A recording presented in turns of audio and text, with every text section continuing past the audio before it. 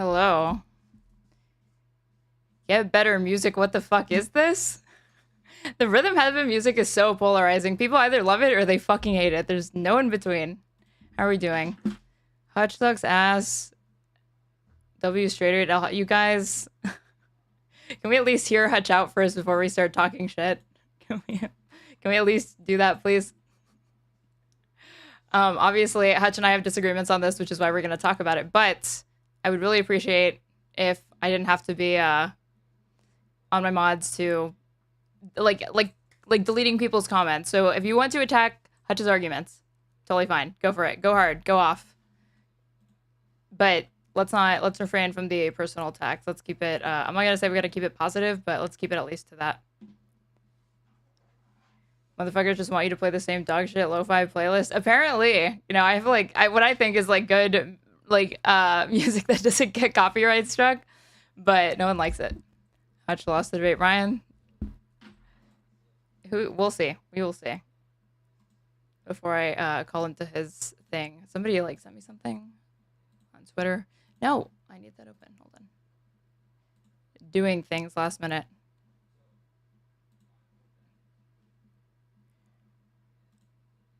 If I can get things to load. His chat was calling you an orbiter earlier, so don't be too kind. I don't care what his chat says, though. I mean, if he's saying that or whatever, it's one thing. But, like, I know people call him, like, a Destiny orbiter. He gets annoyed. But if he's not the one doing it, then I'm not going to fault him for, like, things that people in his chat say. Let's see.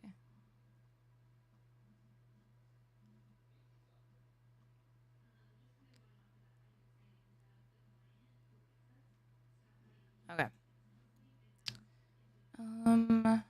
Just pull up some stuff.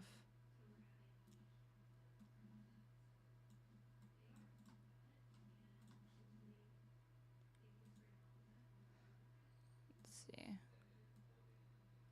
Let me message him. Okay.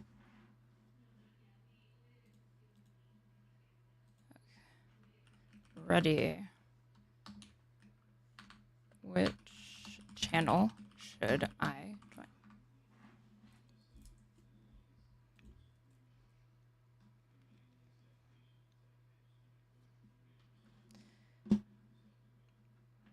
When will the Hutch debate start? Like really soon. I just need to know which channel I'm going to join. And is it Discord? Sounds like clown music, but it is unique.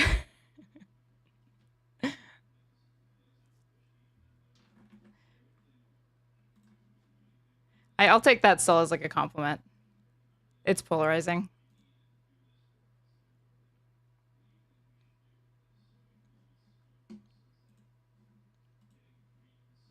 Okay, I can just call you. Oh wait, gotta turn on. He's like calling me on Discord. My thing's fucking up.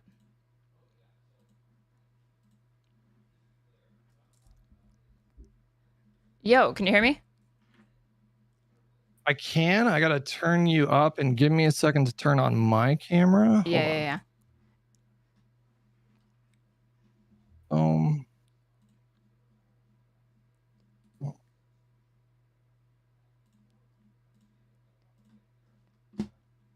And then if I turn my camera on. Okay, can you see me? I can, but I'm setting you up on my screen as well, so all my lovely viewers can see you at the same time. Wait, why can't I put my video on the screen at the same time as yours? What's up with that? Wait, what? So like normally when I do this, it puts both me and you like on the screen equally, but it's just you. Is there some setting that I'm missing here? I am the wrong person to ask about tech shit because I'm really bad at this myself. Chat, do you guys know what I'm talking about? Let me get some IT help in here.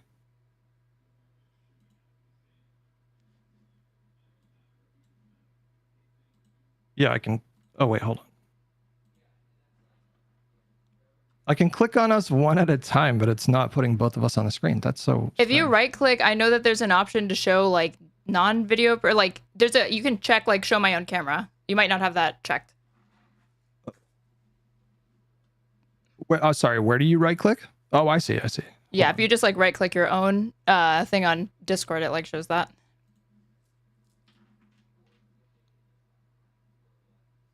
Share non-video participants, but I don't. Hold on. But underneath it, you don't see checked.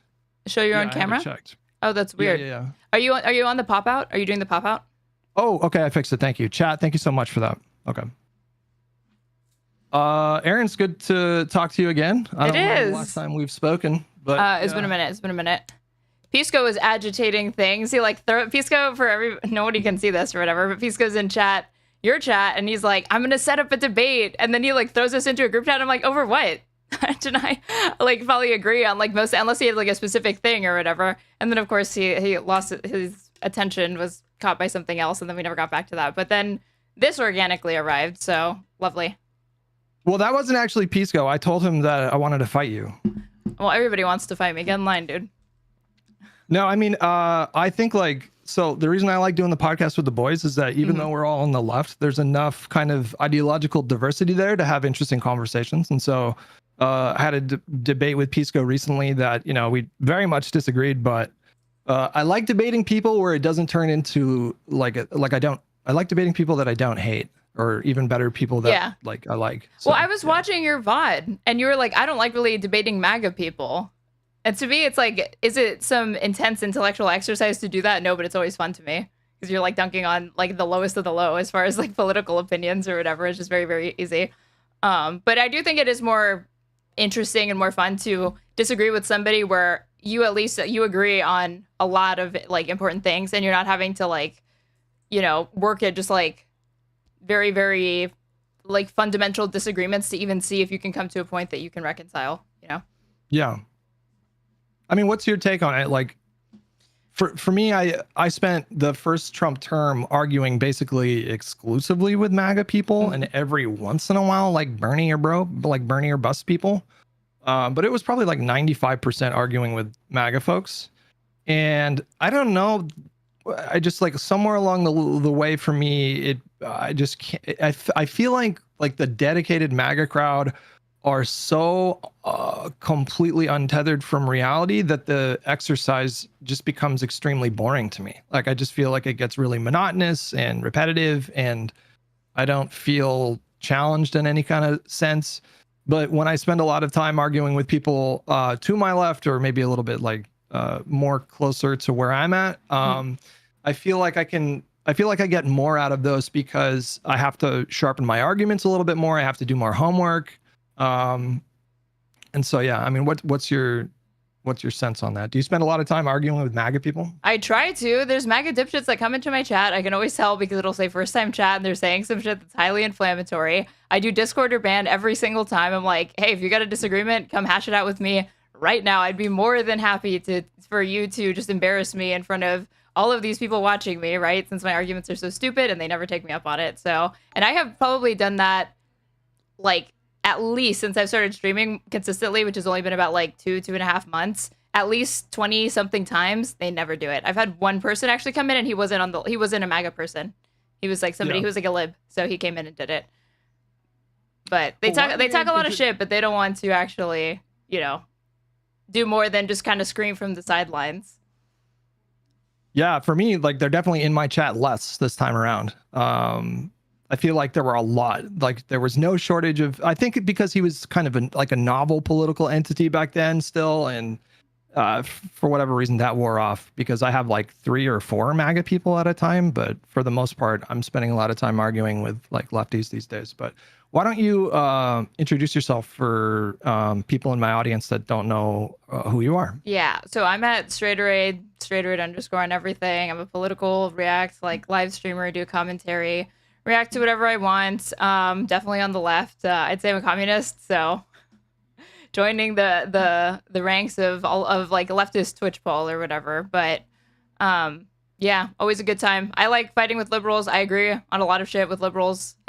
You know, I do think that the left should work with liberals. I do think that the left should participate in electoralism. I think it would be like, my dream would be, you know how the right has like all of this discipline among like evangelicals, like every single election they like show up to the ballot box and they like are a force to be reckoned with, and their party has to pay attention to them. If the left had that sort of discipline, we would see AOCs and Zoran Mamdani wins across the country, and it would be awesome. We wouldn't have to just be reveling in like these, singular wins or these like really, really small wins. And I'm seeing a lot of the same people who are not so gung-ho about electoralism be like, yeah, Zoran's like, look at like we fucking won. And I'm like, but you don't really care about elections usually. So why are you so excited? Or like, why are you taking credit for this? Because this is something you've discouraged people from doing, or have kind of suggested that it's futile to participate in it, when that's the opposite of how amassing power in a political movement works and extracting concessions from politicians. You have to show up and you have to make your voice known. You have to be organized and disciplined. It's not always fun because you don't get everything that you want. But you should not just cede that territory to liberals or people that, again, did not do everything that they could to say that people needed to mobilize and vote against Trump by any means necessary, are complaining about Trump. And I'm glad to hear them, hold Trump accountable and criticize Trump. But I feel like to the extent that they had a hand in being able to do something about it, I don't understand how they reconcile these positions, Yeah, I think because you have that position, you're automatically in a totally different camp from the people that I normally argue with. Because as long as anybody takes the electoral system seriously in a meaningful sense, and by that I mean like voting for a Democrat, basically. Because if you vote third party, you're just wasting your vote, and if you abstain, so those are two examples of what I would say are like meaningless engagements with electoralism. But anybody who takes the electoral process seriously, I already don't really have like that much of an issue with these people. And I can have like strong ideological differences with them. Like in your case, you say you're a communist, I'm a liberal. But I don't feel this like inherent sense of animosity towards you. Econo Boy recently came out as a socialist, which was kind of surprising. He came out of the closet. Right, yeah. As a socialist. Exactly, yeah. He did it like a couple weeks ago, and then that got me interested. And so I watched a debate that he had with somebody maybe like 6 months ago where they were kind of diving into this stuff. And then I read his Substack article. So because I respect his intellect and because I know that he engages in electoral politics meaningfully, then it makes me open to maybe I get curious about like, oh, why do you believe that? And then and so there's that, yeah. But yeah, that's most of my smoke these days is I've just been getting down in the mud with folks that are not really interested in voting. You brought up like Zoran Mamdani, and I think this is an exciting moment for progressives. It should be an exciting moment. This is the most populous city in the country, and this guy is like a straight up socialist, although during this election he presented more as like a democratic socialist. Yeah. And I think that is a W, but what I'm seeing is a bit like, I feel like I'm seeing some premature victory laps. Like I feel like I'm seeing people assuming that because he won, that this is like a definite sign that he's heralding in this kind of new paradigm of American politics that's going to be explicitly socialist. And that could happen. I'm not saying it's impossible, but I think it's important to neither understate nor overstate what his win means, because if you had told me last year, just like after Trump had lost, that like, did you know that New York City, the Democratic primary, would have all of these voters mobilized to go vote for somebody who is an open Democratic socialist, a young Muslim dude who is like interested in like city-run groceries, and he wants to freeze rent, and he's critical of Israel, and he's very interested like pro-Palestine. I'd have been like, this is a lie. Like you're fucking with me that candidate could win.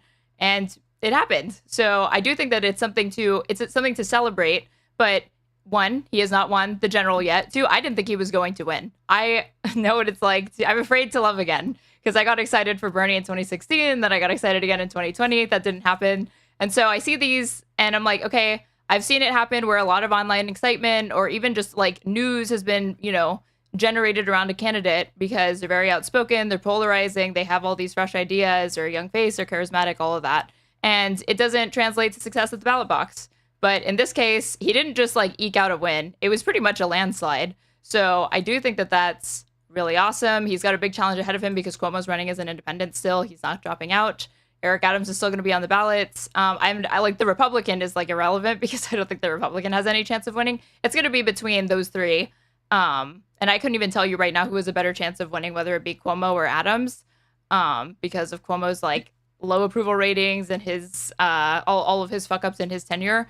But yeah, like people need to not prematurely celebrate, but they also need to keep in mind that he was pitted against Andrew Cuomo, who is unpopular.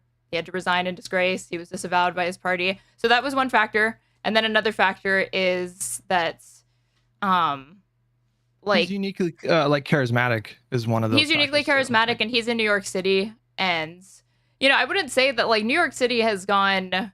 They've had people like Mamdani now, and then they've had Giuliani and Bloomberg. So the city has had embraced different types of politics at different points.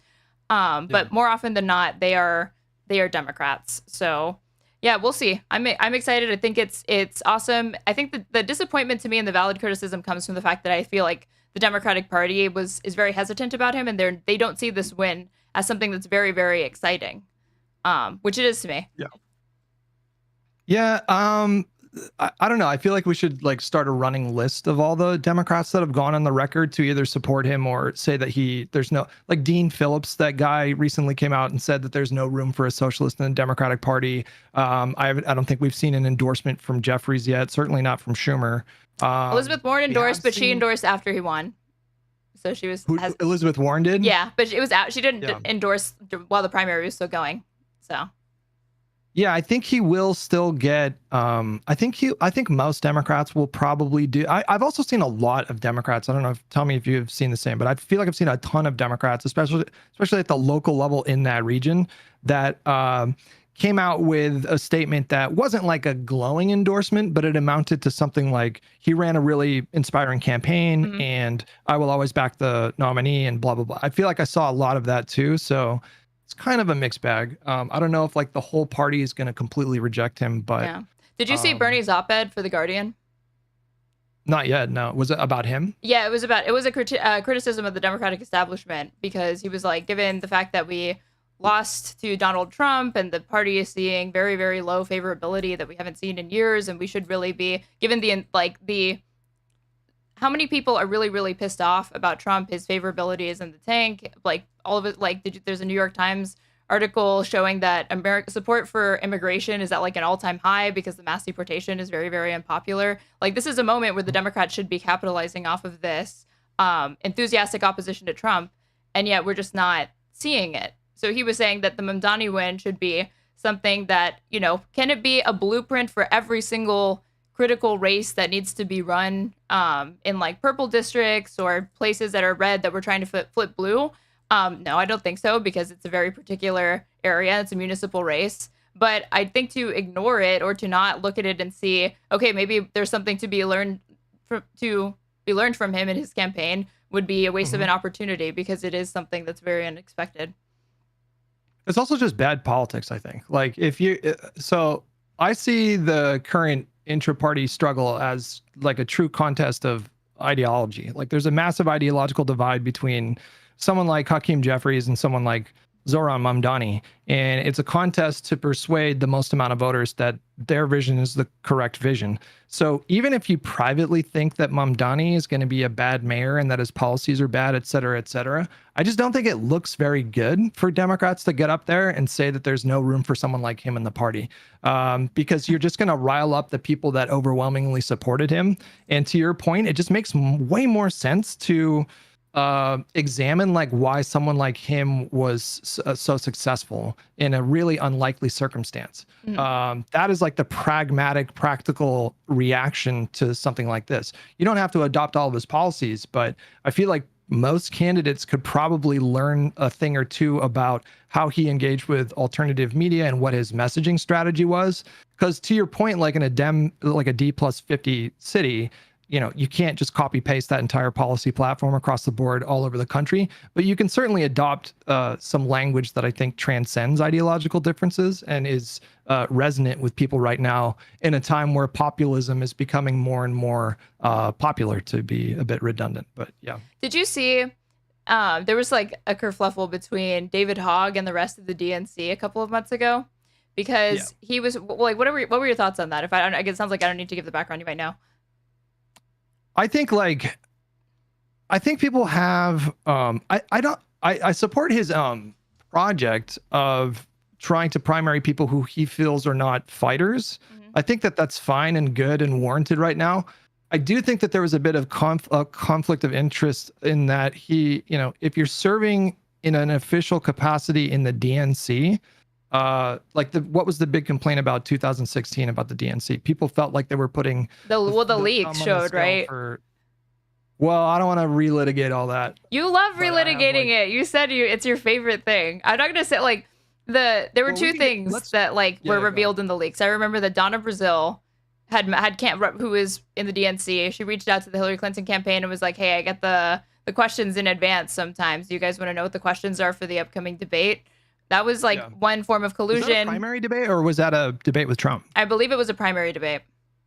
And so Donna and fact check me. I think that she only reached out to Hillary, but she didn't reach out to any other candidate with that offer. Yeah. And then the other one was Debbie Wasserman Schultz getting fucking Hamilton tickets, or trying to. She never actually got them.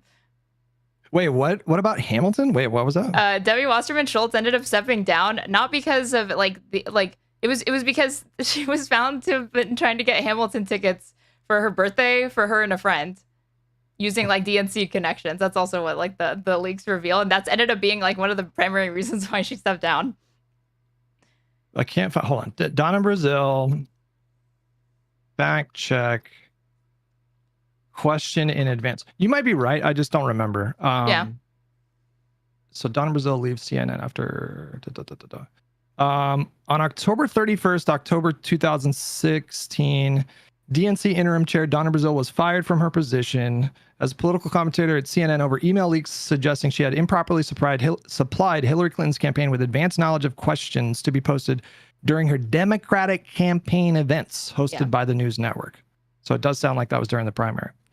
So that's wildly unethical, to be clear. I don't think anybody would dispute that. Right. I think when you look into the particular of the question that she gave in advance, it was literally like a question about water in Flint, Michigan. Yeah. So like when I look at that, it's like, number one, Hillary didn't ask for that email. It was sent unsolicited. And number two, she gave her a question that Hillary 1000% had already devise a strategy to answer or whatever. So completely pointless, like dumb. But the only reason why I bring that up is because this sort of collusion has existed regardless of what direction it's going in, and we knew about it, and they only seem to be interested in regulating it now, which honestly, I wouldn't be surprised if they regulated it, and more often it benefited like more left or progressive candidates, because the last time this occurred, it was for the benefit of the like establishment candidate, right? Because that's effectively what Hillary was, and Bernie was seen as like the outsider at that time. Yeah. And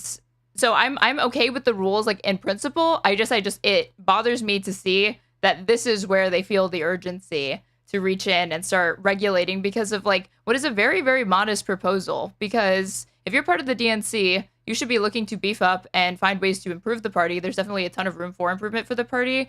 And David Hogg's strategy is entirely unoffensive to me, because he said, I'm not interested in primarying Democrats in anything other than safe areas where we can get more effective people in that are going to be more outspoken against Trump and, fight.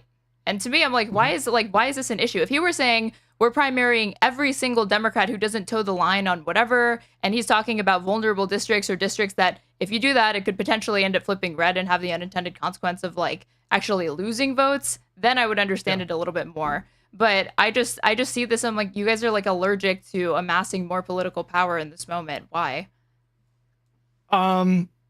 So again, like, I don't have a problem with any particular Democratic Party member taking initiative and starting a project to primary people that they feel are not up to this moment. Quite frankly, I think there are a lot of Democrats right now that are just not, I don't think they understand just how much the dynamic has shifted. And what I focus on a lot is like alternative media and messaging strategy. Like, there's no good reason to have Chuck Schumer doing press conferences. Nobody gives a fuck. And he comes We will fight. Weird. What was it? And like they Taco. I don't think the party knows like really how to effectively like fight Trump in terms of like the leadership. I think sometimes they do good stuff, but a lot of the times they're just not making good decisions. So it's not him having that project that bothers me, but I do think like the Democratic National Committee, they have a blanket policy of supporting incumbents. Like, they don't like to support challengers because it just complicates things and can sometimes lead to bad results. And it's just you'd have to go into their reasoning, but that is their. I think there have been a few examples where Pelosi said that was the case, and then she went on to endorse a primary candidate. Didn't she I endorse don't one of the know Kennedys? what particular details you're referring to there. There was a Uh, race uh, that it wasn't RFK Jr. Who was the other Kennedy that like ran for office and lost? Trying to think. He was I going think up his name's against like Joe Kennedy. He's the young like redhead guy. That guy. yeah, he was going up against what's his name? Ed Markey, I think. And Pelosi ended up endorsing him, even though she had said that she was not going to interfere in those primaries against like incumbents or whatever. So there have been some Well, that's not times the where DNC though. That's Pelosi.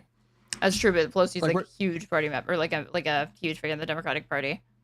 No, I understand that, but like individual, like if she said one thing and changed her thing, that's I mean that's probably bad, right? But like as far as like the DNC is concerned, the blanket policy is whether you're progressive or moderate, they lend institutional support to incumbents.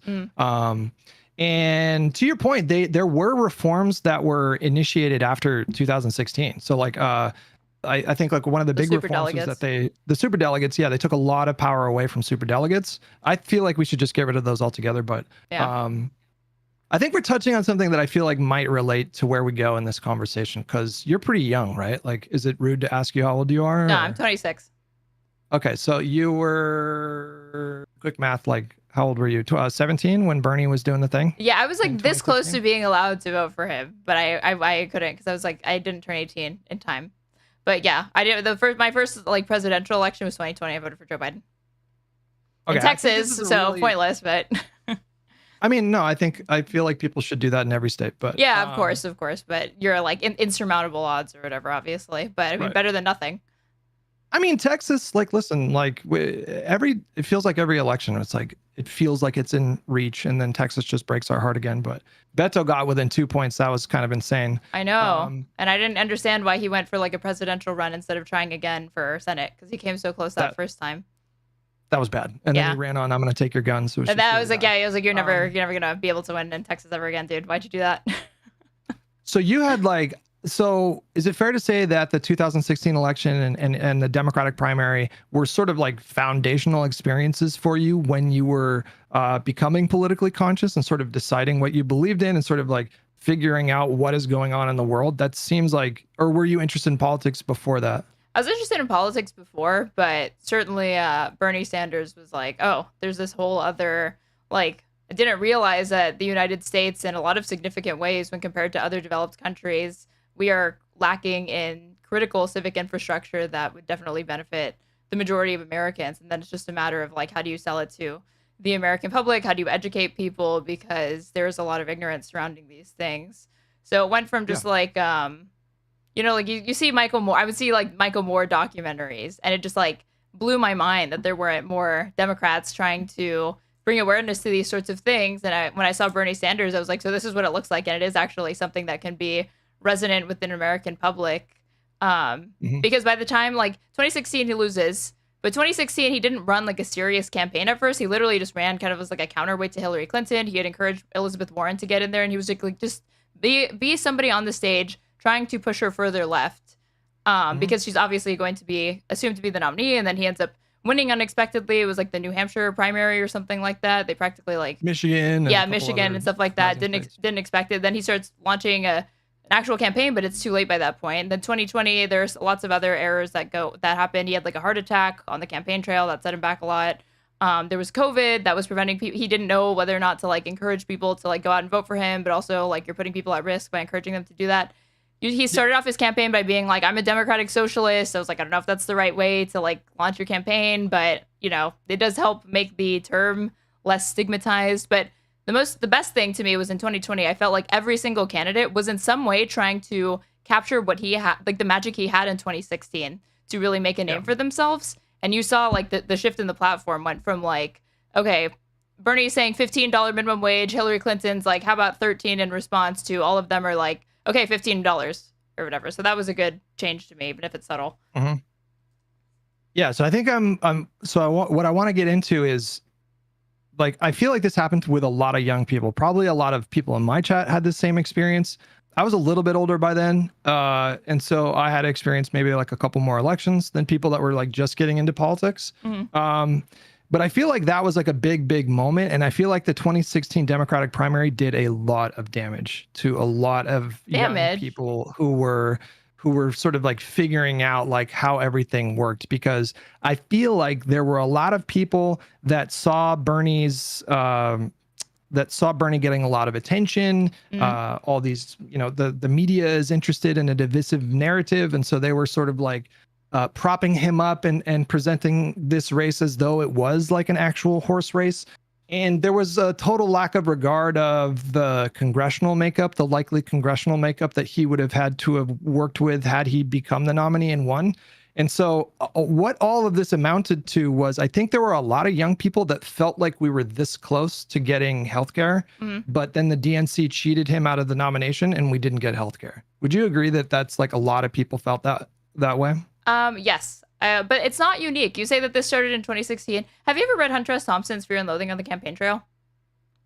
So there's a point where he's at the DNC, and McGovern is running on opposing the Vietnam War, talking about like, strengthening domestic policies, like all of that. And there's a point where he's getting a bunch of cheers because he's like giving his stump speech and his platform, and he's answering questions with the press. And then they ask him, if you don't become the nominee, will you support the eventual nominee of your party?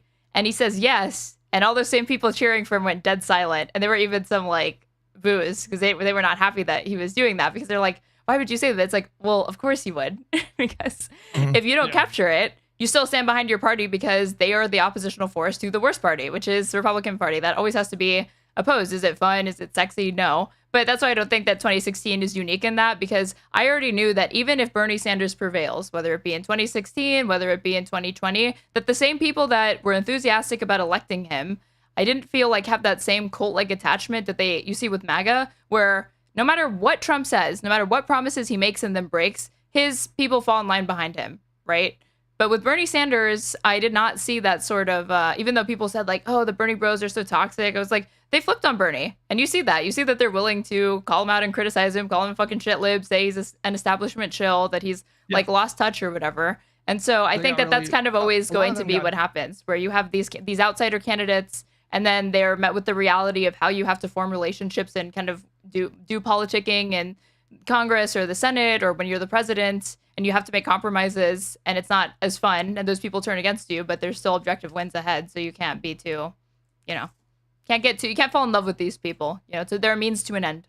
I agree with that. I agree that you shouldn't get too personally attached to any single politician. But the reason why I wanted to jump into that is because there's a couple problems with like a 17-year-old who is, just getting into politics for the first time. And then they see this, the situation that played out with the DNC, and then they form this like foundational opinion. And then that's an opinion that follows them for several years. Many of them still have this sense that Bernie was this close to giving everybody healthcare, but he was cheated out of the nomination. And there's a couple problems with that. The first problem is that even if he had become the nominee, and even if he had, beaten Donald Trump, let's just unpack that hypothetical. Okay. He would have had to have dealt with a deep R+40 House and like an R+7 Senate. There was no chance he was ever going to be able to actually deliver Medicare for all had he actually won in those circumstances. And the other problem was that, quite frankly, the DNC did not steal this nomination from Bernie Sanders. He just lost. And I understand why people feel like he was cheated. The WikiLeaks stuff was very sexy. A lot of that stuff was very embarrassing. A lot of it was just plainly unethical. And I do think that people deserve to get fired in that spot. But there was a moment like early in the primary when Bernie won, I think, Michigan and Wisconsin. And some pollsters were saying, maybe he has like kind of a lane here, like maybe. But he was always a long shot at that point. And then after Super Tuesday, she had amassed a delegate lead that he would have had to have won 60% of the remaining delegates to be able to keep up with her. And so after Super Tuesday, anybody that was actually looking at the numbers understood that he had no path. And you spoke to it previously, but it wasn't necessarily his intention just to win the primary.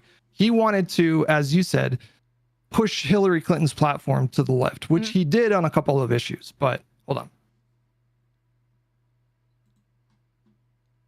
The emails that were released from the DNC, the tranches of emails that were released from the DNC leaks and the Podesta leaks, did show DNC staffers demonstrating a preference for Hillary over Bernie in that spot.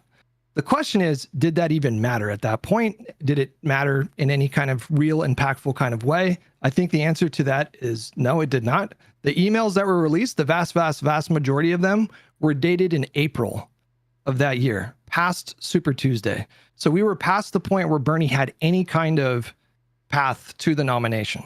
And so the reason I bring this up is because I do think this has been a really damaging narrative that is not actually grounded in the truth about how the DNC stole the nomination from Bernie Sanders. Just as recently as the last few weeks, I've seen Bernie Sanders repeat this lie, and I saw Ro Khanna repeat this lie. I saw Ro Khanna say that the establishment cheated Bernie Sanders out of the nomination in 2020. I understand that anti-establishmentism. I'll finish up. I understand that that's like in vogue right now. And I think maybe maybe politicians will have to kind of delve into a little the anti-establishmentism and populism to sort of meet voters where they're at. And so I think I understand why Ro Khanna said that, but it's not true. And it perpetuates a lie that I think runs the risk of causing people to become apathetic and not meaningfully engage electorally. Okay.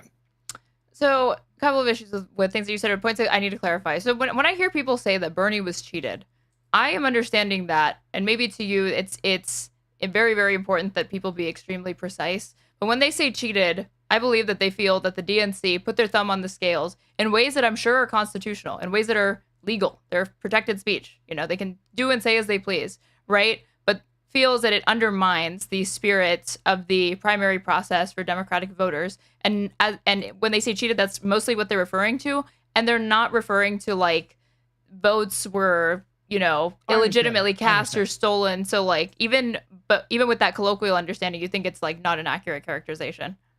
No, I mean, especially not in 2020, but in 2016, this institutional preference that staffers at the DNC had for Hillary was not the reason she won that election. The superdelegates were not the reason she won that election. The reason she won that election was because she had way better name recognition than Bernie Sanders, and Bernie Sanders struggles with black voters and older voters. These are two like really important demographics. And so it's just going to be really difficult for any candidate to win the Democratic nomination if you struggle with old voters who vote in larger numbers and black voters who are an essential part of this coalition. Yeah, like Pete, did you see that polling that like shows 0%? 0% for Pete.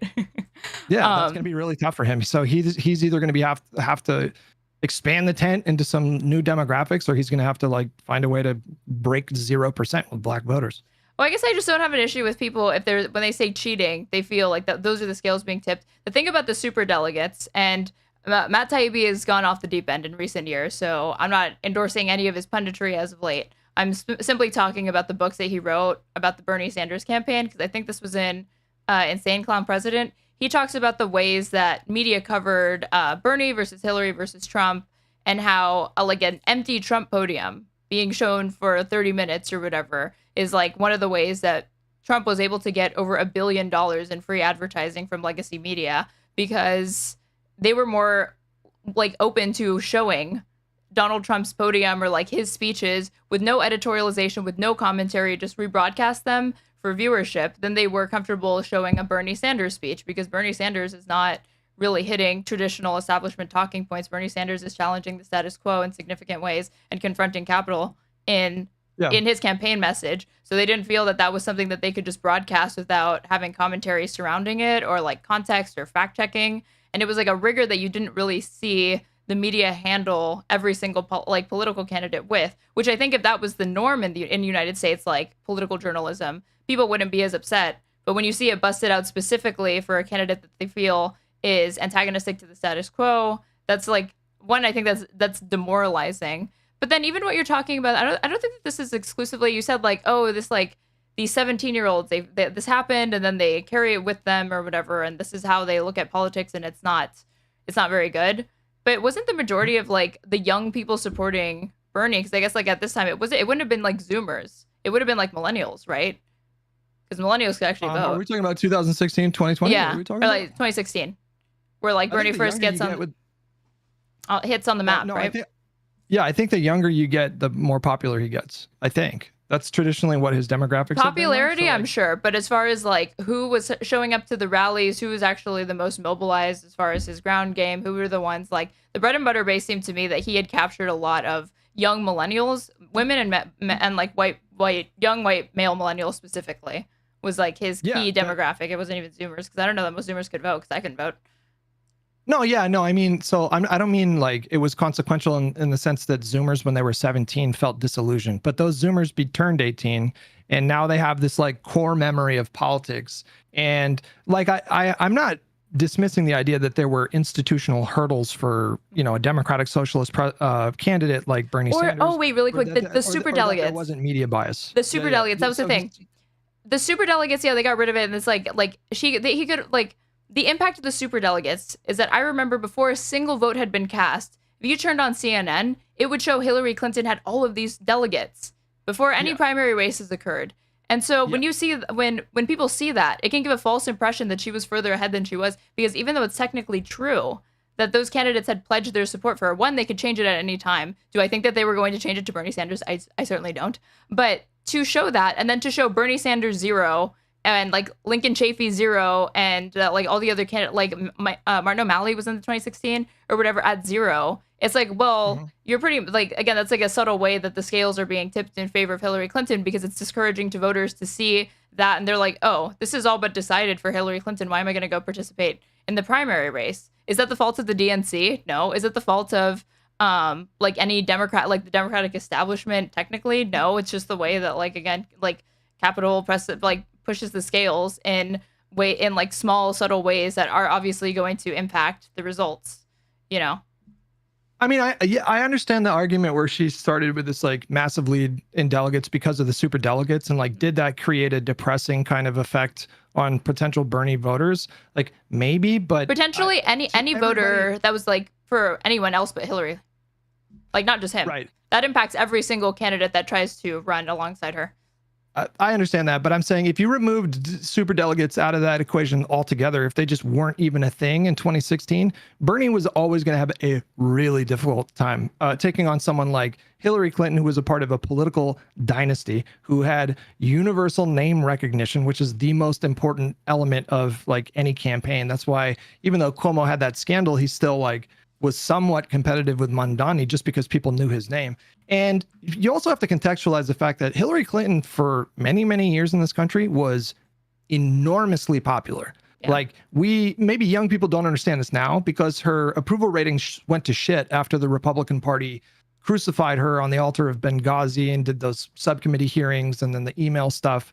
But before that, she had approval ratings like 65%. Like, everybody knew that she was going to be the next nominee. And I don't think, as you mentioned, I don't think Bernie was running because he thought he could technically win. Not in 2016. In 2020, yes, for sure. In 2020, yes, yeah, but that's an even, you know, do you think that he was cheated in 2020? Because like I heard Ro Khanna said that the other day, and it just drove me insane. Well, we're at the point where even Jake Tapper is willing to say that he feels that Bernie was like that the like forces coalesced around the moderate, and like have you read Original Sin? No. That book is that his book? Yeah, this is his most recent book talking about the issues, like all of the circumstances that led to like the cover up for Joe Biden's like mental health and acuity, and then the way that ended up impacting the race and the lead up to the election culminates in him having to drop out, and then everybody scrambling after like, what do we do? And it shows that there was like not only a lot of opposition about him dropping out, not because of like who are we going to run, but it was like assumed obviously it's going to be Harris, and it was like, do we want to run Harris? Because Harris in 2020 didn't get like, she dropped out really early because she was not very popular, and we put her on the ticket. Yeah, that's why Bernie and AOC and me, quite frankly, were very skeptical in the first week after that horrible debate of, you know, just replacing him with her. I was totally wrong, but I was very, very skeptical of it too, because I was like, are people going to even know who Kamala Harris is? I'm serious. Like, are they going to realize that like when they get into the voting booth, like Biden's not on the ticket? Like, oh, like what's going on here? It worried me. Wait, back to the question though. Like, do you think that Bernie Sanders was cheated in 2020? Well, I already told you yes, because I said the colloquial understanding. It was like totally fine for me to say that or whatever. If people think that when I say that, I'm talking about votes or whatever are being like illegitimately cast or taken away from him. It's like, yeah, because again, and that's not, you're acting it like it's some fringe position, but again, when you have Jake Tapper, who's like a CNN anchor and a total I don't think it's fringe at all. total lib that is willing to acknowledge it, because he said, he was like, there's no such thing, like he was like, to the extent that there's like a shadowy cabal of political operatives conspiring behind the scenes, you had that when when Obama makes the call to all of the other candidates to drop out and coalesce around Biden to oppose Bernie. What is wrong or unethical or cheaty about that? I said, well, I already told you that I think that it goes against the voters. Obviously, feel that the DNC is hostile to outsider progressive or like, you know, any candidate that comes in. The DNC though. That was like Obama and like prominent political figures. The DNC. Wait, is the claim that like the DNC cheated him, or is it the claim that Bernie was cheated? No, but yeah, Bernie was cheated. Yeah. Okay, because I'm defending the claim Bernie was cheated. If you want to move it to something as precise as like the DNC specifically or whatever, I mean, the leaks showed, from what I remember, I'd have to like go through it or whatever. Because like again, the Donna Brazile thing and the Debbie Wasserman Schultz thing is the thing that sticks out in my mind, is that they favored her to win, and in the small ways that they could, they were attempting to push the scales there at that time. So I don't think this is something that's made up in people's mind.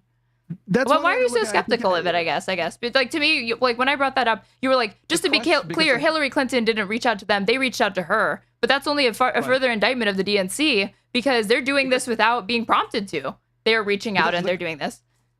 Because in context, again, the emails were dated beyond like in April and beyond, and in April and beyond, everybody knew that Bernie did not have a path. Anybody can go back and look at what the pollsters were showing. Like there was zero path for him to win at that point. And the institution, the DNC and Hillary Clinton, they were annoyed that Bernie was staying in the race, because that meant that Hillary had to spend money and resources. For Hillary to say that, hilarious, by the way. You gotta let me finish my point a little bit here. Yeah. So I think the context of DNC staffers demonstrating a preference for Hillary at a time when she already had the nomination locked, I think demonstrates that they were not the reason why she won. That's why, like, I think it was unethical, and I think people did deserve to be fired. But the question is, did their involvement in any meaningful way lead to her winning that nomination over Bernie, or him being cheated? The answer to that is no. There's no good evidence that any of that materially changed the outcome, which was already set in stone at that point. Some people might deny that. Some people might pretend like he had a path, but he did not have a path at that point. There was no pollster, like none whatsoever, after Super Tuesday that was saying like he had a chance of winning. It was already over at that point. And he was staying in the race to try to influence her platform. That was ultimately successful, but they were annoyed that he was forcing her to spend time and resources when she should have been spending that on Trump. Quite frankly, I'm sympathetic to that. That doesn't mean that they didn't do anything wrong, but I can understand that feeling of frustration. Okay. In 2020, the argument is even worse, because who cares if the moderates coalesced around the moderate candidate? That's just politics. Like, your job as the Democratic Socialist outsider is to convince at least the plurality of voters that your vision of democratic socialism is better than the establishment's. Like, he just didn't convince enough voters. Like them. But he was, and then Obama was getting worried that he was going to be Biden. And that's why he did that. What's the problem with that? No, I'm not saying I'm not saying it's illegal. I'm not saying Obama can't do that or whatever. But one, Obama doesn't really step into politics that much. So for him to do that, and it's simply just to get Biden, even though he's like, what's that? Like, he allegedly said, like, no one can fuck something up like Joe Biden, right? So he was pretty low confidence in Biden's ability to even do it. And yet nonetheless, he's putting all his weight behind Biden to oppose but what's Bernie the problem with it? Why is that? How is that cheating? Because it's not. Well, how is it? What do you? I guess I'm just confused that, like, why do you have an issue that people don't like that?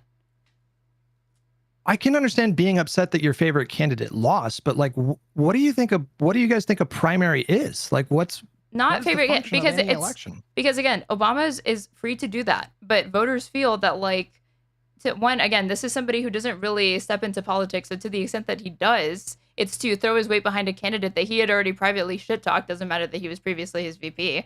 And for two, it's like, I think voters want to feel that party elites are not tipping the scales, because it goes against the spirit of the primary process. The primary process is a contest of ideas. Like, it was Bernie Sanders' I job just told you, to but that convince- wasn't about ideas. That was Obama. Like that's not about. He didn't say No, he but wasn't these just are- hostile but- to his ideas. He's like going out of his way to do this because it's coming down to like who could be the most electorally successful against Trump, and he was not willing to let Bernie potentially be the person, even though that he had a chance to do that. He was going out of his way to ensure that that wasn't the case. He wasn't making sure let the cards fall where they may, right? But no, hold on, hang on.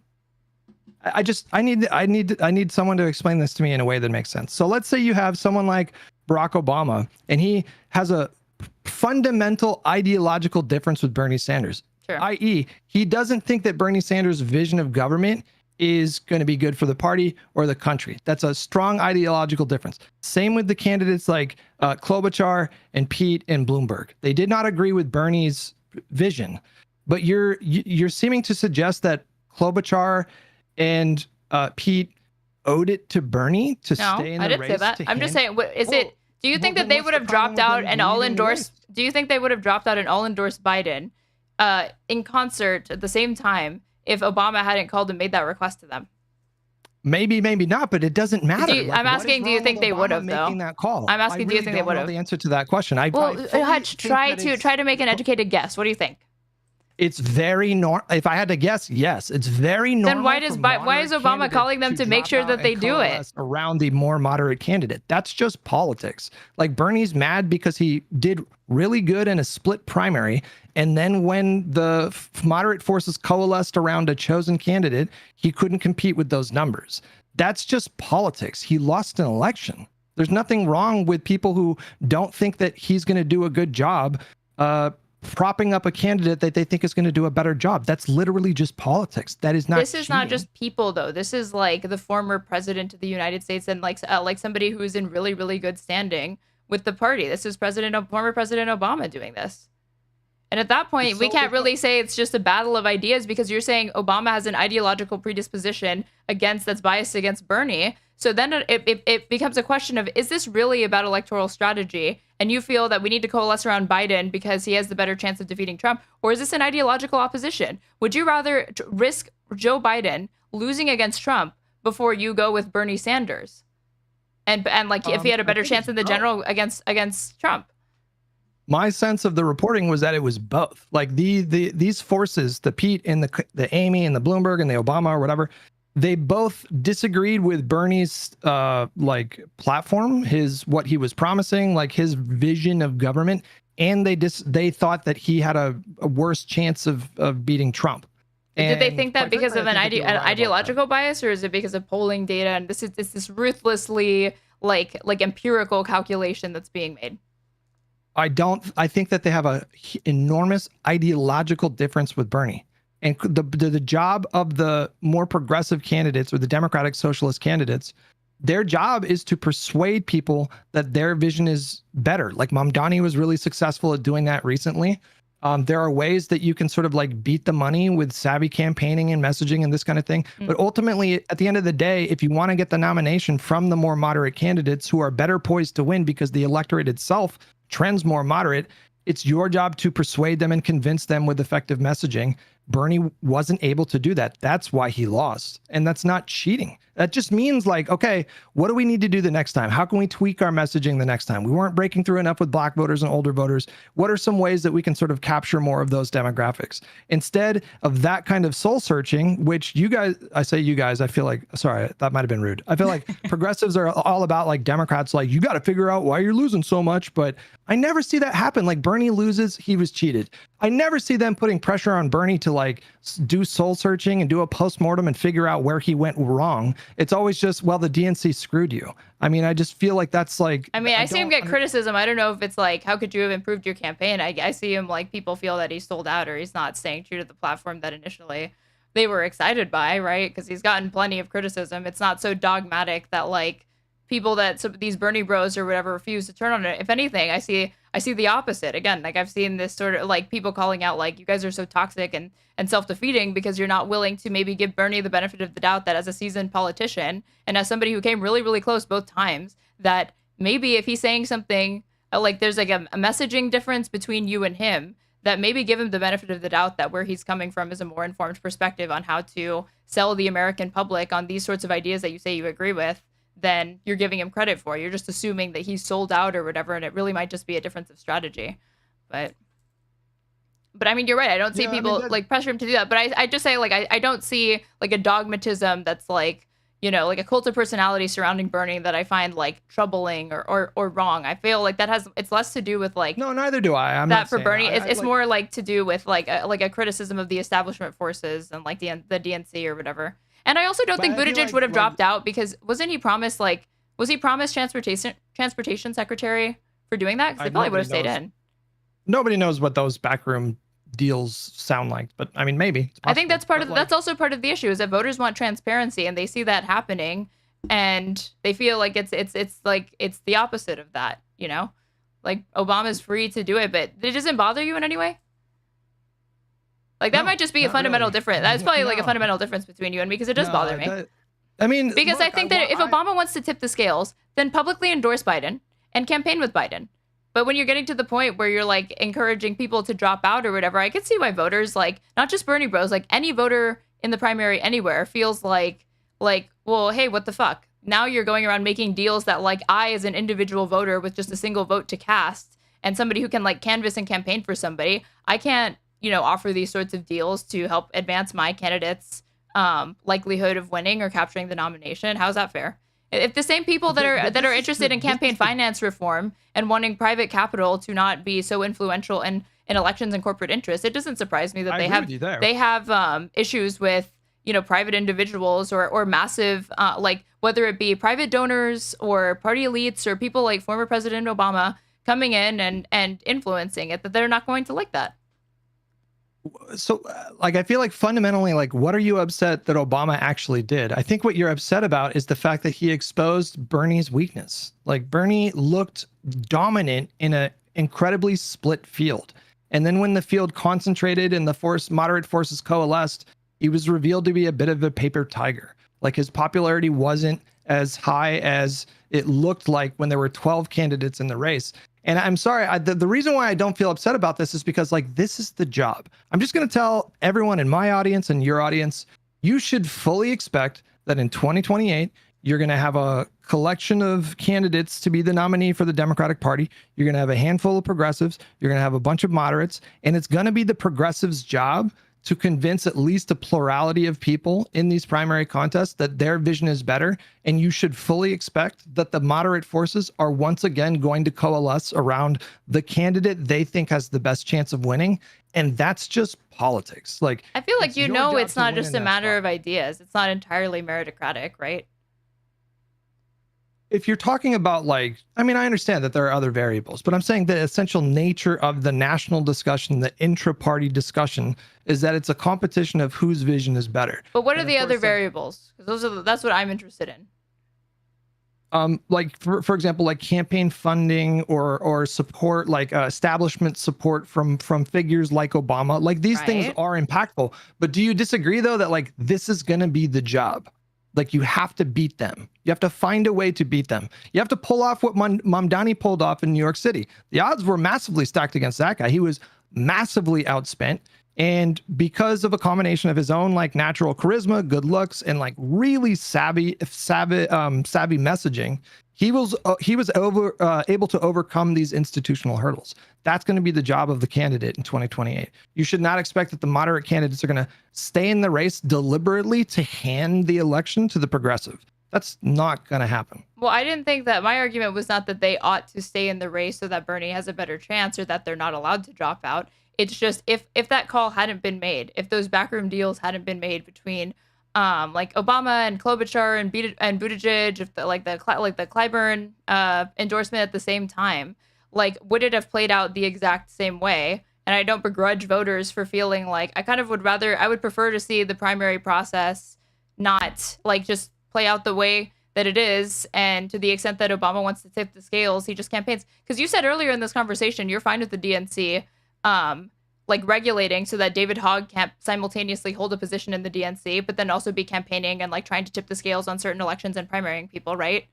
So that's actually not why he was expelled, but like, yeah. No. It had to do with like apparently some female candidate, there was some issue with There's like some procedural thing. yeah, that there was was some initiated procedural before thing. he even announced that project, and yeah, but Right, but you agree that they're like they're like hostile to his ideas, right? And that this well, I think in his role as a DNC, which I think should be neutral, I do think it's a good policy for the DNC to support incumbents. Because you know, like the main criticism of the DNC is like wait, is people that felt like there were. isn't that contradictory? How can it be neutral but also support incumbents? It's neutral in the sense that it doesn't pick an ideological position to support. So they're not like the DNC is not saying we're only going to support moderate candidates and we're not going to support progressive candidates. They're saying we're going to support whoever the incumbent is. So AOC is going to get institutional support just the same as Rashida Tlaib, et cetera, et cetera. I guess there's no such thing as like a non-ideological position from these things, because you already said earlier that like Obama, you conceded that you said Obama very well may have ideological differences between himself and Bernie, and that's influencing his decision to request that the candidates. Well, of course. Okay, like so, I don't think there's anything productive to pretend like these institutions are free of partisanship or ideological bias, you know. And I even do think that there's an ideological. Or there's a bias that like persists by saying we're going to support the incumbent candidate no matter what. No, a bias for incumbents. I mean, it's not an ideological bias. I don't know. I guess I don't know if I'd like categorize it as an ideological bias, but I guess I do see it to be as like something that's not entirely neutral. Look, I think like at the end of the day, the progressives, if they're going to take control of this party, it's likely not going to happen in one massive landslide election. It's going to happen over time. You're going to have to, like, the progressive wing of the party is going to have to accumulate win after win after win. It's probably going to take several election cycles before we see the possibility of the progressive wing of the party having the numbers to have that kind of influence. Like the reason why Barack Obama at the end of the day was successful in his effort to boost Biden and tank Bernie's chances of winning is because they have more support from the electorate. Like there are just broadly more moderate voters in this country.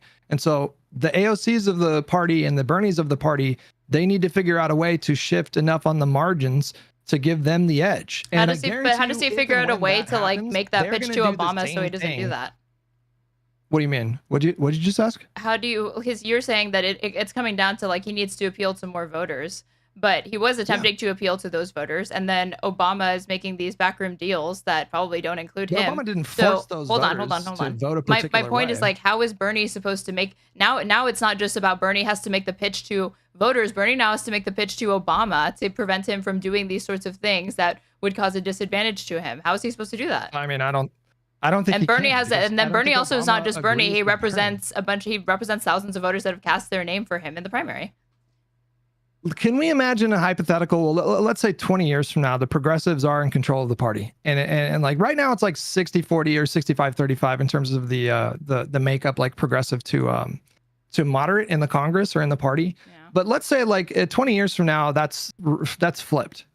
Do you think that the progressives aren't going to do the same thing? Do you think that they're not going to use their own leverage to make sure that moderate candidates don't win when they have an opportunity to prevent them from doing that?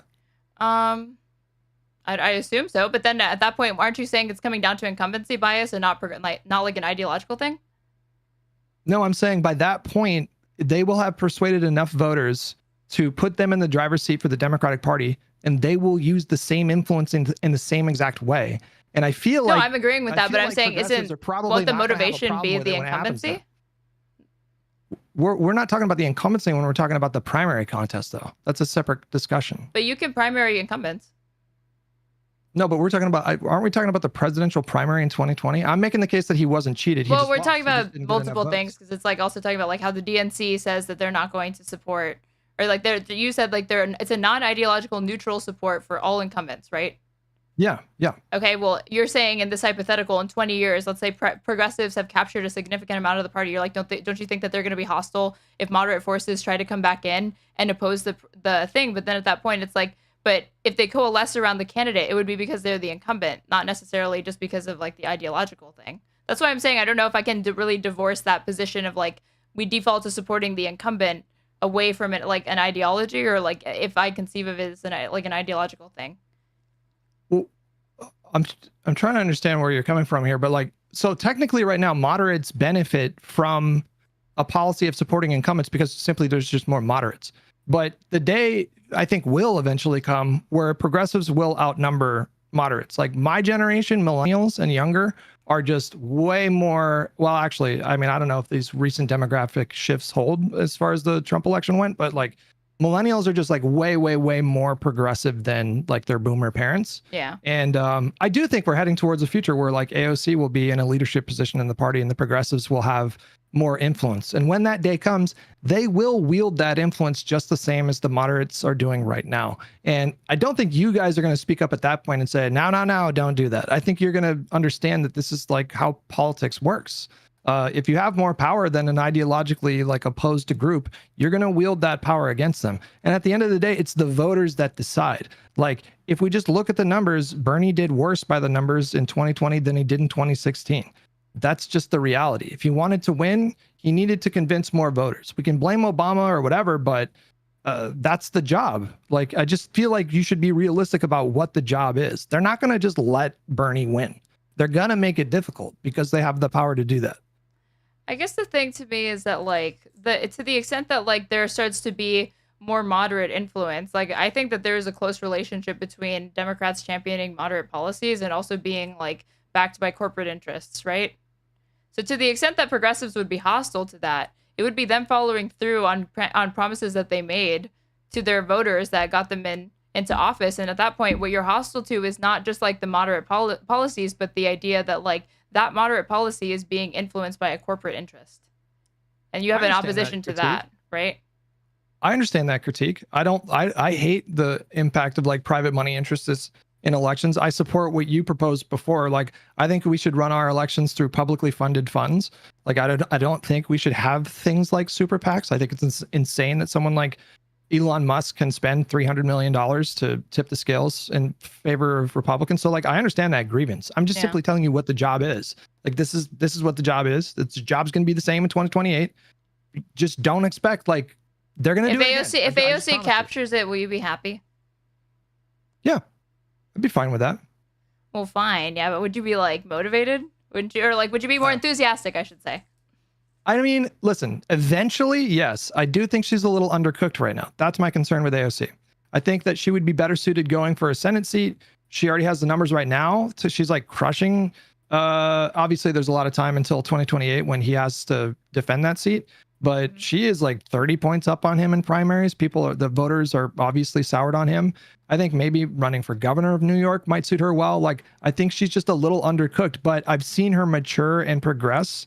And I think that she's on a really, really good trajectory. So like in 2032, if she becomes the nominee, and I feel like she's amassed like valuable experience, then I think I would be very, very excited in that spot. Right now, I don't know if she could beat, Vance. When you when you vote and participate in primaries, is your first thing like who you want to see win, or do you already start maximizing for who you think can win in the general? That's what I've done historically, just like whoever I most ideologically align with. But in the future, I might be a little bit more tactical with it. Like I sent Bernie $1,000 in 2020. So like I really wanted him to win. And I was disappointed when that Super Tuesday thing happened, but I didn't dwell on it. I was just like, all right, Biden's the guy. That was it. Because as you said, I just don't get attached to politicians. I just don't. No, yeah, to me, it's like, it's a means to an end. It's like, I'm upset that he didn't win, can't do anything. Now we're heading into the general. The most important thing is making sure that Donald Trump doesn't win. So you support Biden. And, Biden, it was like, there's another book called like Lucky. I can't remember who wrote it. I read this a few years ago talking about just how close, like how all of these different things aligned for Biden. So he ended up like capturing the primary. It's a crazy story. But I did write down a couple. It's called Lucky. Okay. Talking about how like Biden's wins or whatever. It's like it was just like a crazy confluence of circumstances that brought that about. Both for him capturing like the nomination in the primary and then also in the general. But before we even talk about Obama, we would have to talk about Clyburn because he was arguably more consequential in that endorsement for South Carolina. Did you want to talk about Contra a little bit, or I do, but there were a couple of things that you said. Do you mind if I go back just a little bit and then we'll go on to that? Yeah, of course. Yeah, that's fine. Okay. So, do you like when people downplay the Russia interference in the election? Into the 2016 Russia stuff? Yeah. It did bother me like intensely, but we're so far removed from that I just don't think about that very much, quite frankly. Well, we're far removed from that primary, and you think about that a lot, right?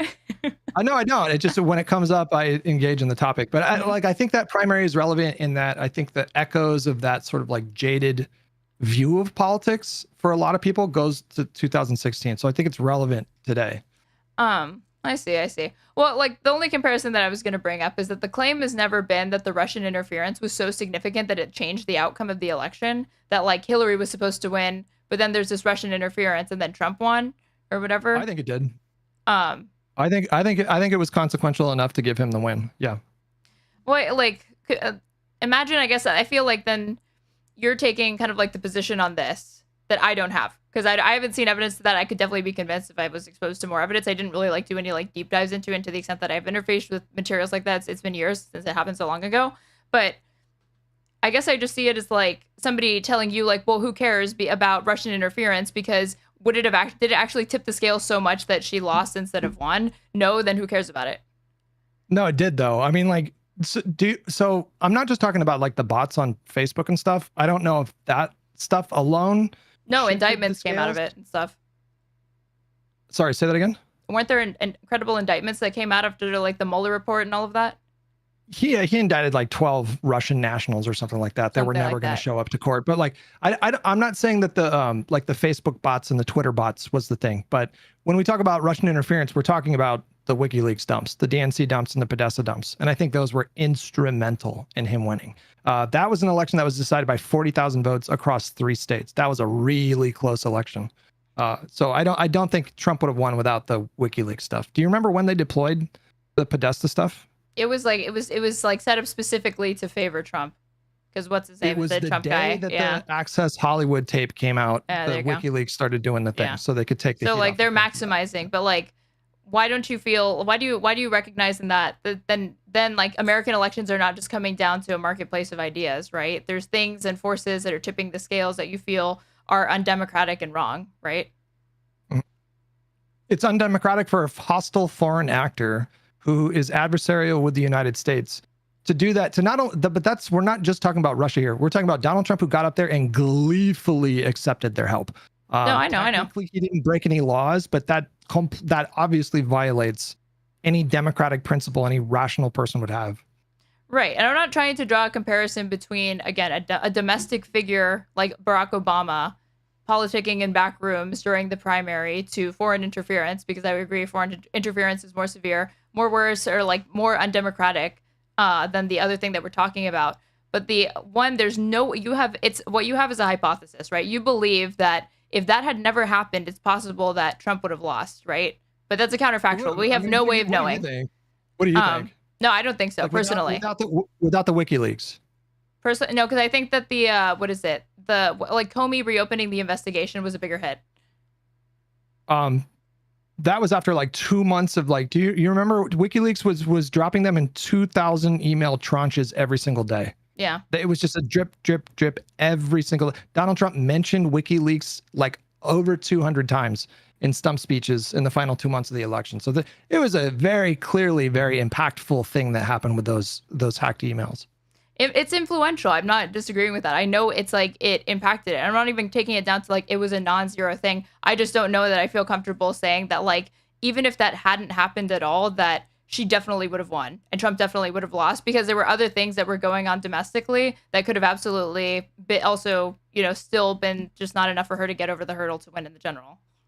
Okay, I'm not going to press you on that. I feel like because like again, it's a counterfactual. We can't know, but like that same feeling that you have, where you just feel so convinced that if that had not happened, there could have potentially and likely been a different outcome entirely that would have changed the course of history, as far as like not just American politics but the world. I think that underlying sentiment is where those Bernie stands and those people that are like upset about the backdoor dealing, that's where they come from. Where it's like, can you know for sure that Bernie, even if Obama hadn't done that Bernie would have captured the nomination? No, because it comes down to a numbers game and you can't know. But you're bothered because you're not given the ability to just see how it would have played out without that happening.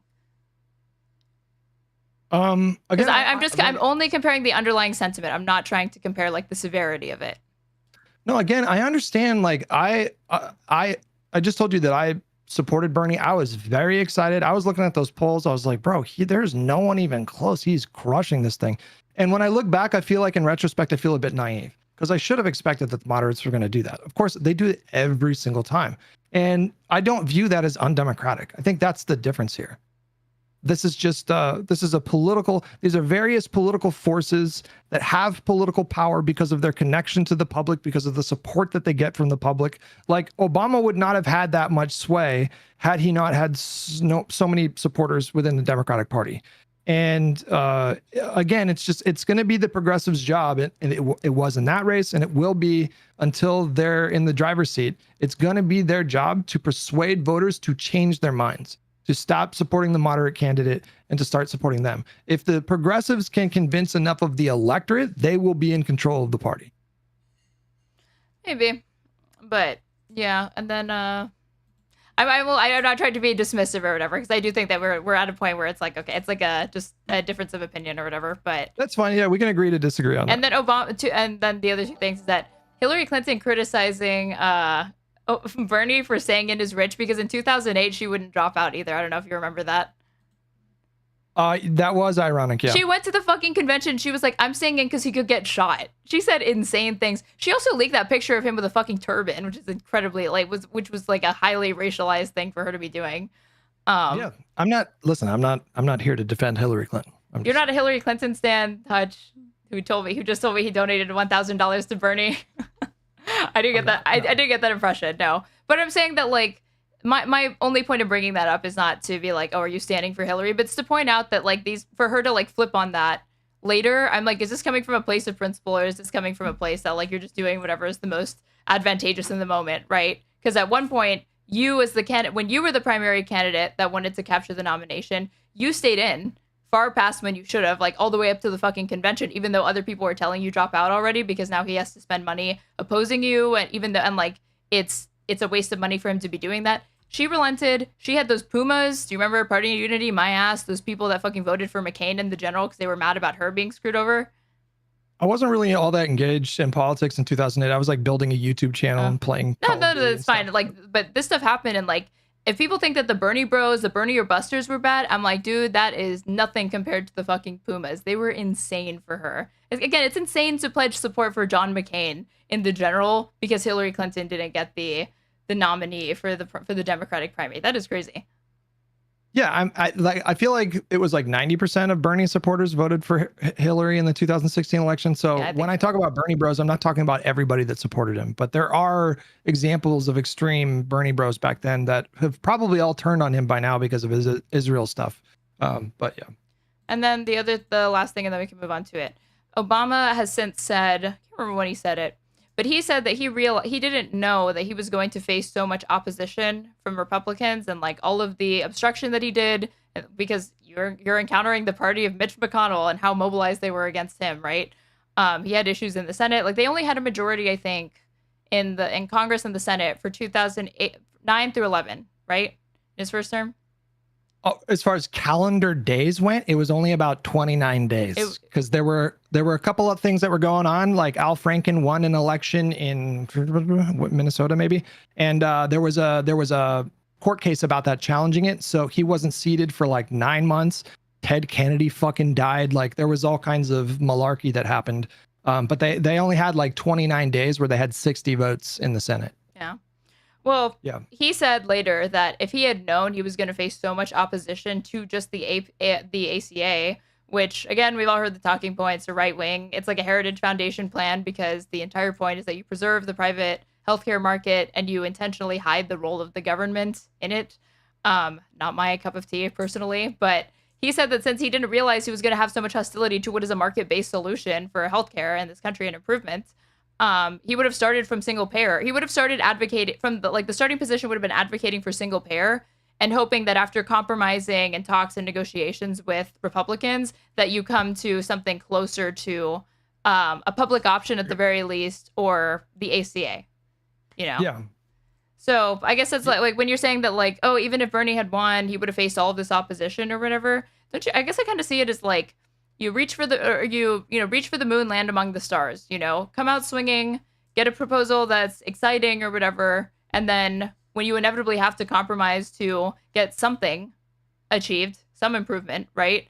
Then it more closely resembles what you wanted, as opposed to if your starting position is already the compromise position, then from there it can only get even more watered down, and then it's not resembling what you ran on, if that makes sense.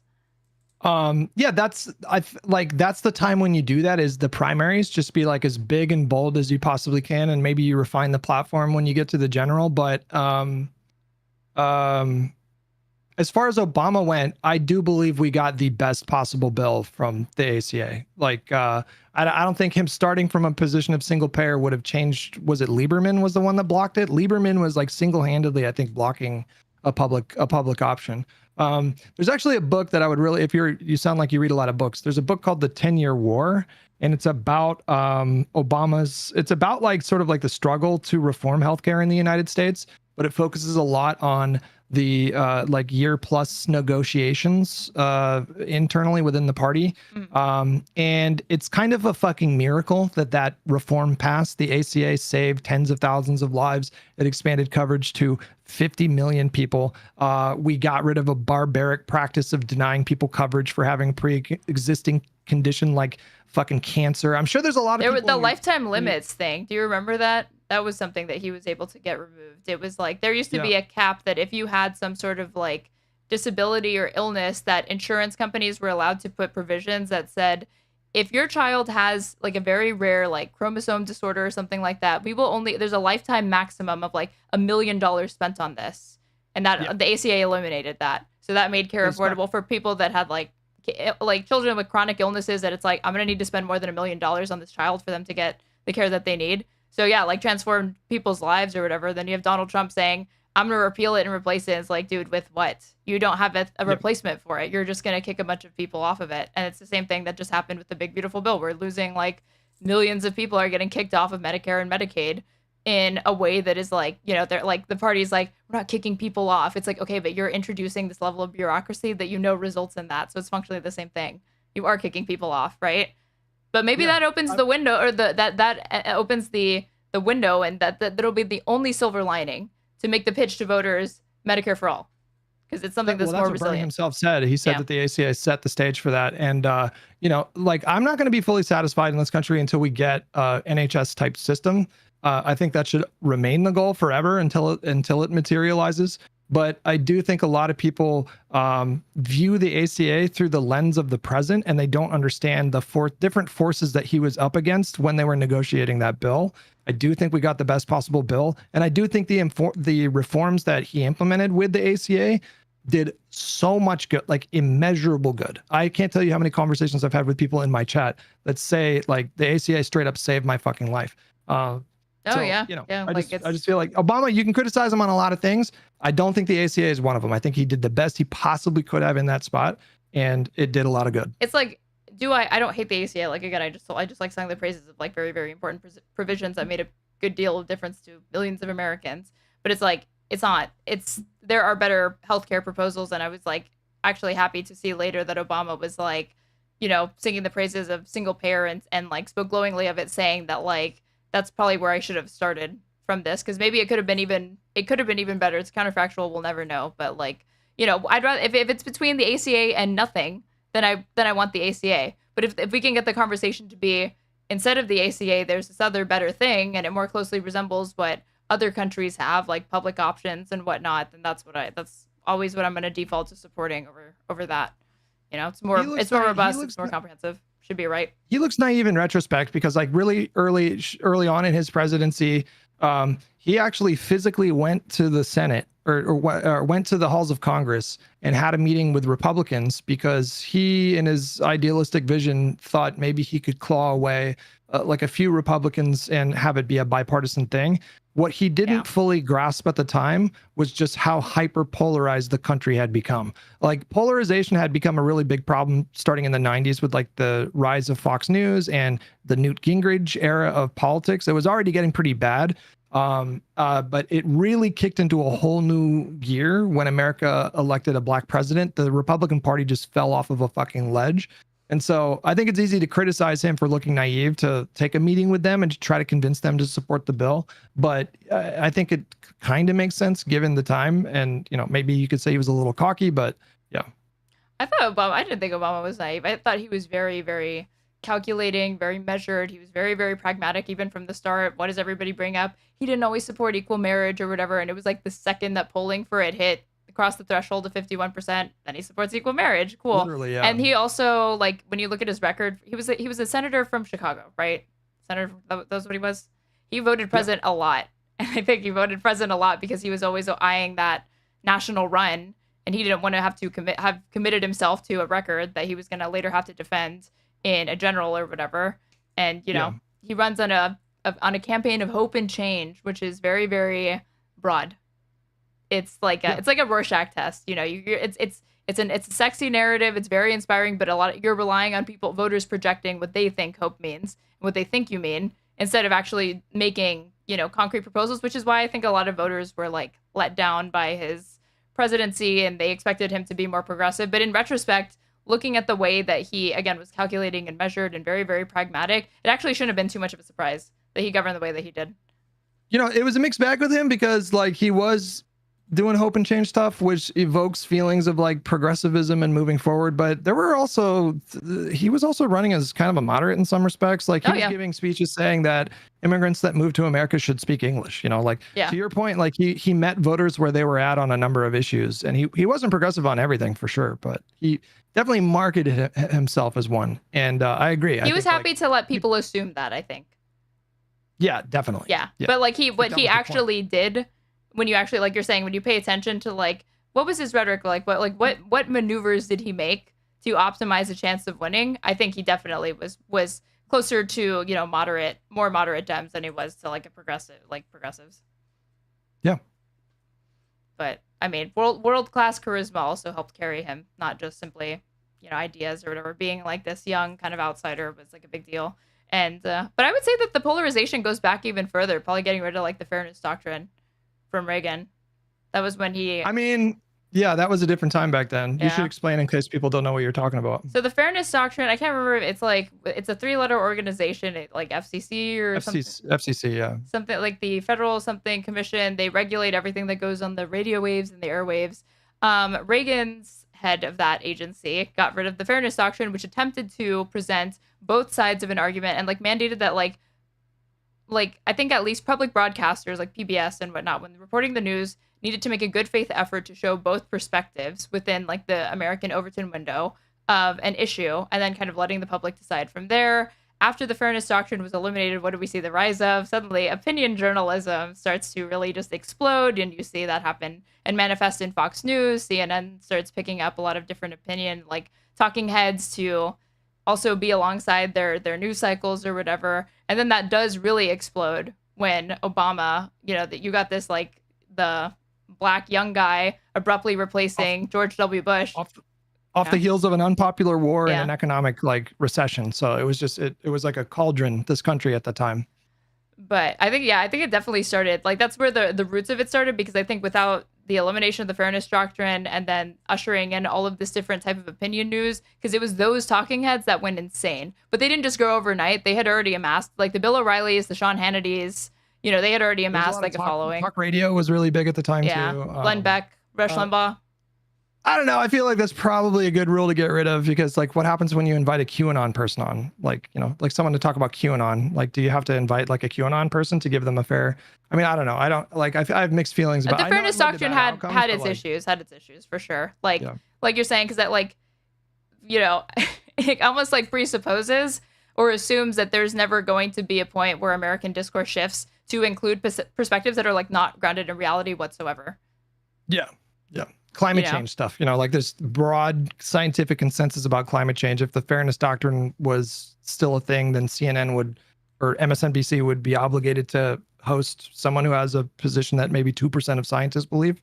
So yeah. Right. But then like 90% of Republicans believe or whatever, which is, again, then you're like, it's balancing like, again, where's the responsibility to the public about making sure that the things that get promoted and repeated on the news are grounded in fact versus the opinion, like, also showing perspectives that are mainstream in America, even if they're not actually rooted in like a scientific or empirical basis. That's hard. Yeah. I think the way around it would be like you allow it, but that you can't forbid the news stations from doing like fact checks or kind of provide like almost like the community note thing, like you broadcast the opinion, but both sides are going to be subject to additional fact checking from like a third party or something like that. I think would probably be like the happy medium, because I do think it probably should be like, represented in the sense that like people should know that this is what people in their country think, for better or for worse, right? I'm being told that it didn't apply to cable news, so maybe I didn't quite understand what that rule was. I think it only applied to public, like if you receive like PBS or C-SPAN, like if they were going to talk about an issue or whatever, you couldn't just have on like, 15 minutes with Chuck Schumer on healthcare. It was like, no, if you're going to do that, you have to do 15 minutes with Chuck Schumer. You also have to do 15 minutes with like McConnell. You can't do one one or the other. Gotcha. All right. But all right. Talk about Contrapoints? Yeah, let's talk about Contrapoints. Okay, so the way this conversation started, give me a second, I'm gonna show my chat. So Contrapoints had finally made a full statement on Israel Palestine, and she posted it on Reddit. She didn't post it on Twitter or anything. They got put up on Twitter by somebody who transcribed it, and then I put, it's crazy that Ms. Rachel, a children's entertainer, has done a better job of speaking up for Palestinians than many liberal and progressive political creators. And Hutch responds, what's your specific problem with her post? And you put, and I said, there are a few points Contrapoints makes that I agree on, and I've read the statement, I stand by that. But overall, it reads to me like a long-winded rationalization for an action that's framed as moral nuance. She acknowledges the ongoing genocide and has donated to Palestinian causes, which is more than many and commendable, but devotes more energy distancing herself from those participating in said genocide, or from those protesting said genocide, than from those supporting it, tacitly or otherwise. And then we agreed to this conversation. So I don't know. How'd you feel about my criticism? And you can give me your thoughts more broadly on what you thought of Contrapoints' statement. I think the problem that I'm seeing in terms of the reactions, I think your premise about what Contra was saying is not accurate. Like, I think a lot of people read her statement and they interpreted it to mean that she was saying don't do any activism. But that wasn't what she was saying. She was explaining why her specific platform on YouTube, which is videos presented in a normally kind of whimsical, playful, satirical, comedic way, this topic wasn't a good fit for that particular platform. And she then went into great detail in a post that should take maybe 2-3 minutes to react or to read. So I didn't feel like it was super long-winded. I mean, this was a very quick read for me. But I think your framing is just all off. Like, she's not telling people don't do activism. Do you think it's possible for somebody to, for people to kind of pick up on a connotation and that ends up being more specific than the literal denotation of what somebody says? Yeah, of course. So if you're saying that maybe she should have articulated herself better, then we can get into that. But because you said that, people were straw manning her and saying that she's discouraging people from action. That's why I said, I think it rationalizes inaction, because is there anywhere in it where she says, do not do a thing, do not speak up for Palestinians, don't protest? No, those words never appear anywhere in it. But I think the framing, when it kicks off in framing that I don't believe that she's intending to trivialize criticism, but I wasn't seeing, and I'm not Contrapoints, so, I'll defer to her, that maybe she saw more people requesting that she make a video on it. I didn't see that. I saw people just making the request, why haven't you spoken out more about it since, or why don't you use any of your multiple platforms to kind of speak up for Palestinians if that's how you feel, right?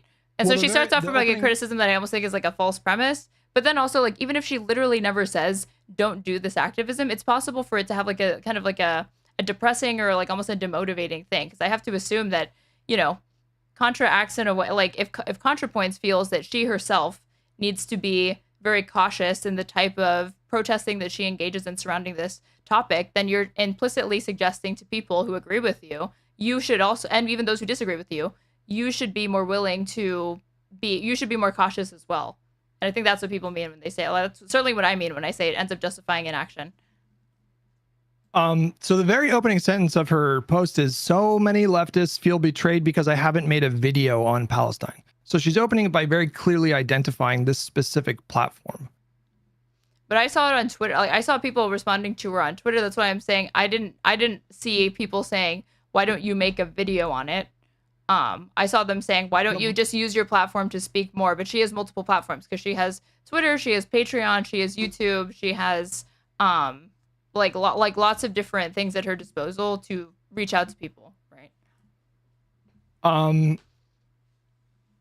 Okay. Like I don't know where people, you know, personally I would enjoy seeing her pour milk on a mannequin of Bibi Netanyahu. That's just me.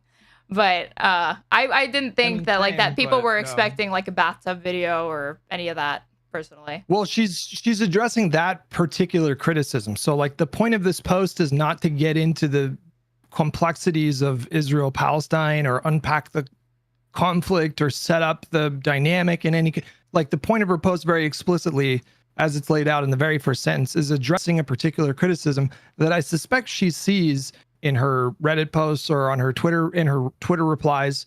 And so she's responding to those specific people. And I think other people, maybe who this didn't even apply to, misinterpreted her post altogether to mean or to suggest that she was telling them to not do any activism. But there's nothing even remotely hinting that in her post.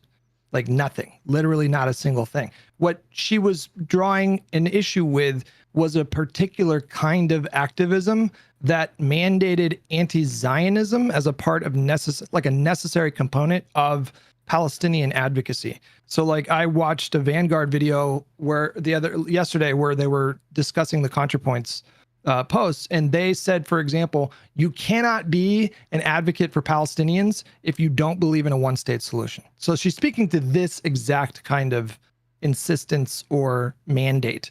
And I think her observations were just like self-evidently correct. So like by doing that, by saying that if you want to be a part of our coalition, if you want to be a part of our activist movement, you need to advocate for basically to dissolve the current government structure of Israel and replace it with a single state full right of return, which she goes into detail about why that's completely infeasible. So I'm just not seeing that same issue that you're seeing in the context of everything she wrote. I did not get her at all saying don't do activism. If you say that the current strategies that have been employed now have meant that 0 Palestinian lives have been saved, not one fewer bomb or bullets was like deployed, and it also may have slightly contributed to the re-election of Trump, guaranteeing that the U.S. will put no diplomatic pressure on Netanyahu for at least 4 years, making protests against Israel both more riskier and less effective.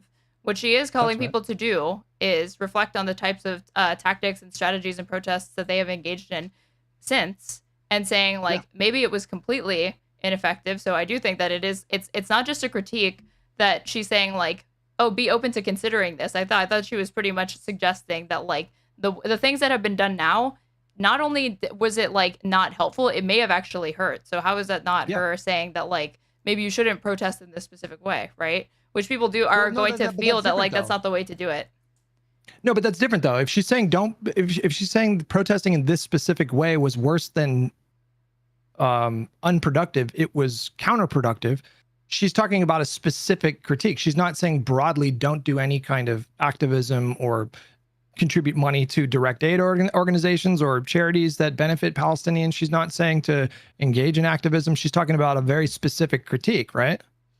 I guess having a criticism like this and not following it up with like, here's what you ought to do instead, or kind of like, it's like, I would never like tell someone and not show them, you know, like if I had a criticism from somebody and I'd be like, you should not do this, I would also follow it up with, this is how you should do it instead, because this is a way that you can get people on board with your movement. This is a better alternative to what you're currently doing. I personally wouldn't leave them with just like, here's the criticism, do with it what you will. You know, I'm not going to tell you what to do. I'm just going to tell you what not to do. It's always going to lead people to make uncharitable assumptions because it's like, you don't like what I'm doing. You don't provide an alternative. So I'm just going to assume what you've said has been the reaction. So that's one part of it. But then another part of it is like, well, give me your thoughts on that. Like, do you think my assessment of that is like off base, I guess? Let me think about that for a second.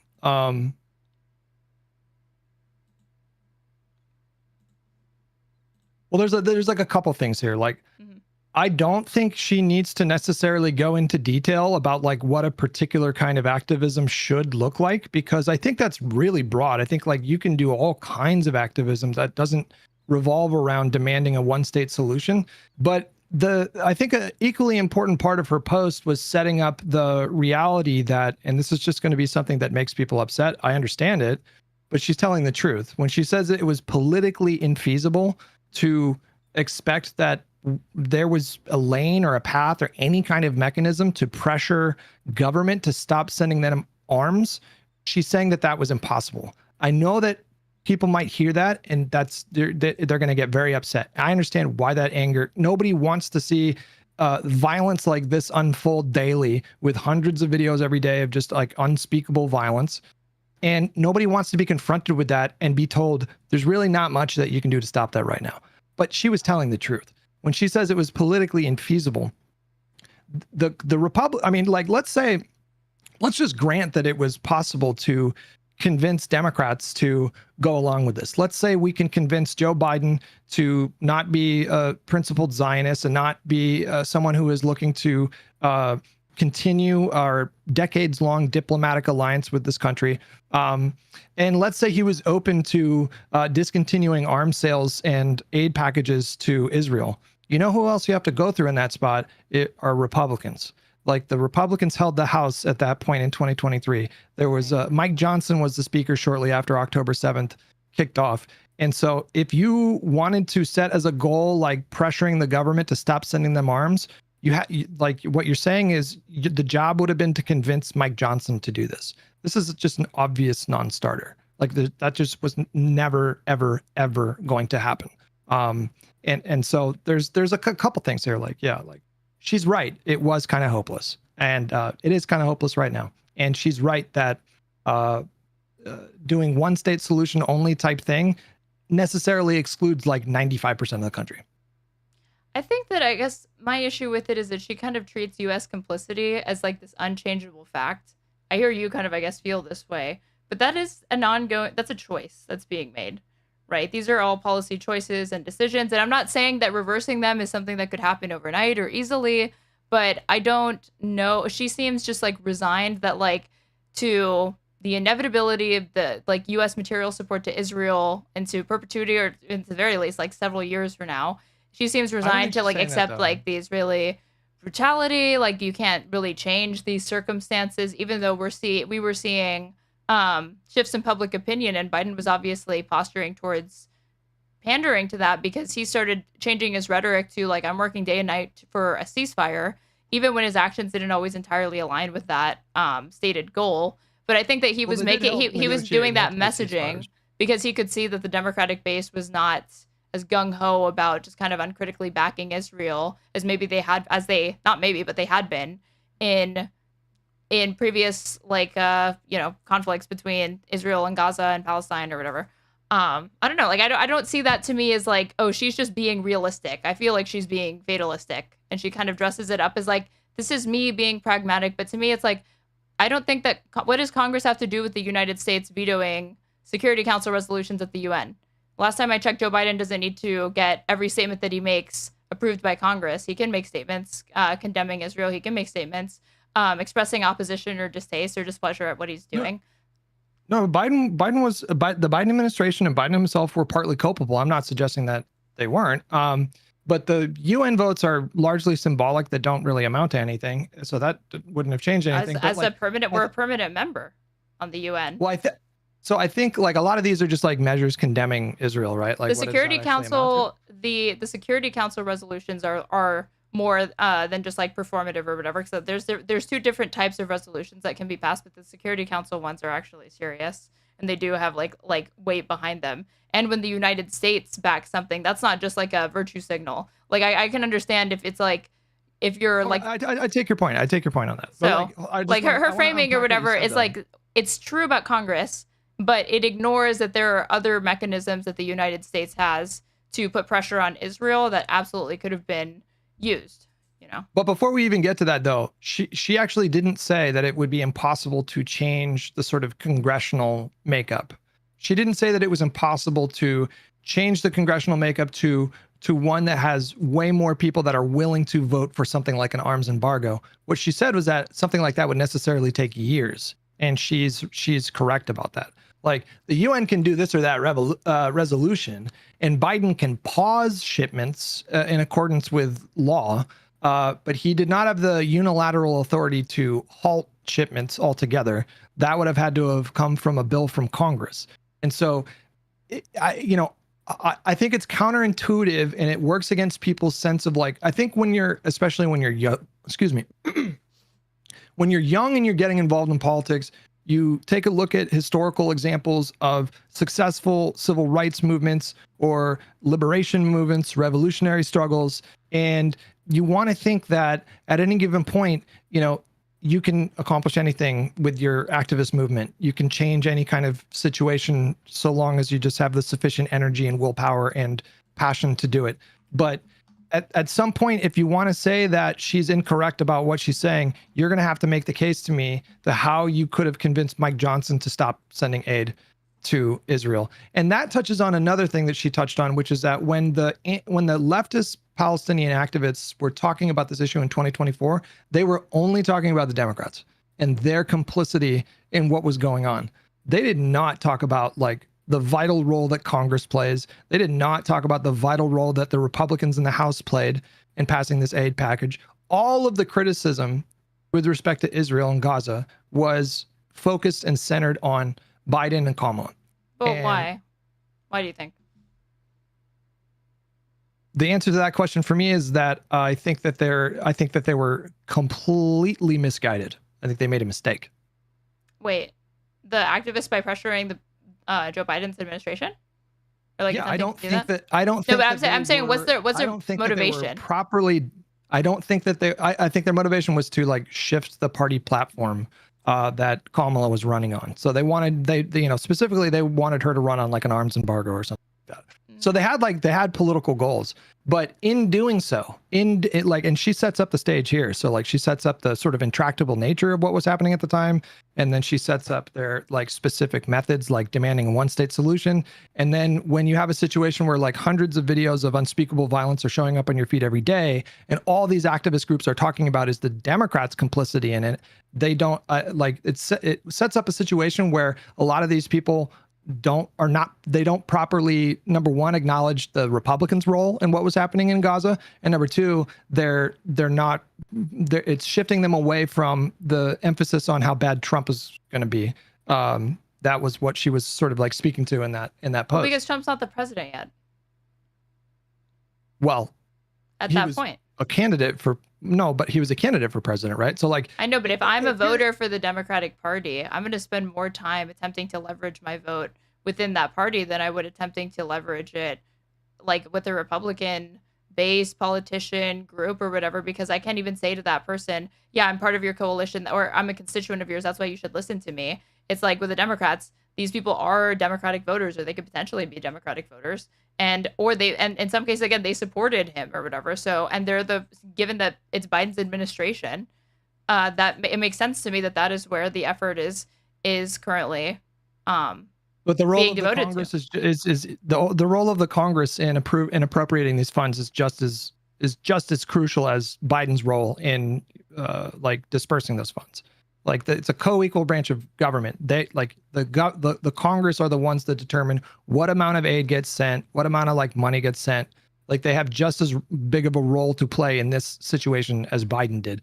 So like, let me just like say, like, imagine someone who's like 18, 19, 20 years old, and they're just getting interested in politics, and their entire media diet is like, Hassan and Vanguard and a lot of people that were sort of like Mike from PA or whatever, like people who are like singularly focused on the Democrats' complicity and what's going on in Gaza. And then from that media diet, all this person is exposed to is Democratic complicity, Democratic complicity, Democratic complicity. No, there's no mention of Mike Johnson. There's no mention of how much worse Donald Trump is going to be.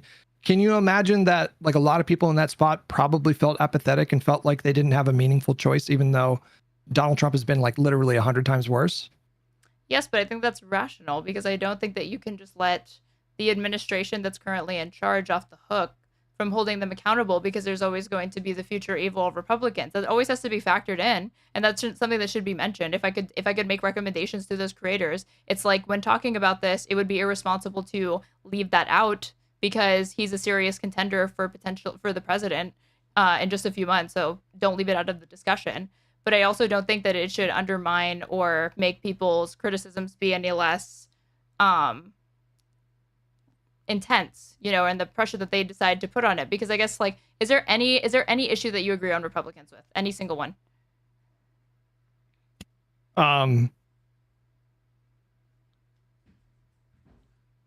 Nothing comes to mind. Maybe like gun rights or something.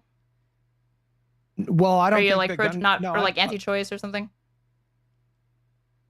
No, literally not a single thing. I cannot think of a single thing. I struggle to think of something as well. But let's say that I agree with Democrats on absolutely everything, except the one thing is like the Second Amendment, right? And in the context of some like school shooting or something like that, there's a really big ongoing public conversation and national debate about what direction we're going to take gun reform laws in, right? And you've got like Democrats in charge, or like you have Republicans in charge or something like that, and people don't like it, or like don't like the policy that they're going for. But then people from their party say, like, but you should just be criticizing the Democrats, because think about the future. I know you don't like what Republicans are proposing, but think about like the future evil that a Democratic administration could bring in if they were in charge right now during this crisis. And it's more important for you to think about that future harm instead of put pressure and act now with urgency at the current administration that's at the helm of all of this, and the party that is the one that's like dictating the policy. It just seems irrational to me, almost.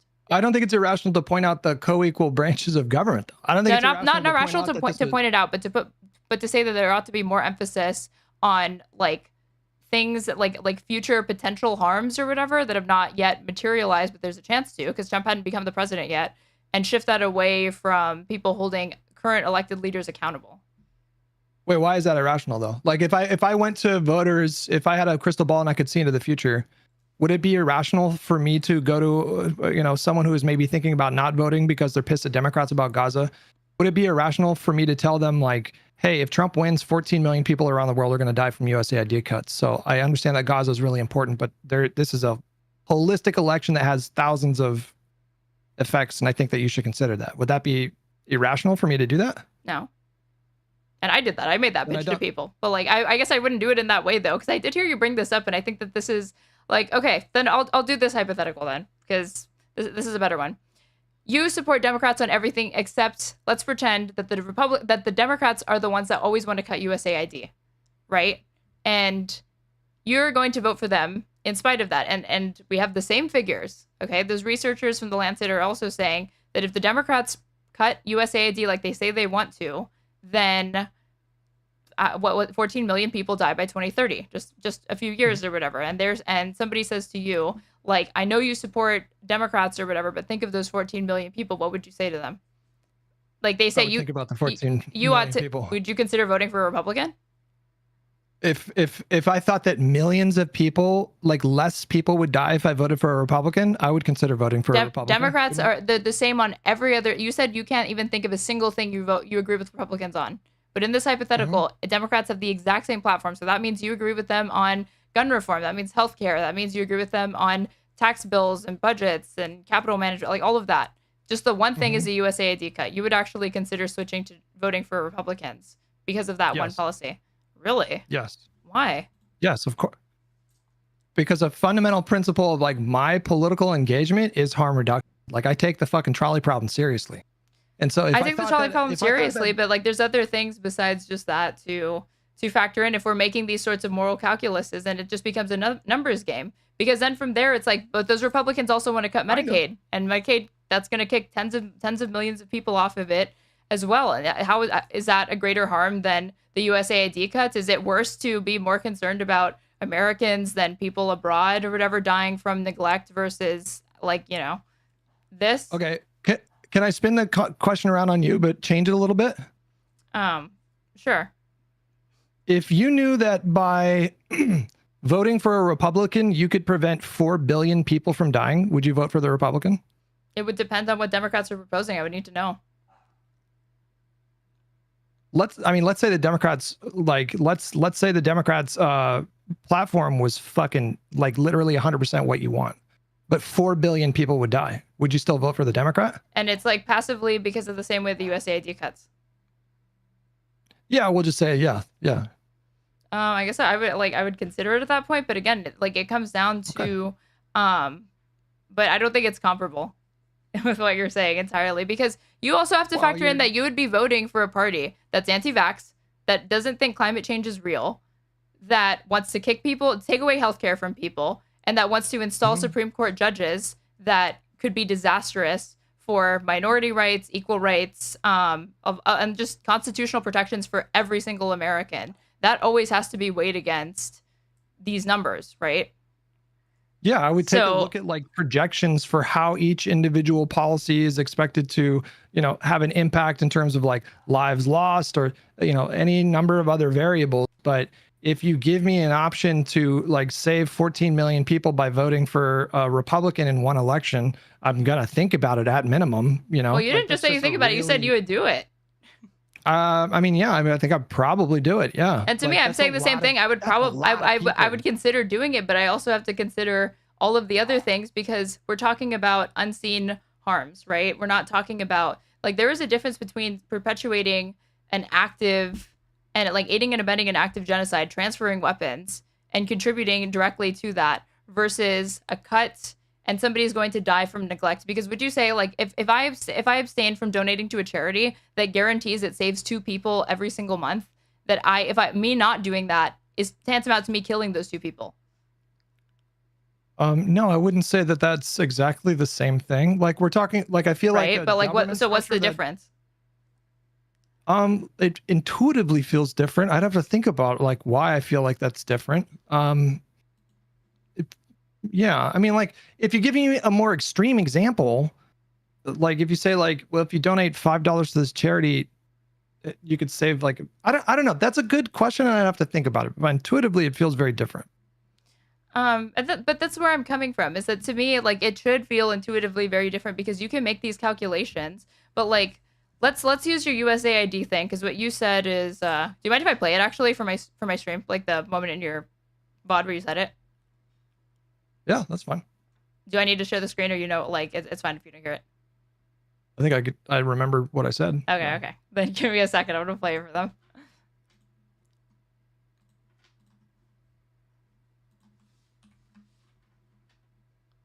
Let's see. So you streamed this a few days ago, and at 2:44:05.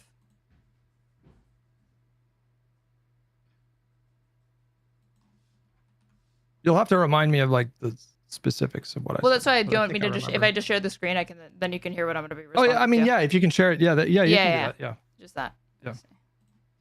Give me a second. It's going to be this one. Can you see it? I can see myself. Yeah. Okay. I'm going to play this. Any evidence that it's that high? Wait, no. I just see the Discord thing. I think you have it on the wrong monitor. Wait, let me see. No, this should have been this one. Yeah, that's better. Oh, okay. Well, what did I do before? It was just showing like the Discord call. Oh, weird. Okay.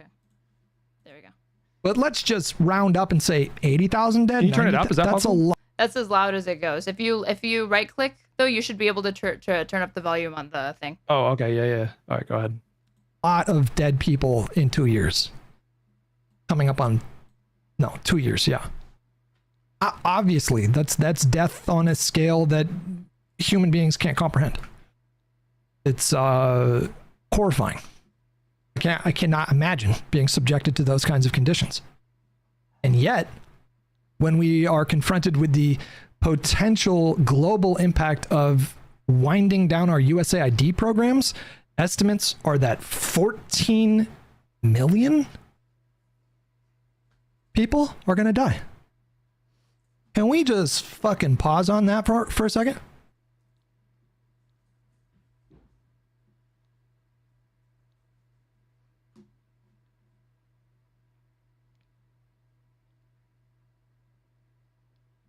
How many people globally have died from COVID?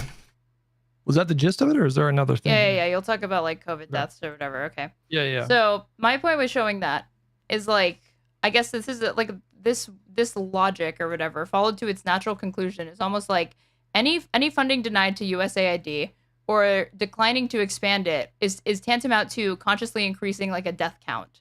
And I guess I just find that No, like I didn't say consciously. but How do you get rid of your screen? Because your screen is still on my screen here. oh wait. Stop watching. Yeah, there we go. There we go. It's tantamount to like increasing a death count because like you're saying it's almost like there's almost functionally no different between us, but by withholding aid there's like almost no difference between like intentionally killing them, or people should almost conceive of it that way, no? Or if that's not what you mean, feel free to clarify. No, I don't think that. I don't think I'm saying that. I know I'm not saying that people are consciously choosing to kill this or that person because they vote. But like any, especially presidential election, because this is just such an impactful, influential position on the global stage. Mm-hmm. Or why don't I just compare it to like so? Are you not undermining like Palestinian advocacy? Like, are you not undermining the idea? People that were activists for Palestinians in 2024, the big pitch there was like, look at all these people dying. We need to do something about this. Yeah. Aren't I doing the same thing? Because if people believe it's a genocide, and you're talking to somebody who does believe that, we don't judge it just by body count alone, right? You have to factor in like, what is the intent behind these deaths? How immediate is it that we could intervene? Like how preventable is it, right? And so on the USAID thing, you're turning it into like, again, you're comparing like, you're like, okay, but if you care about preventing death, right, then you should care more about the 14 million people that will die globally from USAID cuts than you should from a population that's intentionally being eliminated. Well, I'm making the point that elections have like intense consequences, and by using this example with these death counts or whatever. But if we did this, yeah, we could. There's room for like minimizing the Holocaust by doing this. The Holocaust killed 12 million people. It was between 1941 and 1945. The industrial Nazi Holocaust killed 6 million Jews and then 6 million undesirables or other people that were also exterminated. And in 2030 is only 5 years away, and these USAID cuts will be 14 million people. So let's say we're like, you're making this pitch to voters or to people, you're like live streaming in 1940. Let's pretend there's the possibility for you to do that. And you have a contingent of Democratic voters that are like, I'm upset about the Holocaust. And thus far, 6 million people have died or whatever. And it's projected to be 12 million in just 4 years if we continue going down this path. And you're saying, yeah, but there's also a projection that if like the other party wants to cut USAID, and that's going to lead to 14 million people dying. Therefore, the USAID cuts are actually objectively more harmful than the Holocaust. No, in order for your analogy to make sense, whatever death count, like let's say you have a Democratic Party that wants to end the Holocaust, and then you have a Republican Party that wants to make cuts that would result in literally 200 times the amount of people dying. But like, what's your, or like, sorry, repeat that. I was distracted by chat. Repeat that. I think your analogy is imperfect because what I'm suggesting is that like USAID cuts, it's not like voters had a crystal ball and knew that he was going to cut it to the extent that he did, but we knew that he was going to take action that would did you have any doubt? Like I had no doubt that Donald Trump was going to take action as president that would result in more harm, more suffering, and more death. I didn't know it was going to be 14 million people, but in order for your analogy to make any sense, like I'm measuring Gaza deaths to 14 million dead from USAID cuts. It's like a 200 to 1 ratio here. So, but it's still like it's still less. To have like a two. But you're saying, but it's still less, and that's why it's more. The 14 million is more harmful. But I'm saying I'm using the Holocaust to compare it because it's like, okay, let's make the death counts very, very close, but it's still less. At that point, would you say like, okay, well, that would be a different calculation, right? But why? Because if it just comes down to always minimize like harm reduction ruthlessly, no matter what, 12 million is still less than 14 million. So using that logic, then the USAID cuts are still objectively more harmful. Why is it that like it needs to be that close for you to make it different, to start factoring in other things? It's just about scale. Like when I think about elections and the consequences of these elections, I try to think about things as holistically as possible. I understand being passionate about Gaza, but I don't think that or any other conflict in the world or any single issue should be the only thing that voters think about. I try to think about like how are education cuts going to impact things, or how are emission standards changing going to impact things? How is like hollowing out the federal government going to change things? Like I try to think about like raw death counts, or, like what if he gets us in a war with Iran? Like I think about all of these things when I make my decision in any election. And so far, the Democrats represent such a, like, if you want to look at it through that prism. No, I don't want to, but I feel like you did. I feel like you did by bringing up the comparison to the USAID thing, because I'm like, I don't make this calculation what I was going to say, this way, so I'm trying to understand somebody who does. What I was going to say is, if you want to look at it through a prism of like the lesser evil, which I think is a flawed way to look at it, because quite frankly, I think the Democrats do a lot of good things. I think Joe Biden did a lot of good things when he was president. So it's not just about like lesser evil, but like, I do think that elections ultimately boil down to that. Like, who's going to do the most good and the least harm? And so I don't know if you're telling me that because this particular case in Gaza is of an egregious nature because of the like what you describe as genocide, or like what Israel is actually doing. I don't, to me, that's not like the most compelling argument that I should weigh that more than like 14 million potentially dead from USAID cuts. But I mean, you didn't know that at the one, we didn't know that at the time that the election was coming.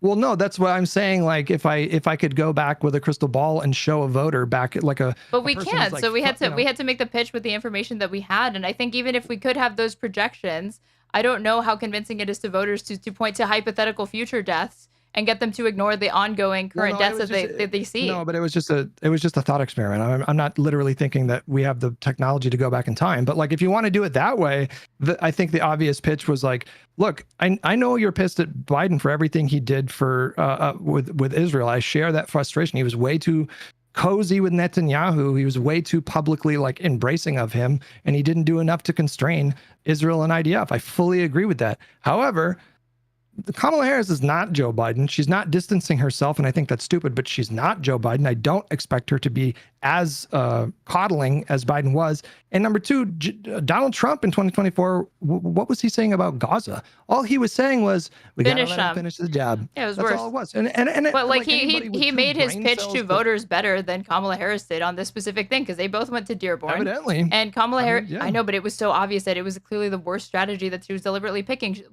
Like Kamala Harris took Bill Clinton to Dearborn to tell a bunch of Muslim voters that she knows she's not doing very well with, to get him to lecture them about Judea and Samaria. And that's like, do you think that's a persuasive pitch to voters that are concerned about the humanitarian crisis in Gaza? No, I don't. But they made a deliberate choice to do that. So I don't I would feel like no, for sure. But I'm saying, like, to those voters, if I was in the room with those voters and I heard that was the pitch, I would be like, Jesus Christ, what is going on here? And then I would feel the desire to step in and be like, they just gave you the worst possible pitch. Please ignore that. They're terrible on this issue. They're better on these other things. And Trump will be worse on this issue, would be what I would say to them. And I would be able to demonstrate how. But I would also say that doesn't mean that they shouldn't be angry with them. But I'm just saying that, like, between that and like the fact, I disagree with that. I know, but like, I'm not surprised that like voters went for Trump, because what Trump was saying, I'm going to end the war. Now, you and I are both informed, so we know when he says end the war, there's like a monkey's paw that curls. And by end the war, he means he's going to accelerate the death and destruction in Gaza to end the war. Yeah. And I don't think that that's what people realized that they were voting for, but it was. Because people, when they hear end the war, they're thinking like, oh, like bring about like a peaceful resolution. Should they be giving Trump the benefit of the doubt? No, but a lot of voters are like low information voters, and that's like real, like, they take a candidate at their word. They give him a chance. They're like, they look up, they see who's in charge. They blame the entire, like, the Biden administration on that, or like the entire administration that's in charge on that. And then they hear out the other guy, and he's like, this person's saying that they're going to end the war. The other is finding justifications for it. I'm going with that guy. That's not crazy to me. But isn't this a separate discussion? Because if we're having a conversation about like the mistakes that Kamala Harris made, I would join you in your chorus of critiques against her. I mean, I have notes for how I think. Well, like Contrapoints' statement is putting more onus on voters than she is on Democrats. You know, when like those types of conscious of choices, like I'm more upset about Kamala Harris, that being her pitch to voters, given all of the access that she has to different like people to help her with like marketing and messaging and all of the money behind her and all of the focus groups and things that she has access to versus all of these. We're not talking about them though. We're not talking about them though. Like they're in relevant. retrospect, we have to talk about them much because like again, we are talking about it because Contrapoints is like there was too much heat for Democrats and not enough, and that might have contributed to the re-election of Trump, and it never factors in that like. You disagree with that though? Wait, well, can I just say on this point and then maybe you'll understand where I'm coming from on it? Like, okay, sure. That's what she says. That like you're focusing too much on the party in power and you're not, working to prevent like a future harm. And one, I know that these are not mutually exclusive, but it's not irrational or wrong for people to demand accountability for the people that are currently in charge, currently transferring the weapons, currently contributing to the death count in Palestine. And like that's where they feel the pressure needs to be exerted. But her point is that they had completely unreasonable demands that had no chance of succeeding. The demands were a permanent ceasefire for the most part. Like all of these, can you name a single figurehead, like a single figurehead of this movement? Because it's a grassroots, like atomized movement, right? Wait, what is the question? Can you name? This is not a concentrated movement beyond the uncommitted movement, which she doesn't mention. There was not like a concentrated. There's not one head person that's leading this grassroots organization. There were protests that naturally and organically spawned up in college campuses and cities across the United States, all over the place, that attracted lots of different people. I'm sure primarily people that are more liberal, progressive, left in their politics, but I wouldn't be surprised if it attracted some Republicans or independents in some instances. But there is no like centralized or one person in charge of this. These are grassroots movements that like have a common cause, which is opposing the genocide and calling for a ceasefire. That to me, but it wasn't just that though. It wasn't just that. If it was just that, we wouldn't be having this conversation. It wasn't just that. It was anti-Zionism. They wanted Israel. So who's they? Who's they? The broad leftist Palestinian advocates, online activists, online. Like again, well, she comes from media. Well, I mean, do you disagree? Like, if we went to like, we're talking about, she's in media spaces, and so I do think she is speaking to like other creators as well as their communities primarily when she writes this post. Can you give me a single prominent leftist creator that wasn't an anti-Zionist, and more specifically that didn't think that Israel should be dissolved and replaced with a single state and full right of return? Can you give me? I'm asking you to give me a single one that, like which ones are you thinking of again? You're saying that all of the all of them, literally all of them. You know for sure that's all of their positions. You watch them? Well, can you think of a single? I do actually. I watch a lot of leftist content, but like, can you give me an example of a single prominent leftist content creator that was not advocating for a one-state solution? Well, I don't watch a lot of these leftist content creators or whatever. Like, I don't watch like the Vanguard regularly. I've never watched Hassan. Like, I don't watch these people. So like her characterization of it is one hyper focusing on a very, very small part of like the electorate. I thought that all of the memes is that these people are relevant because they don't even vote. So we don't even know that they're voting. So to me, it would be like she's talking about people and she's talking in very vague specifics. And it's hard to know, like, who are you talking to? Are you talking about a specific person? Specifics. Or did I say vague specifics? Sorry. She's making specific criticisms of very, very, like, vague online groups that I don't know who she's referring to. And I can't know if she is actually accurately characterizing them or it's a straw man or a caricature of what she assumes. I mean, so, like, if we just, who are the prominent leftist streamers on Twitch, for example, it's going to be, Hassan Denims, Mike from PA, and then you have like lesser known creators like Frogan and Sean DeBlack, and when we think of like Second Thought, there's plenty of like leftist content creators that just do a lot of posting on Twitter. A lot of them just do YouTube VOD stuff like Second Thought. Literally all of them were explicitly anti-Zionist and were defining as a part of their goal the end. You just said that they're like irrelevant, like nobodies. I didn't say that, first of all. Do you agree with that? They're irrelevant nobodies for the most part? I don't agree. I mean, I agree. Except for Hassan. Except for Hassan. Those people are like Mike from PA and like Frogan and stuff like that. Like even the Vanguard, these are like nobody.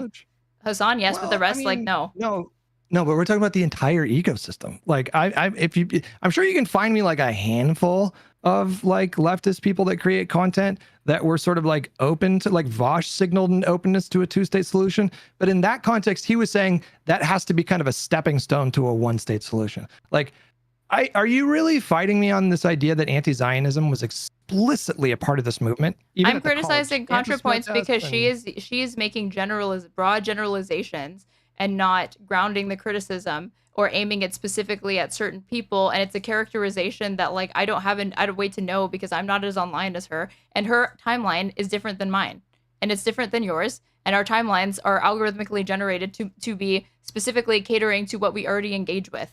So it becomes self-fulfilling. Okay. So it's possible to lose perspective and not realize that like the timeline that you're seeing is manicured to your specific preferences, and it might not actually be indicative of what you think it is, because you have to keep into account other things. I mean, you look at me like I'm crazy, but you know that that's how those algorithms work, right? They're self-reinforcing. I mean, I understand that. I'm just saying, like she's characterizing her personal echo chamber, and that characterization might be accurate, but then she extrapolates it to the online left TM broadly, and it's hard for me to judge the accuracy of it when you talk in these very, very vague and broad generalizations. I don't think she's being vague at all, though. She's being hyper specific with her critique, and like, I think you would have more of a leg to stand on at this part in the conversation if you literally could give me a single leftist creator that doesn't support a one-state solution. And if we want to even remove creators from the discussion already, like you had college campuses where the students were blocking off access to specific parts of the university for Zionists. Anybody they deemed to be a Zionist, they would just physically block. Yeah, that should never happen. But my point is that like it's fucking crazy. somebody mentioned Sam Cedar. Sam Cedar was like not calling for that or whatever, talking about like there's one. All right, there's one. You got one. There's Sam Cedar and somebody else who's saying Hassan was fiercely pushing for Kamala to do a ceasefire and weapons embargo. And he's also explicitly anti-Zionist. He's asking for a one-state solution with a full right of return. And okay, so but him being like, was he asking Kamala Harris to be anti-Zionist? No, I'm saying so if his personal motivation for it is anti-Zionist, but the goal and the tangible like request is still just a ceasefire and a weapons embargo, what does it matter that it comes from that place? Because it was a cultural marker. Like it was like if I walked into any or Cenk is pro two state. Cenk is pro two state apparently. Is he still a leftist? Are we calling him a leftist? I'm talking about leftists. You know, he's like the online left includes liberals to me, so I'm gonna throw Cenk in there. No, but she specifically said leftist Palestinian activists. She specifically said that online leftist Palestinian activists. Well, not just I would say. I'm not happy with Cenk's behavior as of late, but I'd still say he's a liberal or like he's still like at least a Democrat. I don't know if he's a leftist though, but like so if I walked on any of those college campuses. And I walked up to a group and said, literally any of them, and said, "Hey guys, I want to be a part of this. I want to support this, but I'm also a Zionist." But we're just talking about I thought we were just talking about the online. All of them. I thought we were just talking about online. I'm not. I don't think. Or Contrapoints is just talking about that. You said she's talking about the online left, and now you're saying she's talking about things in the real world, and I can't know because she's talking in very, very vague terms. It can be both though. Like she said, leftist Palestinian activists. So that includes online creators, but it also includes people like what we saw in like the college campus protests. Does she mention that? You know, it could include that, but does she mention that? I feel like it's a really specific thing to do like three qualifiers. Leftist Palestinian activists. I only hear her say, she's saying online left.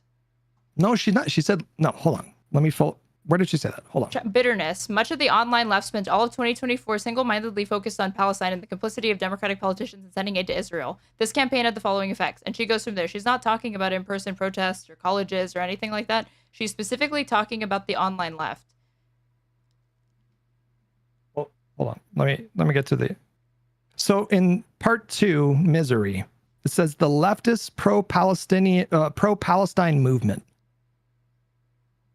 So I think she's speaking to like a lot of different things right now. And I mean, would you agree that like online creators have a lot of influence? No. Especially in the they have some influence or whatever, but it's not super significant. Hang on a hot minute there. Wait a second. You don't think that the 2024 outcome clearly demonstrated that alternative media is enormously impactful? For sure. I'm not downplaying the concept of alternative media, but you asked me specifically the online left. Do they have that impact? The answer is no. I wish they did, but they don't. Hassan's entire audience could have voted for Kamala Harris, and I don't know that she would have won. His entire, all of his viewership, nobody's making that case though. Nobody's making that case. She didn't make that case. Okay, no, but you just asked. Wait, you just said, like, don't you think that they're massively influential? And I said no. I think it has to. I wish it were larger than that. But when I think about like the online, like alternative media ecosphere, it's dominated by the right. It's like the flagrant pod, like fucking, what is it? Like Joe Rogan. It's like those people, right? They're huge. I wouldn't say that like Hassan is like he's at the end of it. Like Steven Crowder, Ben Shapiro, those people are way bigger. You don't think that the online leftist activist movement is like well, we were talking about algorithms a minute ago. Mm-hmm. I felt like in 2023, 2024, they were showing up on the timeline constantly. But you already said that engagement. Your timeline is again manicured to your specific preferences and what it thinks it's trying to maximize your personal engagement. So it's your timeline, right? So like politics is more than just my timeline. It's more than just your timeline. Even online politics and the online atmosphere. Just because I never see Joe Rogan, which I don't, I know that he's huge. Just because I never see these like the like trigonometry in my pod or anything like that, I cannot say that like, oh, they don't even matter. They don't even show up on my timeline. Clearly it matters, right? Well, I mean, we can quibble about like how much influence they have, but I just want to point out that that's not the point of this post necessarily. But you just said they have a lot of influence, and you were like looking at me like I was crazy for saying that they don't. They have that needs to be contextualized. It's not as big as you think. Let me explain. Just read from what she wrote. She said that in some small part, this movement may have helped to contribute Donald Trump's win. What that means is that maybe the movement is not big enough that it single-handedly swayed the election. And the outcome of this election was a convincing win for Donald Trump. It was still tight in the margins when you could restrict it to like 3 states. It was like 120,000 votes would have made the difference or something like that. So it's still technically a close race, but he ran away with it, won all 7 swing states. And if I can craft a metaphor to sort of like make the point, like if you have a small city where there's 100 people that vote in an election, and one guy wins with 55 votes and the other person loses with 45 votes, you can't point to one specific person to say it's your fault that they won. But as a collective, you say you all sort of partly share the blame. And what she's saying is that anybody who sat out this election or supported a ridiculous candidate like Cornel West or Jill Stein, in some small part contributed to Donald Trump's win. And she's tying it to this movement. Like not everybody who didn't vote was because of frustration of Gaza, but because the situation was untractable and the demands that they were trying to throw out there were literally impossible to accomplish. And because they spent the entire election shitting on Democrats for their complicity in what was going on in Gaza, not even touching Republicans' own complicity, they were equally involved, not even touching the threat that Donald Trump posed, that depressed turnout to some degree. I don't even think you would disagree with that, right? Like we can imagine a young person being like, I can't do it, can't vote, can't do it. I mean, there were like Mike from PA was telling. I can imagine it, but I don't think that people have this idea because of Mike from PA or Hassan put it in their brain. I think that they can just see headlines and photos of the death and destruction that's coming out of Gaza that the United States is complicit in, the Democrats are complicit in, and that in and of itself is demoralizing. I don't know how to like look like. There's. Well, do you agree with that? Do you agree with that at least? That has more of an impact than Mike from PA's comment editorialization surrounding that set of those events. Those events themselves are alienating to people. It seems to me like you're trying to make the case that, online leftist spaces are just small beans, little creators that like collectively. But Hutch, please answer my question, then I will address that. I promise you. What do you think has more of an impact on a voter and a consumer of media?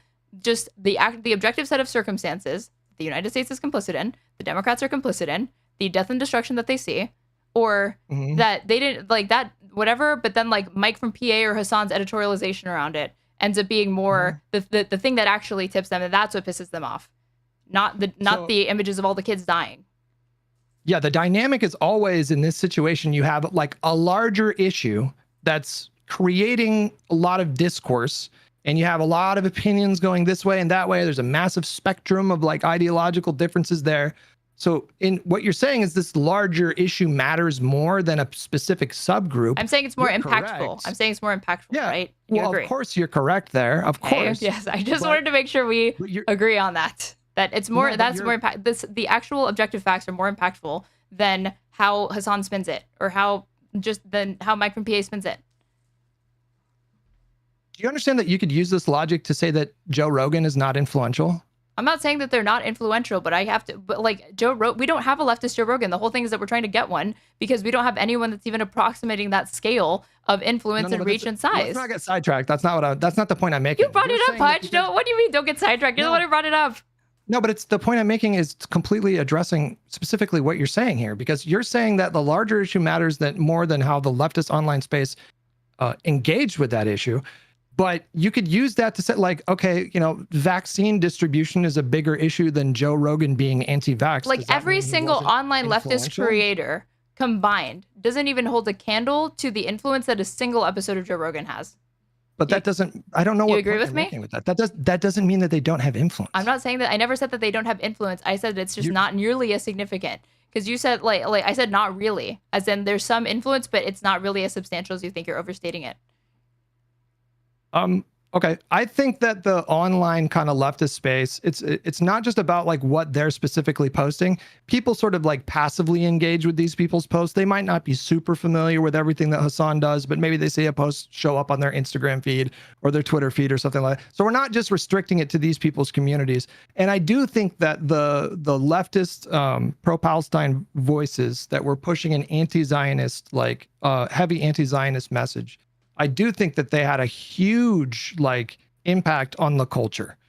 I observed it on my feed. I've observed it in conversations that I've had, numerous conversations that I've had throughout the last couple of years. I think I'm just rejecting your premise here that, all that they did, all that activism they did, like none of that made any difference in the election.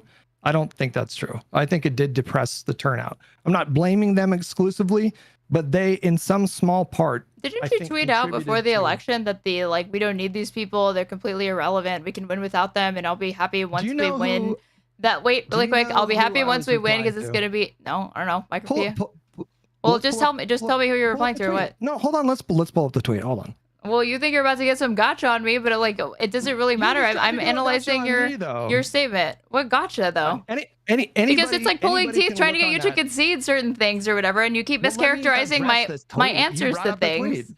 You keep Let me address the mischaracterizing tweet. my answers to things because I said, you asked me, this all started because you asked me, do these people have a significant amount of influence? And I said, not really. And then you changed it to you strawman me and you said, oh, you think they have zero. And I didn't say that they have zero. I said it's just not as Okay, nearly then- as significant as you think. Then I don't understand how. And what then how you're did you go present- from saying that like they don't have any or like they're going to be irrelevant and you'll be happy when Kamala Harris wins because we can ignore them, to now they're responsible for the Democrats losing, when I don't put more like I don't think that the online say like I think that. what did you say then? I'll repeat it. I said that in a situation where Donald Trump won with the kind of margins he did, you can't point to like one group like that or another. It's a collective, accountability and responsibility. Do you understand that concept? And like you brought up the tweet of me saying, what do you want? I think I said something like, what do you want me to beg? I'm not going to beg. Fuck you. We'll do it without you.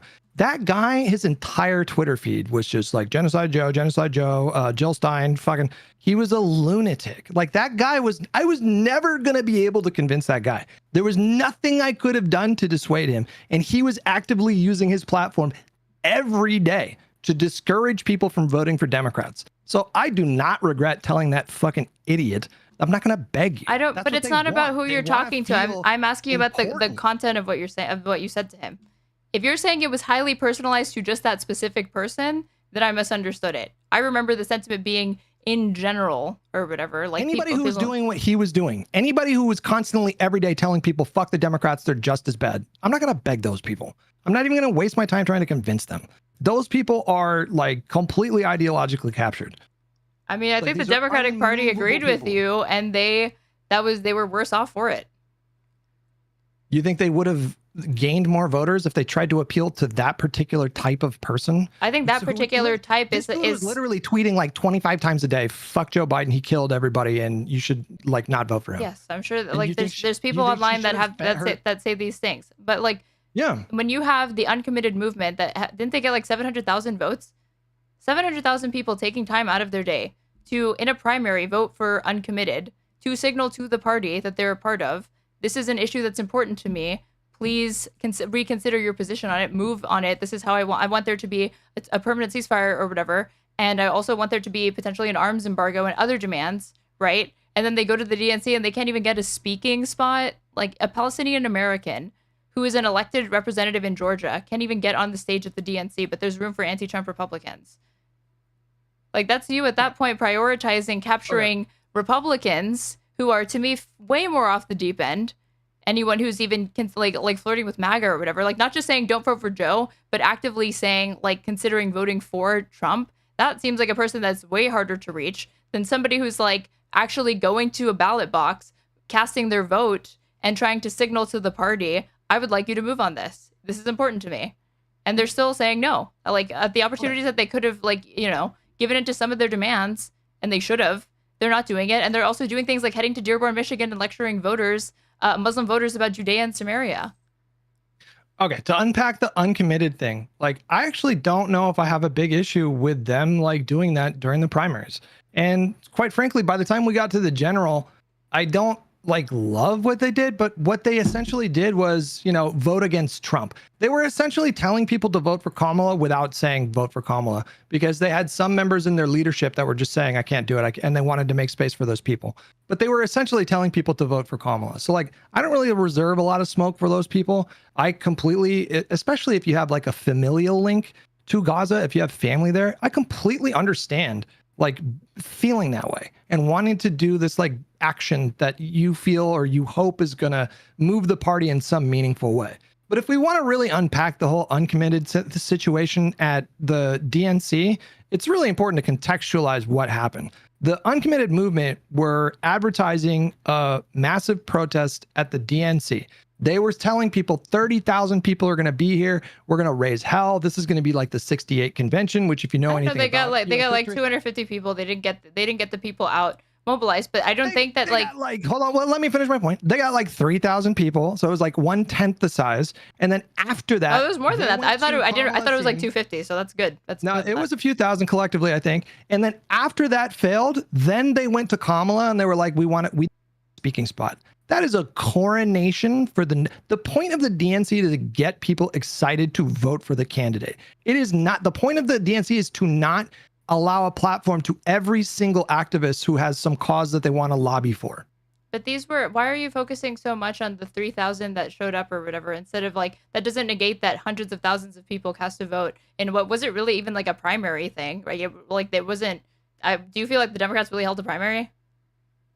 They went through the formal process of having the primary votes, and that's what the uncommitted thing was all about. Right, but it was like there was not actually, there weren't debates, there weren't like serious opposition. No, there never are when an incumbent runs for re-election. That's just not what the parties do. Right, so that to me that only speaks to how much more significant it is that people went out of their way to vote uncommitted. So regardless of whether 3,000 people showed up or 20,000, regardless of whether 3,000 people show up or 20,000 people, the Democrats should be making overtures to that group because they are a voting bloc. Like objectively, that's 700,000 people in their party who took time to do that. You understand that like thousands. Like how many more people needed to show up at the DNC for you to think that they probably should have let a speaker on there?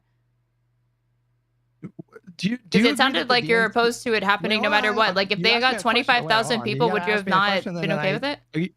You keep doing this thing where you ask me a question and then I begin to answer it and then you cut me off. Oh, I'm sorry. Like it's happened like so many times. I'm sorry. I don't mean to cut you off or whatever. Get overexcited. Do you agree that the DNC is a coronation ceremony? It's a hype situation. Everybody that's out there, it's like, you're getting the crowd hyped up and you're fucking, the whole point of it is like, we want to get people energized to vote for this candidate. Yes. Do you understand that? Like, I don't see why like there's room for, in that hype strategy, why there's room for anti-Trump Republicans, but not Palestinian American Democrats. Because that was literally the most divisive issue in the entire country at the time. Okay, but this is like, for those. Okay, like what if a Zionist group demanded a speaking spot? Would you have supported that? What? I wouldn't be surprised if they did it. Yeah, like I'm not surprised. No, what if if they like a did that, Zionist but- group, like a super pro-Israel group that's like dedicated to like we need to beat Hamas and blah blah blah, and they had like significant numbers, and like what if they Didn't that demand? Should happen? they Didn't I demand- remember they brought families from the hostages up, right? I could be Did wrong. you- Maybe I'm thinking of the RNC. No, we're talking about Zionism. People like not just like vaguely supporting like bring the hostages home. It's like Like, people would that I are, like- personally support it? No, but I would also recognize that like this is like clearly for voters other than myself or whatever. In the same way, I would expect those same voters to recognize that like if they're bringing a Palestinian American up there, that even if you're personally opposed to it, it's a pitch to voters that are outside of that are not just you. But you don't think this context like gives it a kind of a different significance? The context was like they were basically promising chaos at the convention, and then Who's they didn't they? get the numbers they wanted. The uncommitted movement. They were pitching a 68 style protest movement. If you know anything about like the 68 primaries, it was fucking chaos in Chicago, and they were wanting to echo that. And then when that Is there didn't like a happen, statement then I could look at where they were saying like it's gonna be like chaos or whatever? you can look at like the various ways that the individual actors that were a part of this movement were tweeting about it, how they were advertising for it. It was obvious that they were trying to echo what happened in the 68 convention, which was chaos. And then when that didn't work out, they tried to demand a slot. And I'm sorry, but you don't understand the concern that maybe Kamala's team had about like, like what if they get up there and they go off script and they say something that's crazy divisive? Like, you're not going to take that risk in that spot as a nominee. I mean, Like, I get how the many thousands of other activist groups do you think should have demanded a speaking spot at the she had a DNC? pre-approved speech. I listened to the speech that she was going to that Georgia Democrat was going to give. It was entirely inoffensive. But you don't know, like the point was that there was a risk that possibly they could have gone off speech. And That risk exists with any single person that gets up on that stage. the risk is significantly lower if it's like a fucking sheriff in Texas that's just like vaguely, like How about an Democrat. anti-Trump Republican? about- You never know what the fuck they're gonna say. Republicans are fucking mean, crazy I to me. feel Even if like you're an anti-Trump that's- Republican, you're still a Republican, so you're fucking crazy in my book. Would you acknowledge that it was like kind of risky? Like, No. Do you wait? No hold on. more Like, risky than any other if state, the- any other speaker going off script. Okay, we just don't agree on that one. I don't know. I don't know how to like. Obviously, there was risk there. It didn't mean that she didn't care about Palestinians, but the purpose of the convention is to get people excited. And these people had the uncommitted movement had demonstrated an intent to be a sort of like chaotic presence. But they're not the source of the DNC. chaos. The Democrats supporting this is the source of the chaos to me, and I don't think the onus is on people to just shut the fuck up about it. I think I it's didn't on say people them. should shut the fuck up about it. No, I didn't say that. I'm not saying that you're saying it. I'm saying that I don't think that the onus is more on activists, constituents, individual voters than it is on the party to recognize like where their base is shifting on this issue and to potentially make overtures to accommodate that. They do it with every other issue. They started pivoting right on immigration very, very quickly. That bipartisan border bill had tons of things in it that I was like, they should not have fucking conceded this or whatever. But I realized they were trying to win a general, and they felt that was the pitch that they needed to make to voters. I disagreed with it, and I thought it was terrible Their strategy. own voters. I mean, But their own I knew majority. that. Majority of Democratic voters supported that bill. You know that, right? Like their own voters were pressuring them to take action on the border. Like they weren't just doing that to try to like Yeah, like, and then 700,000 look conservative. It voters was just- and 700,000 voters went out of their way to vote uncommitted. So they were trying to pressure the party as well, and that's not something to be ignored. So, I mean, do you think? but on that, really, wait, I did want to ask you this question. So you said because only 3,000 people showed up, they shouldn't get a speaking spot. If the 25,000 had showed up, should they have gotten a speaking spot? Even more no in that spot, obviously. Then why did you make it sound like the reason why they shouldn't be given is because it was only 3,000 people that showed up, and then never mind the 700,000 people that voted. But now it just seems like you were principally opposed to it no matter what. So it seemed like no matter how many people they brought out, no matter how many people voted in the uncommitted, like for uncommitted in the primary, you just are principally opposed to it. So why even make gestures or like signal the idea that like there was something that they could do that would get you okay with it when it's like it doesn't seem like they could. I'm not morally opposed to someone advocating for like an arms embargo. I'm not saying that's morally bad. I support that kind of thing. I'm talking about put yourself in the shoes. You're a campaign strategist for Kamala Harris. You're at the convention. Your only job is to be there to get people excited to vote in this election for Kamala Harris. And then a group that advertised themselves to be a somewhat chaotic presence is now making a demand to speak at your convention. And I can't get you to like put yourself in the shoes of a campaign strategist and be like, we're not going to do that. I can't have already put it, but I think ultimately it's the wrong choice. I'm not saying that they should have zero reservations. I'm saying I understand the reservations, but ultimately the smarter thing I think would have been that it's still less risky to allow them to have a speaker with a pre-approved speech, a Palestinian American Georgia Democrat, and that we listen to our constituents, our voters. These are not just random chaotic people. These are there. I assume if you're showing up to the DNC to protest, you're a voter. You're probably a Democratic voter, or you want to be. So I think it's important to listen to those people. You act like they're agents of chaos that are like just like from nowhere or whatever, but these are people that to me seem as organized as you can, like the most organized and most disciplined activists who are passionate about this issue, because they actually took the time to go to the DNC. They actually took the time to vote uncommitted in a primary. We're spending a lot of time talking about the primaries, but like when we get to the general, this is when the big decision is made. Do you even disagree that not voting for Kamala was a horrible decision? No. Everyone who could have voted for Kamala, who was of voting age, should have been voting for Kamala Harris. So your issue with Contra is that she shouldn't be talking about those people. Rather, she should be talking about the Democratic Party. And just like, is there ever an appropriate time to criticize people for making a bad choice like that? Or criticizing people that have platforms who played into this climate of just exclusively focusing on Democrats and not properly educating their followers on the unique dangers that Trump posed? Like, is there ever a time we can talk about that? Well, yes, of course. But I think in the context of her, this is the first statement that she's made on Gaza. And like, it's been almost 2 years, 20 months since like October 7th, since all of this began, right? And if this is the first statement, and within that statement, you even acknowledge that a genocide is going on, then I expect the priorities to be, and like what you choose to talk about in that statement, to be a bit different. I'm not going to lie. I'm not saying she can't make the thing, but I expected there to be a more, I guess, something more robust than what she offered. And I mean, you even said at the beginning of this that like when we got onto the statement, you were saying that like to offer a criticism without offering an alternative or like guidance for what would be helpful and like what they ought to do instead is like of course you're going to get the reaction that she did, because you're criticizing people, you don't provide an alternative, and so they have a very uncharitable interpretation. They view it as hostile.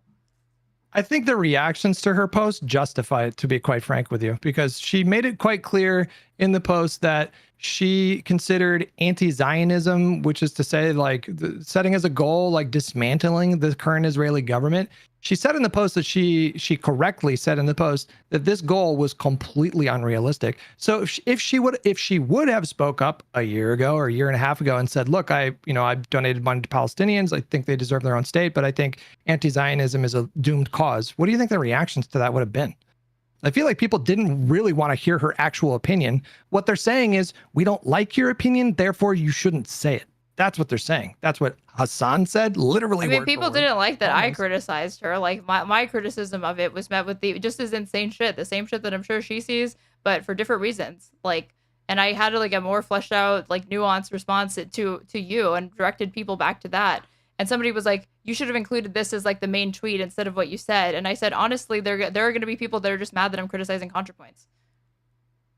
I mean, that's fair. That dynamic exists like everywhere. I don't think it's specific to the like online left or the pro-Palestine left or anything like that. It's just some people are not going to like that I criticize Contrapoints. I mean, you don't like that I criticize Contrapoints, but that's fine. No, I don't.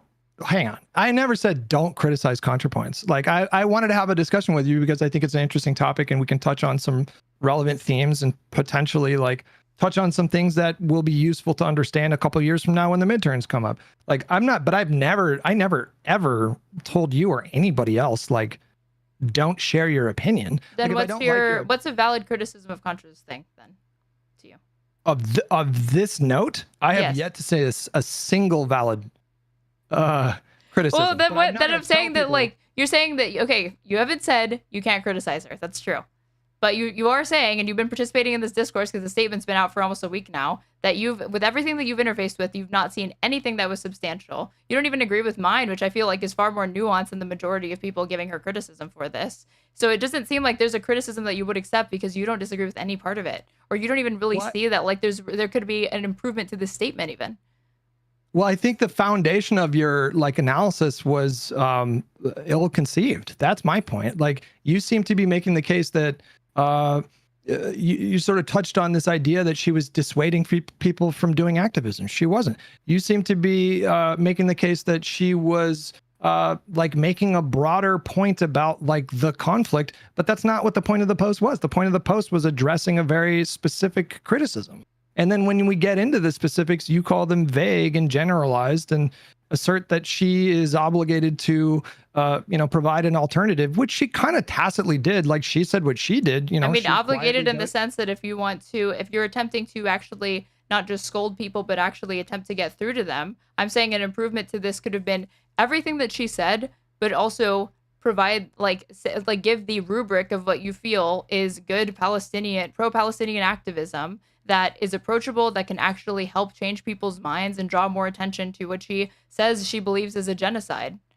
I think, and with that urgency, or like with that in mind, to me, it's like, yes, there's plenty of room for criticism, because the people that needed to hear it the most, in her opinion, were the people that were the most hostile to it. So I'm like, okay, something could have been done better here, right? Because I thought she wanted to reach those people.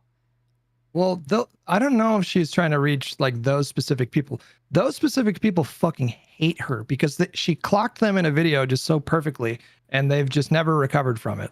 And she's had like a storied history of arguing with this particular type of leftist, the one that don't really take electoral solutions seriously. She's been kind of sparring with these people for like 8 years now.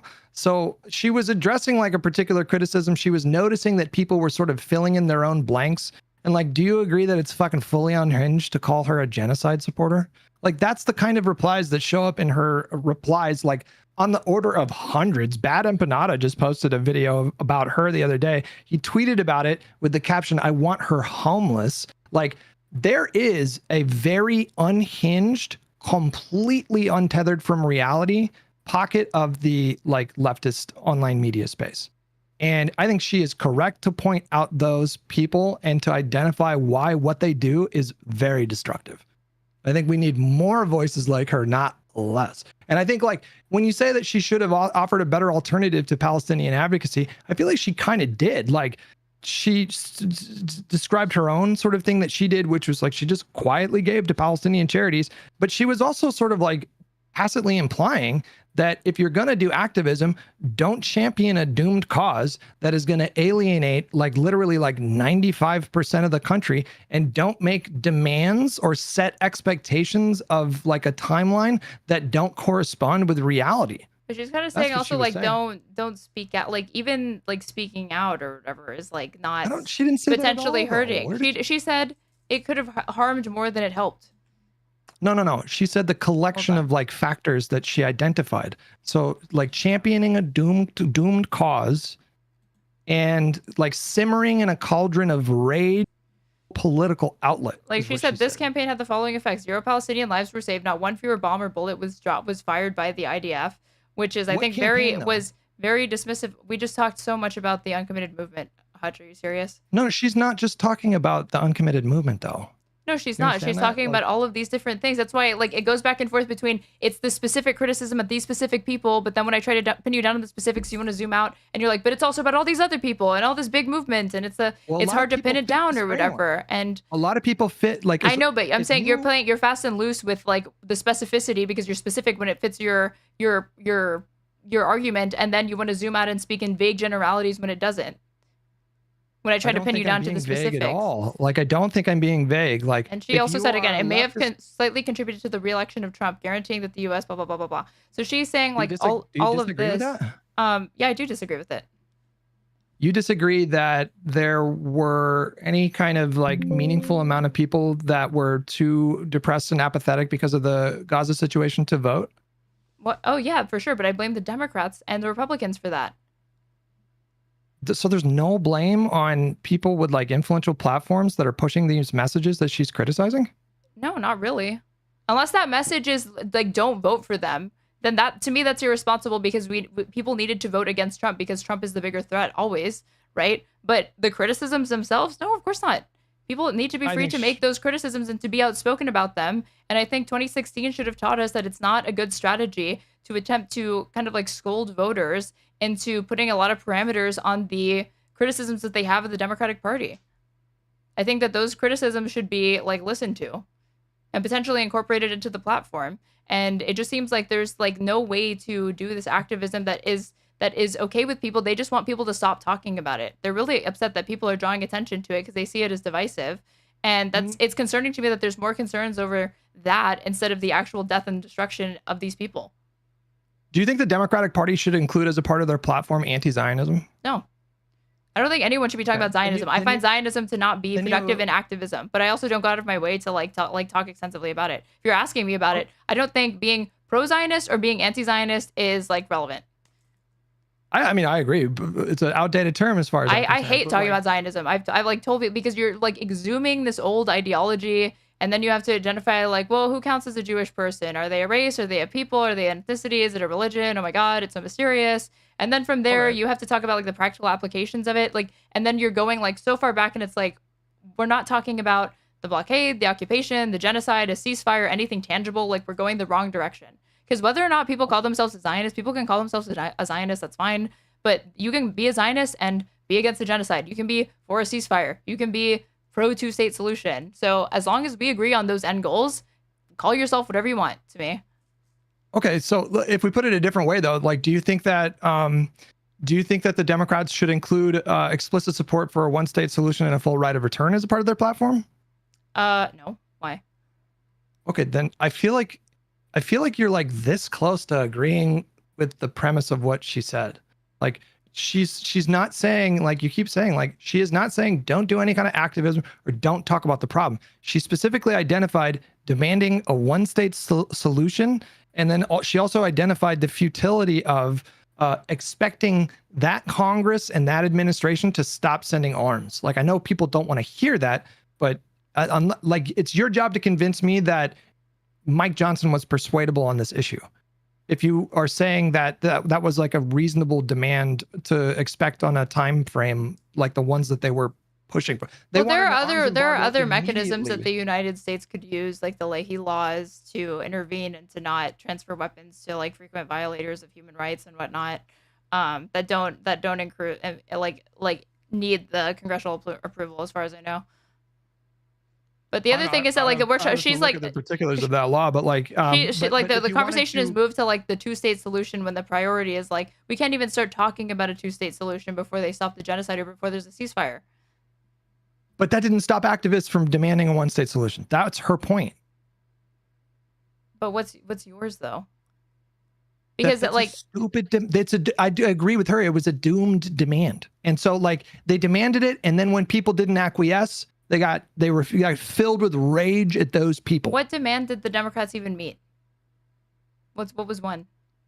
Because they can't even get a top of my head. Oh, okay, that's a problem to me. That's a huge problem because again, I'm not talking about general demands. Wait, I'm talking about specific thing here. That's a specific demand. Okay, so you have a coalition of people, and their demands are: I want a permanent ceasefire, I want an arms embargo, and I want a one-state solution. And we want something we want someone to speak about this, and we want like to divest from Israel, and do like all of these things, right? If the Democrats had, out of those demands, said, okay, we can't say we're going to incorporate the one-state solution into our platform, and we can't say that we're going to like cut all financial ties to Israel, but here's what we can do: we can promise that there's going to be a permanent ceasefire and try to push for an arms embargo. I think those people would have been satisfied. That's typically how like demand-based protests work. Is that like you have your grievances, and then the people in charge should try to listen and accommodate like the grievances that they can. And I guess I'm just confused about this because I feel like she would like agree with the general premise of like asking for arms embargo or this kind of activism. The problem was like, you have like, as we talked about it in the beginning of the conversation, she was saying that like if we're ever going to get to a point where the government makeup would be open to something like an arms embargo to Israel or to take a much tougher stance against Israel, that would be like a multi-year project. And I know people don't want to hear that when like tens of thousands of people are dying. No, you were downplaying that like the UN Security Council vetoes, and those are a big deal. Those are a huge deal because we're a member state. And she was saying there's only these mechanisms, and she's not thinking about different institutions that we could use. You know, the Congress appropriates these funds. And so like the Congress had appropriated an annual aid package to Israel on the order of $3.5 billion shortly after October 7th. the Congress appropriated something like $20 billion to immediately go to Israel to not just like fight Hamas, but like maybe they wanted to send a signal to other regional actors that, you know, don't use this opportunity to try to invade because they have the full backing of the United States. This is tied to US foreign policy that goes back like several decades. She was making the point that like all of these things, if they're going to be unwound, that is going to happen over like a period of, that's going to be a multi-year project to unwind these things. Therefore, like demanding an arms embargo and then saying, fuck the Democrats, I'm not going to vote for them because they didn't meet this demand. She's pointing out the futility of that demand. She's saying that like, why would you make a decision that could possibly help someone like Donald Trump win over a demand that had no chance of being met? I guess I just see it as like a distraction, especially in the context of like, but like, I need to disaggregate, I guess, like my criticisms of what you've said versus like the criticisms of what she said and what I felt that she left out.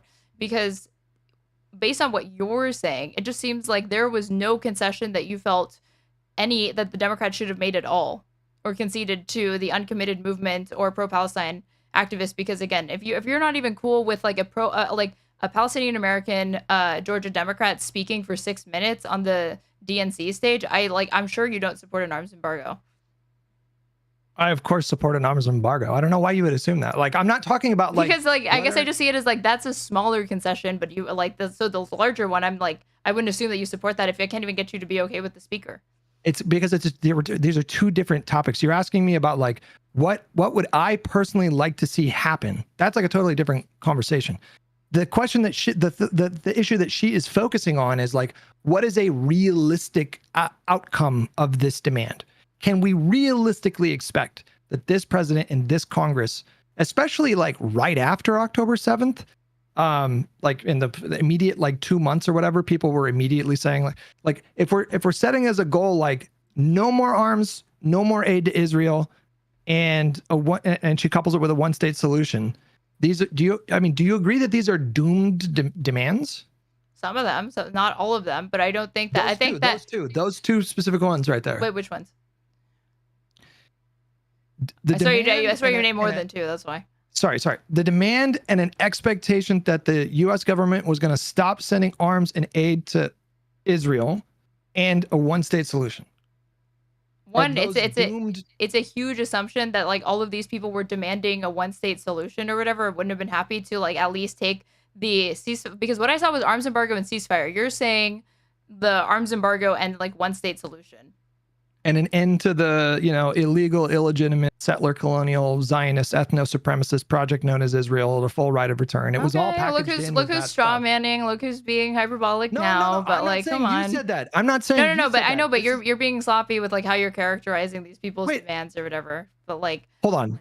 Ask your chat if they did not see like thousands of examples of people using this exact language. I'm sure they did, because we're talking about like whatever people saw on their Twitter or whatever. That's not like what insight does that give me into anything, Hutch? What my chat thinks, like 100 people watching me. Come on. Movement. No, but we're describing the specific movement that she's criticizing, though. Like if you weren't making those demands, she wasn't talking about you. Okay, well, I don't know that. Like, I don't know how online the Kamala Harris campaign is. Like, I just don't know that people should like, for your like, if like. People that are fighting for queer rights and equal marriage, right? At a time where like you had George W. Bush literally saying we need to consider a constitutional amendment to make sure that gay citizens do not have access to the same rights as straight citizens as far as being able to get married, right? When you have the compromise being from Bill Clinton, like don't ask, don't tell, because he signed that into law. But that was actually like the compromise position. It's like if you're a equal rights activist for gay people at that time, where the fuck do you think, like, how productive is it to be like, yeah, we want to be able to have like, not just civil unions, which would have been probably more feasible, more pragmatic, more immediately possible. We want equal rights and access to marriage, and we want to be able to adopt kids. Like, do you think that they should compromise on that just because it seems very, very unlikely that it's going to happen? And like, how much do you think that they should compromise on it? No, but I think like you can find countless examples of activist groups engaging in electoral strategy very pragmatically. Even Martin Luther King engaged in electoral strategy very pragmatically. And you can find example of activist groups that were very demands based You could like there's one of the reasons why Nixon was able to win so convincingly in 1968 was because of like the demands-based activism of the anti-war movement, and that led to Richard Nixon, who yes, he withdrew troops from Vietnam, but he bombarded Laos, Cambodia, and Vietnam with bombs and killed more like people Trump, with those bombs. He lied like Trump. Sorry, what? He lied like Trump to get elected. No, but I'm just saying, Nixon like did. that was because he said he ran on ending the war, and then he got in there, and he and Henry Kissinger were like, we don't think we could, like, we're gonna secretly bomb Cambodia. Obviously, they didn't tell the public that at first, and then they continued the war because they're like, we could still win. No, but that's not the point I'm making, though. Like I'm making the point that one of the reasons why Nixon won was because the coalition on the left was so fractured, and there was so much demands-based activism going on. So, like again, like I'll just repeat the point. Contra is not saying that like you shouldn't set as a goal transforming the Congress or the party makeups into a government that is more likely to be tougher on Israel. She's not saying don't do that. She's saying that's going to take years. And anybody who was demanding it happen just then in that moment, they were championing a doomed cause, unless you can convince me how Mike Johnson could have been persuaded. So people don't want to hear that, because especially if they're in an activist group, nobody wants to hear like you're not going to be able to do what you want to get done in the next like 6 months. I think if you're saying this could have slightly be contributing to the re-election of Trump, and what you didn't make a single fucking difference, you kind of are saying to people like, don't do what you're currently doing, and you're not providing an alternative of what they ought to do. And yeah, I kind of do think that ends up being that what people take away from it. Even if that's not what she intended, even if she thought she was being precise or whatever, that has clearly been the reaction. And you think it's like everybody's so crazy, that would have been the reaction anyway. I know she would have gotten backlash no matter what, but I don't know that it would have been this staunch if she had included the things that I'm saying she definitely should have included if she believes it's a genocide. I mean, I saw countless examples of celebrities that took positions where they were, you know, like people. Why don't we talk about like Ethan Klein for a second here? Like why? Because I think it's relevant. Like we went from talking about like a genocide and like Contra's thing on Israel Palestine to like let's pivot to this like this ridiculous online like drama. No, because I'm making a point. Like I can just make the point real quickly when we don't have to say linger. Okay. He came out with a position like over a year ago, very shortly after the conflict. His position was, fuck Netanyahu. He deserves to, you know, die in a prison cell. We need to replace the current ultra-nationalist Israeli government. And we need to stop this military campaign into Gaza. But it should be a two-state solution.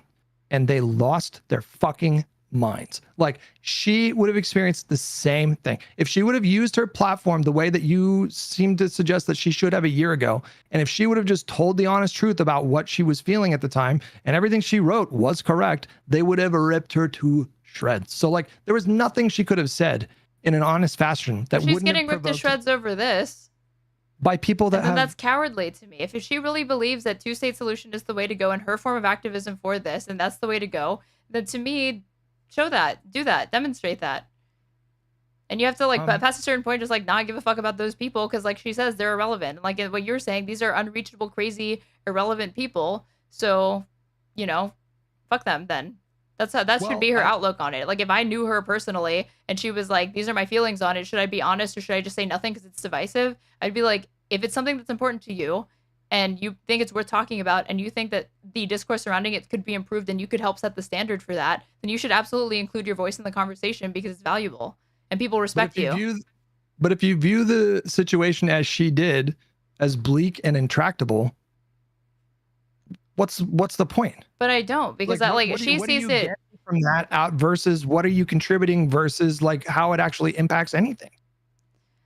I just think it's very like a short-sighted way of understanding activism. I just kind of fundamentally disagree with her that like I wouldn't say the No Kings protest was pointless just because there wasn't like a tangible demand with it. I wouldn't turn around to somebody who participated in the No Kings protest and be like, oh, was Trump impeached yet? Was he removed from office? No, then your thing did nothing.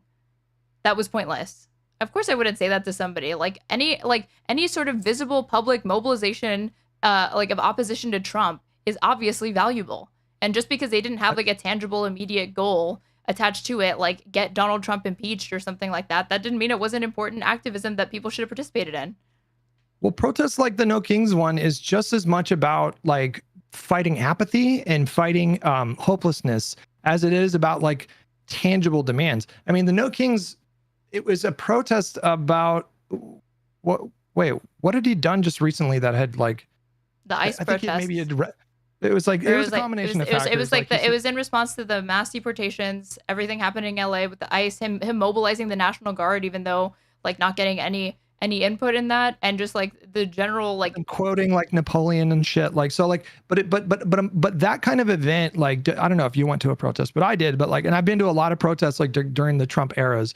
And like, I think like the most important thing, like I never went to a protest that actually accomplished anything, to be honest with you. Like literally, like we did the airport protest, but that didn't come from a bill from Congress. It was a Supreme Court decision that blocked the initial Muslim ban.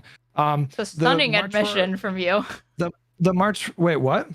You said I've been to several protests, but I don't think that you've been to one that you felt like really like meaningfully accomplished something. But if then that's the case, and that's your outlook on protests, then why not see the value in the pro-Palestine protests?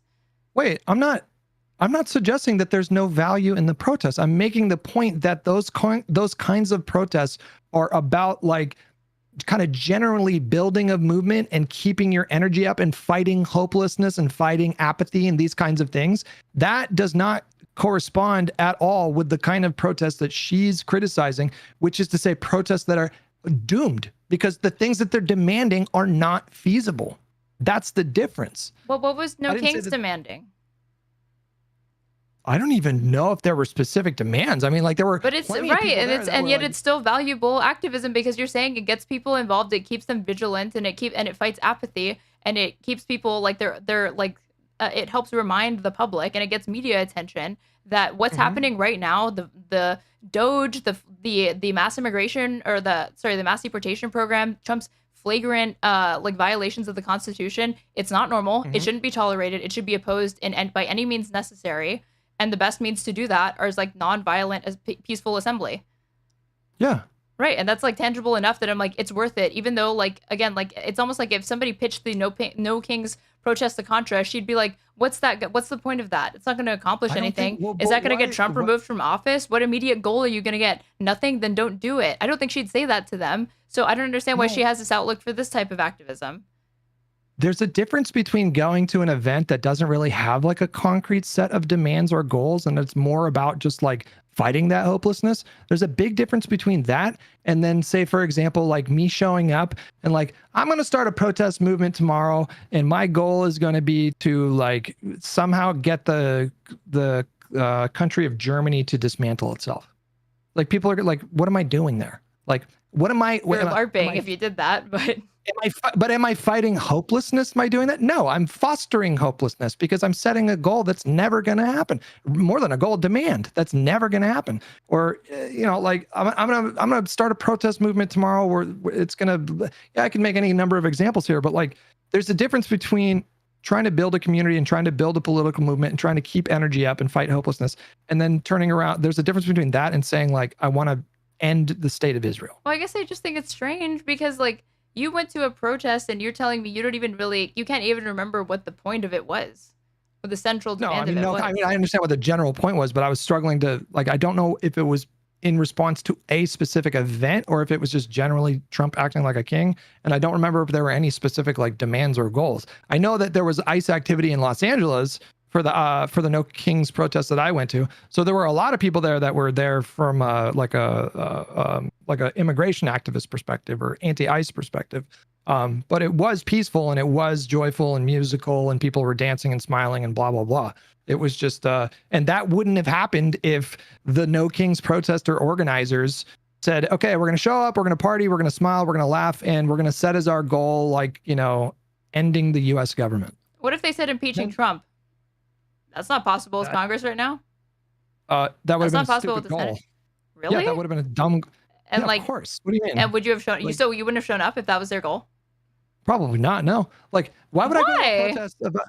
Because what would be the point? Are we trying to convince? To Mike agitate, to draw attention to it, to show people. Mike Johnson and Mitch McConnell that, you know, Donald Trump should be impeached. To pressure anyone, but whether it be Republicans or Democrats, sympathetic to the idea that obviously Trump does not care or give a shit about the Constitution. He's not interested in upholding it. And if our elected officials actually gave a shit about that, they would be taking as much action as possible and trying to mobilize that, you know, and to inspire that.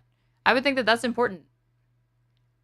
I think it's fine to be aspirational in your activist movement or your advocacy generally. Like, I think that, you know, you should envision a future that looks better than the present that you're in. And to the extent that you feel like you can make a difference, you should absolutely participate. However, I'm going to take issue if your particular activist movement presents demands that have no realistic mechanism in the short run whatsoever. Like, if you're saying, like, you know, in the future, I want my government to stop sending so much money to Israel. Okay, great. Plot it out, game out. What does that path look like? You're going to have, you got a special election over here coming up. You got the midterms. This is going to be a multi-year project. If you're saying, like, right now, I want arms to stop being sent to Israel. And if you don't do it, I'm not going to vote for you. And right now, I want the end of the state of Israel. And if you can't make that happen, then I'm not going to support your party. This is counterproductive. I mean, I've granted you that characterization of events, but I clearly disagree with it, because to me, the thing that has motivated the most people to be mobilized and speak out for Palestine has been calling for a ceasefire and an end to the genocide. And in some cases, there's been calls for an arms embargo or divestment and stuff like that. And are you going to get all of it? No, but you fight like hell and you try to get what you can. In the same way, if the No Kings protest, I don't think they lose legitimacy if their goal was like, we're trying to pressure any politician that will listen to bring forward articles of impeachment to try to impeach Trump. I wouldn't say to them, that's not going to happen. Like, this is fucking stupid and pointless. And it's actually would be better if you had zero demands. I'd be like, no, you should push for that. Even though I think it's unrealistic, you should do it. You shouldn't only protest for things you think are easy wins. Okay. Let me make the point this way. Okay. I think I can massively simplify this. Okay. Okay. What do you think per capita, as like a percentage of the amount of people that showed up to that event? Which event do you think was more energizing in that, like, which event turned out the most voters in, like, the next election? The No Kings protest or, like, the college campuses? The No Kings, it's not even a question. They were, like, some of the largest protests. All right, then I think that. But they did skew. They skewed older. Protest. It was like a lot of white retirees. Like, I did think that, like, a lot of young people were missing. The one that I went to, there were a lot of, like, older people there, but there were definitely, like, probably 30-40% of people were there. Oh, were, like, I'm not speaking to the one that you went to. I'm just saying in general. Okay. I saw a report that it skewed to, it was like boomers, people that were retired, and mostly a lot of white people. But guess what? Boomers vote, retirees vote, white people vote. So I'm fine with that. But it would have been better if it had like it clearly didn't bring out, like, younger people, and I was hoping that it would. I was hoping that it would bring out more young people. I expected that, and it didn't. Oh, well, at the one in Los Angeles, there was no shortage of young people. I saw them. I interacted with them. And I think you're acknowledging right there that some forms of activism are more effective than other forms. But I never denied that. I never. Well, that's her point. I don't think that's her only point. I think there's more to it than that. I think that's her point entirely. But I think there's a disconnect here. But I have praise for different parts of this and criticisms for other parts of it. But you exclusively have praise, and you can't even conceive of what would be a valid criticism. I haven't heard a compelling argument from you about these points. I just disagree. Not just from me, from anyone. That's fine that you disagree, but I'm saying that like there are to me it is pretty strange to me that you can't see that there's room for improvement in this statement when. Like, the whole point isn't just to virtue signal and to piss people off, but to actually communicate with people and reach people. Then I think she failed in that, you know, unless her goal was to just demonstrate to everybody, see, these people are crazy. Like, you can't reason with them. But I do think that there was a way to construct this message so it didn't bring about so much backlash. And there were some people that I felt like were asking her to virtue signal, and that's silly. I think that, like, it shouldn't have been shorter. If she wanted to, if she could have expanded upon this, I thought it would have been better. And I think, you know, that's a valid criticism to me. I guess you don't think that that's a valid criticism, or it's unreasonable, I suppose. I don't know. Well, is there, so, like, if you had to pick one point, that was kind of general. Like, if there was one specific critique about a particular section, or if there's one specific critique that you think I should concede more than the others, like, what would it be? I'm putting you on the spot there. If you have to. No, it's fine. But I said at the very least, if she doesn't like the type of activism that's going on right now. And she wants to make it clear this is not to dissuade people from protesting. This is not to dissuade people from speaking out. I'm just saying be more strategic in how you do it, be more pragmatic. Then I think she should have gone in detail into how you do that. Better messaging, ways that are more effective ways, like redirected people to even to whatever resource that she donated to. She, like, a lot of people, there were like the statement on Twitter had like 25 million views. Could you imagine if she had like shouted out some charities or organizations for people to look into that she felt are good advocates for Palestinians? Like, that could have made a big difference to me. I've never found that argument very persuasive, because there's literally 1,000 causes that we could place these similar demands on. To, you know, every time she posts, she should link to, you know, this or that cause. You know, I just you did say you put me on the spot, and I'm saying here's an example of something that could have been more positive, because I don't think, if she's not intending to just make people be inflammatory and make people pissed off and to demonstrate like, see, these people are crazy, and she actually wanted it to be somewhat productive, then I think that would be good. Like, here's an example. In, I think, 2020, all of Contra's videos are these like long cinematic masterpieces. I've watched almost all of her videos. I've watched all of the majority of the content that she's even since removed from YouTube, unfortunately, even though it's very, very good content. I've been a Contra fan for a long time. And in 2020, she made a short video called Voting, just 20 minutes, and she made substantive criticisms of the online left. She steel-manned their arguments, she gave rebuttals, and then at the end, she showed people how to vote, and she directed them, here's how you register to vote, here's where you can, like here's how you find your precinct and what you need to do so you can be ready to go vote. And to me, I was like, this is perfect, because it was short, it was to the point, she didn't strawman anybody, she tried to critically engage with what her opposition was saying, she tried to reach them by making persuasive arguments that she thought could resonate with the people that she's trying to reach, and then she directed them to put their energy towards like a call to action that was productive, which was, here's how you register to vote, so vote. She didn't just end it on, here's all the criticisms that I have. I personally haven't done too much, but I definitely don't like what you're doing. Peace, you know, which I think is the takeaway from the people that needed to hear it the most, according to Contrapoints. Well, I think like a necessary, like a really crucial element of her post was this feeling of hopelessness about the situation. And so I think she was communicating pretty explicitly that she didn't really see like a lot of to do anything like meaningful in the immediate. And I think that's a valid perspective. Like, I think like this is like the major sticking point.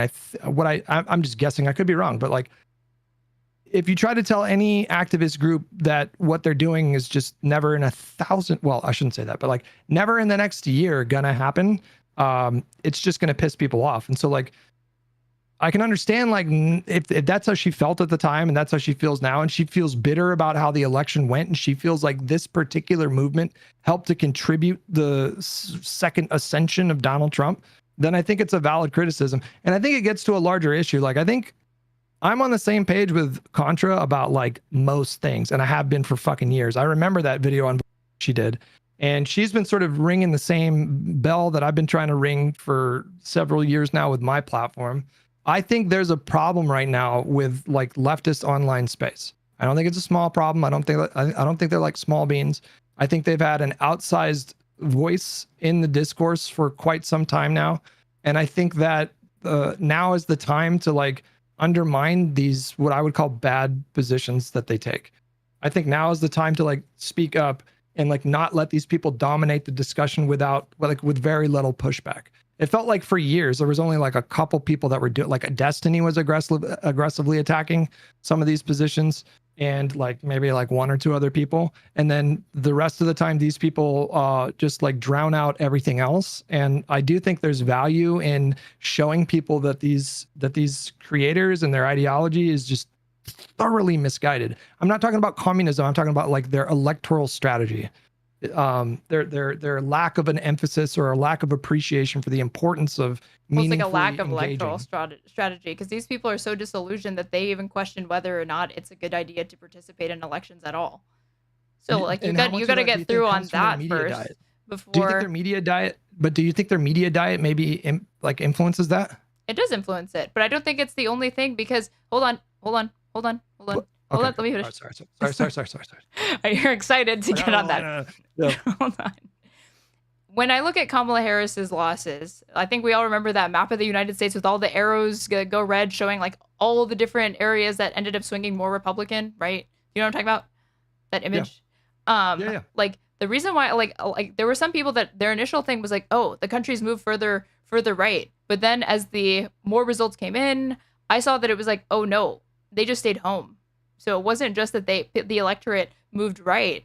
It gives that impression because like more Republicans voted than Democrats, but like over 10 million voters stayed home. So clearly this is not just relegated to like online politics. Like people that have never never even had like a Twitter account. They barely use Instagram. They don't use Facebook. Clearly sat this election out. And so they have a lot of like issues to work on that aren't just related. And like that was completely unrelated to Palestine. I know that. So they have a lot of issues. And I don't think it's exclusively just about media diets entirely, you know, or even majority about it. I think there's a lot of shortcomings that the Democratic Party has because they have lost even like voters that used to show up for them and some normies. I don't know how to quantify like it's this percentage media diet and this percentage, you know, just the current climate. I don't know how to quantify that.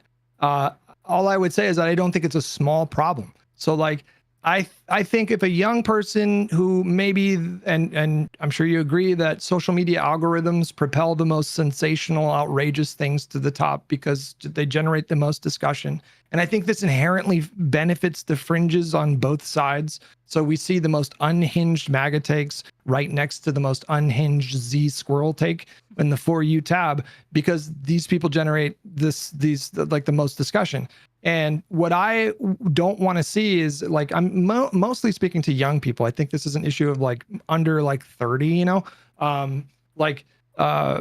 what I want to try to push back against is like, I think that Contra is a valuable voice to counter program people like, you know, Mike from PA, who says he's going to vote for Kamala if she picks Tim Walz, and then she picks Tim Walz and he says, he blocked me over that. I called him out over that and he blocked me. So I know that, I know that frustration. Yeah, there are many such cases, and I think it is a worthwhile endeavor to push back against that crowd because they've had this massive bullhorn for the last several years, and we need more like not even just normie libs. Like this doesn't even need to be like an ideological divide. We need people that recognize the importance and the necessity of engaging in electoral politics meaningfully. And so if you're a communist and you agree, or if you're a libertarian and you agree, or a never Republican or normie lib, and you agree that the Republican Party is uniquely dangerous, and number two, we have to use our vote to like meaningfully oppose these people. We cannot let them win. As long as you fit that two criteria, I think you align with like me and this issue. Well, I definitely agree with. Well, that's why I was disappointed with this response, because I know how persuasive and how intelligent Contrapoints is, because I've consumed her videos for a long time, and I just felt that this was not the best argument that she could have made, nor was it, and it was far from the most persuasive, clearly, because like you acknowledge, and like I'm saying, the people that she needed to reach the most, she clearly did not reach, and I know she's capable of doing that and bridging a divide between herself and people that clearly disagree on a lot, and I used the voting video as the case study to demonstrate that. So I never argued she should not criticize these people. I'm saying that if you're going to make the criticism and you want it to land and you want it to not just be a virtue signal to other people or come off that way, and you want it to be persuasive and reach some people, then I don't think that this was the message to do it. I don't think it's a good idea to judge the effectiveness of this post based on the consensus from like leftist content creators. So they're all doing this thing. Her post is nothing but a judgment of those creators, though. No, that's not the point though. Like, I don't think we should judge the how effective the post was, because like I watched both Hassan and Vosh's reaction to this post, and both of them were like, I don't know why she did this. Everyone's going to laugh at her. And I thought that was the most telling part, because I was like, what a wildly narcissistic, like, of course you guys are going to mock this. She fully expected that to happen. But I'll bet you anything, I will bet you anything, that Contra gets dozens and hundreds of emails all the time about like thanking her for pulling them back from the lefty fringe. I would bet so much money. So like, I'm not going to sit here and tell you that post was not effective. I'll bet you anything she made a persuasive argument and brought some people back from the fringes. Well, if she could do that, then imagine if she used her platform to bring awareness to the genocide. I think that's what people were thinking, because they know that her platform has been an effective way to de-radicalize people and to bring attention and to persuade people in favor of social causes, like being in support of anti-racist causes or being in support of trans rights, to people that were not only skeptical but like actively hostile to these ideas, and yet she's been able to do it. So they felt like very disappointed to see her not speak up on a very, very critical and important issue that she even acknowledges is a genocide. And they're like, well, if you acknowledge it's a genocide, then why this response? I think she probably saw what happened to every other content creator or prominent individual who didn't take a one state solution and decided, nope, fuck that. And I don't blame her. I think she probably saw like what they did to Ethan, and she probably decided like, I don't want to deal with that stress. If that's where she's coming from, then fuck that, because I think it's cowardly and it's not indicative of where her videos have been, like who she's tried to reach. She's always been the person that she wanted to reach. I thought the people that were unreachable are fence sitters, like always willing to actually go there and engage directly with those people and their arguments. She's made arguments trying to debunk race realists. She's made arguments to gender critical people, aka trans, like TERFs and transphobic people. She's made arguments to people that were like skeptical of BLM, like reaching out to people like how to like de-radicalize like Nazis and stuff like that. Those are people that are like that's like far more harder to reach than people that are pro-Palestine, in my opinion. And if she could do that, then why can't she do it with pro-Palestine people? It's not. So again, it's not pro-Palestine. It's leftist pro-Palestine people that were doing the specific things that she's talking about. But like, I'm not going to judge anyone for not wanting to deal with this particular crowd.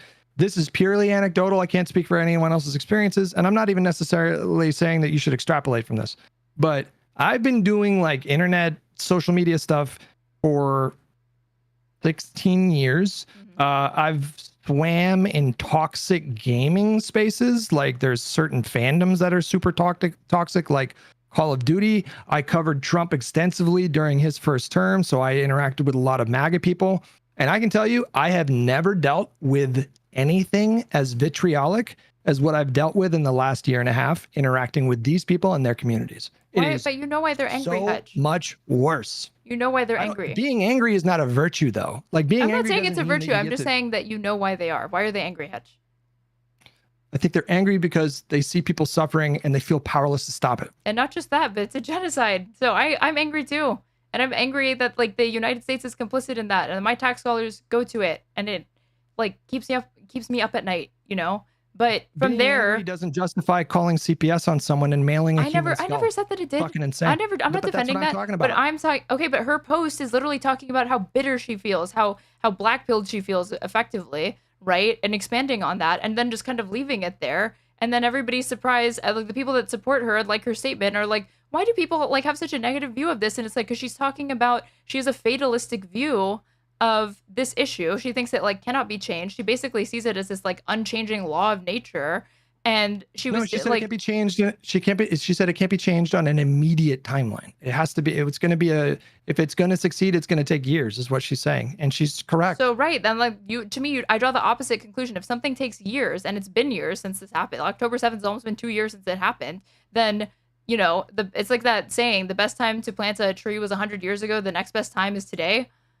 That's how I see it. That if it takes years, then we better get started right now. You better start helping, like trying to push people and start persuading people right now because it's urgent. Well, did we get closer or further away from this? Well, I mean, we'd have to unpack the like the people are angry about the genocide, and she is bitter about their response to the genocide. I see anger from all parties here. I think she's bitter at people that swam in that rage with no effective political outlet, and then became so jaded that they, in some small part, helped Donald Trump win. I think that's what she's upset about. And I think like Donald Trump winning had a direct impact on her life and everybody else's life who now has to have every other trans person in this country who now has to, they're forced to endure the humiliation of having a fucking passport with a gender identity that is not congruent with their identity. Like, and that's a kind of like a superficial thing, but it's humiliating. And now we're seeing. It's not superficial to me. It's people's lives. Like I take all of that very, very seriously. It's not just a passport. Like you're saying it. They intentionally went out of their way to be cruel to a group of people in this country that's already a vulnerable minority to begin with. I understand that. Like, I'm saying I think she has a right to be upset, and I think she has a right to criticize people that she thinks contributed to that setting. well, the same way you that understand that outcome. people have a right to be upset about the genocide, but then that doesn't mean that doesn't give you license or the excuse to just do and say whatever the fuck you want and be completely irresponsible with your rhetoric or not be productive. You should try to channel that anger into something productive. I think the same way that she has bitterness and angriness towards both the genocide and the reaction to it online, then she should try to take her own advice and channel it into something productive. Well, More productive than this, because again, I just think I agree with you that it's always going to be hard to assess how productive a message was, because like I am going off of like I'm just checking the dipstick and seeing how people reacted to it, and clearly a lot of people did not like it, and so I'm taking that to mean like, again, it didn't land with the people that it needed to, so I think it failed in its messaging, and it could have been more productive.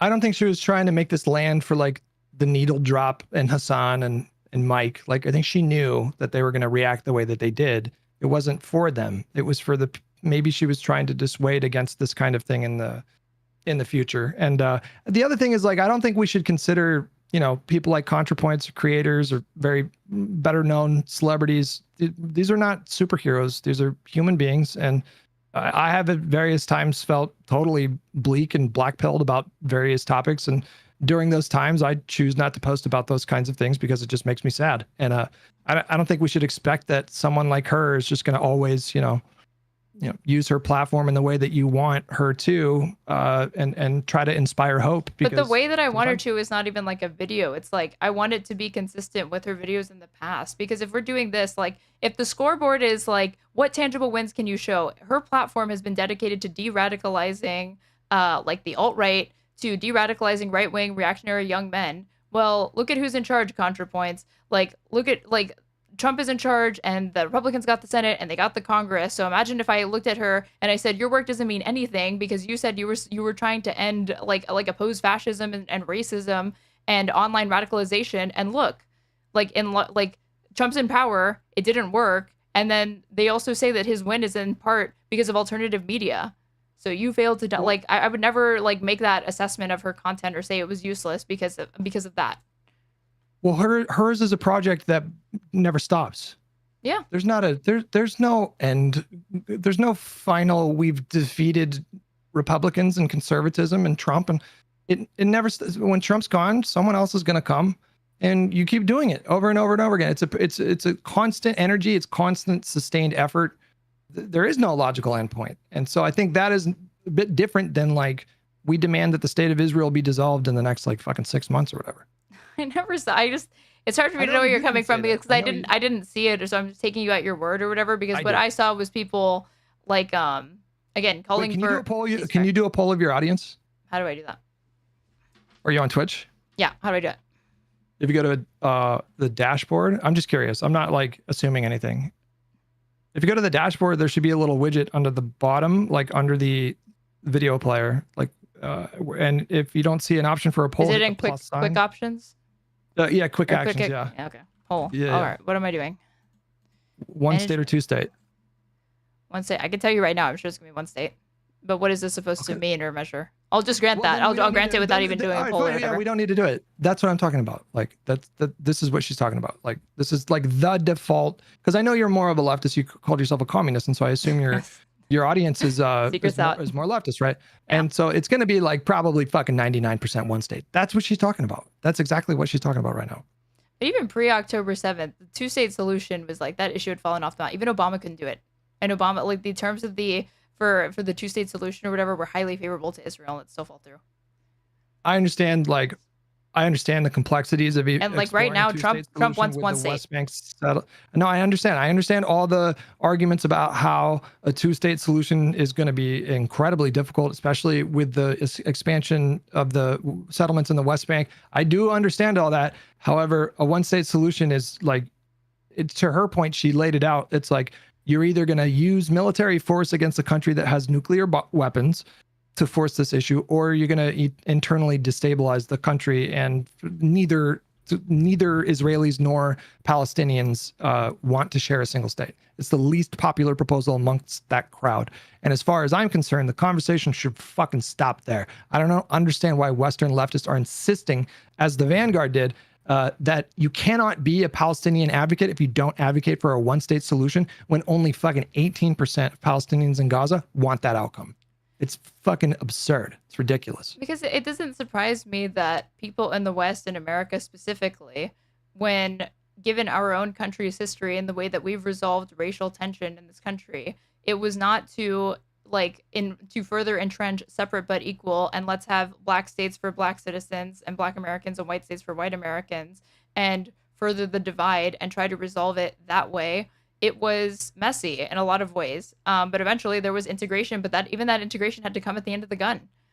They had to why is integration Brown v. Board? Why is a one-state solution, full right of return, equal rights, everybody? Like, why is that inherently more preferable? Oh, sorry. I'm sorry. I didn't mean to cut you off. Well, why is that more preferable to a two-state solution if the vast majority of Palestinians and Israelis prefer that? Because I think you're assuming that people come to their conclusions based solely or in majority in part of with the opinion of the Palestinians and Israelis in that area. And I don't think that that's how people form their opinions on this. I think people who call for one single secular democratic binational state where there's equal rights between Israelis and Palestinians arrive at that from a different for different reasons. What do you mean? But nobody wants that. Well, no, people in the West want it, but that people in that region don't. But there have been different times in that region where Palestinians wanted to shift the conversation and the demand to one person, one vote. Listen, the situation's highly dynamic. It's changed at different points or whatever. No, I do understand that, but you know what Edward Said is, right? He called for a one-state solution in 1992. He was a prominent Palestinian American intellectual. He wrote the question of Palestine. Not familiar, no. Really? Okay. He wrote it for the New York Times in 1992, calling for at post Oslo. He was very disillusioned with the Oslo. He said there should be one state. So at one point, this was mainstream in American political discourse, and it was taken seriously. And I can see that people are like, it could be again, and they want to push for that. And I don't think that's wrong. The most recent polling that I saw from Gallup from March was 75% of Democrats believe in a two-state solution. So I just not only is there a pretty broad consensus within the American left here, there's a massive consensus with both Israelis and Palestinians. I quite frankly don't understand the insistence on that outcome as though it's inherently better when this is just not what they're asking for. So I know it's not. I know it's not. But if pretend it was feasible, would you support one state, one secular democratic state, equal rights between these two people? If it was feasible, yeah. If we could just, I would base my preference on what they're asking for. So if it was feasible, but neither the Israelis or the Palestinians want it, I would be opposed to that. Because okay, let's just force it, right? It's feasible, but neither of them want it. Okay, boom, you're in a single state solution. What's to stop them from just having elections and deciding democratically to split up into two states at that point? Let's just cut the middleman and. Well, nothing. But then they would be self-determined, right? Only one of those people are self-determined. Israelis have a state. Palestinians don't have a state. Well, you can't say that you're for self-determination, but then insist on an outcome that they don't want. That's not congruent. I'm just saying at different points they have wanted that, and I'm just trying to see what you want, and I guess your opinion on it really comes down to how popular an opinion is, but I don't form my opinions off of how popular something is or isn't. I would have pushed for desegregation and integration. Even a polling was showing but black people and white people don't want that in the American South. Why are you going to push for it? That's not what those people want. I would be yeah, I don't care. I think that that's the right thing, so I push for it, and I would hope that I could convince them that that's better than the alternative, which is more separate but equal. Yeah, I mean the comparisons were United States Jim Crow segregation, or even South Africa. I think are just really. I understand the instinct to compare it to these things, but they're just not the same. And I'm not saying they're the same, but I'm saying that they can be compared. Why can't they be compared? you can compare anything technically, but like, for example, like Mandela understood the political reality and he supported Israel's rights to secure borders. Like Mandela, even after ending apartheid in South Africa, never wavered from pushing for a two-state solution rather than a single state, because I think in part because he recognized that the realities were just completely different, and there was just no there is, I mean, you're either going to have to convince Israel to do it themselves, to dissolve themselves, or you're going to have to force them to do this. And neither of these things are going to happen. It's just unless you can explain that. Well, there's one state now, and people recognize like the reality to contend with is that Israel is showing no signs of ending that occupation. Israel is showing no signs of ending that blockade. There is one state between the Jordan and the Mediterranean, and it's one where there's two peoples. You have like Israelis and you have Palestinians, and Israelis are here both legally and like both de jure and de facto, and Palestinians are subjugated and oppressed and confined to Gaza and the West Bank, where their land is stolen and they face settler violence and they don't have elections. Like they have issues with water and access to basic human needs. And so if that's going to be the dynamic, if there's one state, then people are going to say there should be, if it's going to be one state, and it is one state, which is true. And even the Trump administration is now pushing for one state. It's like, okay, if there's going to be just one state, then it needs to be one person, one vote, and they need to have equal rights, and they need to be enfranchised if you don't want to end the occupation. I mean, Trump's version of one state is literally ethnically cleansing Gaza and annexing it as a U.S. territory. So I don't think that's a great one state. You know, no, I know, but there's one state. There was one state before the United States finally formally acknowledged that, yeah, there's one state, and this is our idea for it, which is to ethnically cleanse all of these people. You don't need to make the arguments to me that like the Palestinians, in both in diaspora, but also in West Bank and Gaza have been subjected to humiliating, unacceptable conditions for decades. I'm fully on board with you. I just prefer not to engage in like the should or should nots. Like it should be like this or it shouldn't be like this. I just look at the situation. And I'm like, well, if it was going to be a one state solution, full right of return, you would either have to force Israel to do it through like military force or extreme coercion. There's no sign of that happening anytime soon. Or you would have the internal, dynamic would have to be completely destabilized, and you'd either have to have the country just disintegrate into nothing because of chaos, or they would have to come to that conclusion themselves to vote to allow that to happen. So both of these are non-starters in my mind. And so I don't even go, it's pointless to even go down that road, not to mention the fact that they don't want it. Like, Palestinians we engaged in even more insane hypotheticals in this conversation. I'm just surprised that you're not willing to interrogate I'm like trying to see what your like fundamental first principles are with respect to these people and like what you think or whatever. And like, it's just strange to me that is like almost entirely influenced by what they want, because like at one point, a majority of Palestinians supported suicide bombings to resist the occupation. I'm not getting on board with that just because the majority of them support that. And if that means that I'm anti-Palestinian, then I guess so, but I don't see it that way, So like, no, I'm not going to always just defer to the majority consensus or opinion of a group of people. It's something you always factor in because you shouldn't be, I guess, like your opinion should not be completely uninformed by them, but that's not to me like the most critical aspect of it when I like arrive at a conclusion. It's not that I'm opposed to talking about these things in the abstract as a part of like a stimulating conversation or something. But I'm saying when it comes to having a conversation about what the potential solutions are, I get very kind of like cold and calculated about these things. And what I like to do is just establish what is possible and what is not possible before we even get into the details. And when I look at what's the argument for the one state, or like, what's the mechanism to make it happen, that no such mechanism exists. There is nothing there. And so I just skip that and I go, okay, well, what would a two-state solution look like? And then you would get into like, I mean, there's no support for the Israeli public for a two-state either. They don't want a two-state. No, I understand that. I mean, it's like, but as far out of reach. But why do you push that then? Because it's the only thing that can practically happen. The one-state solution, there's no possible mechanism to enforce that. It's just impossible. But I thought it was about like where they were at.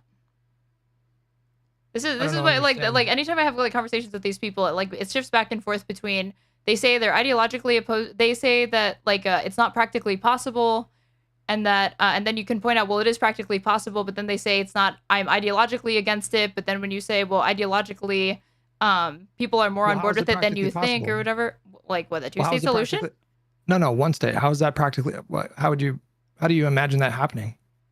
What there would have to be like it would have to start with like reconciliation councils and there being negotiations to have like first we would need a ceasefire, right? First and foremost is a fucking ongoing genocide right now. But then from there they need to enter into negotiations, both of these parties and their representatives, and come to a solution that's going to be anchored in international law and like a settlement of all of the final status issues. All the final status issues refer to like the borders, East Jerusalem, the return of the refugees, like water, and like there's and the settlements and like land swaps.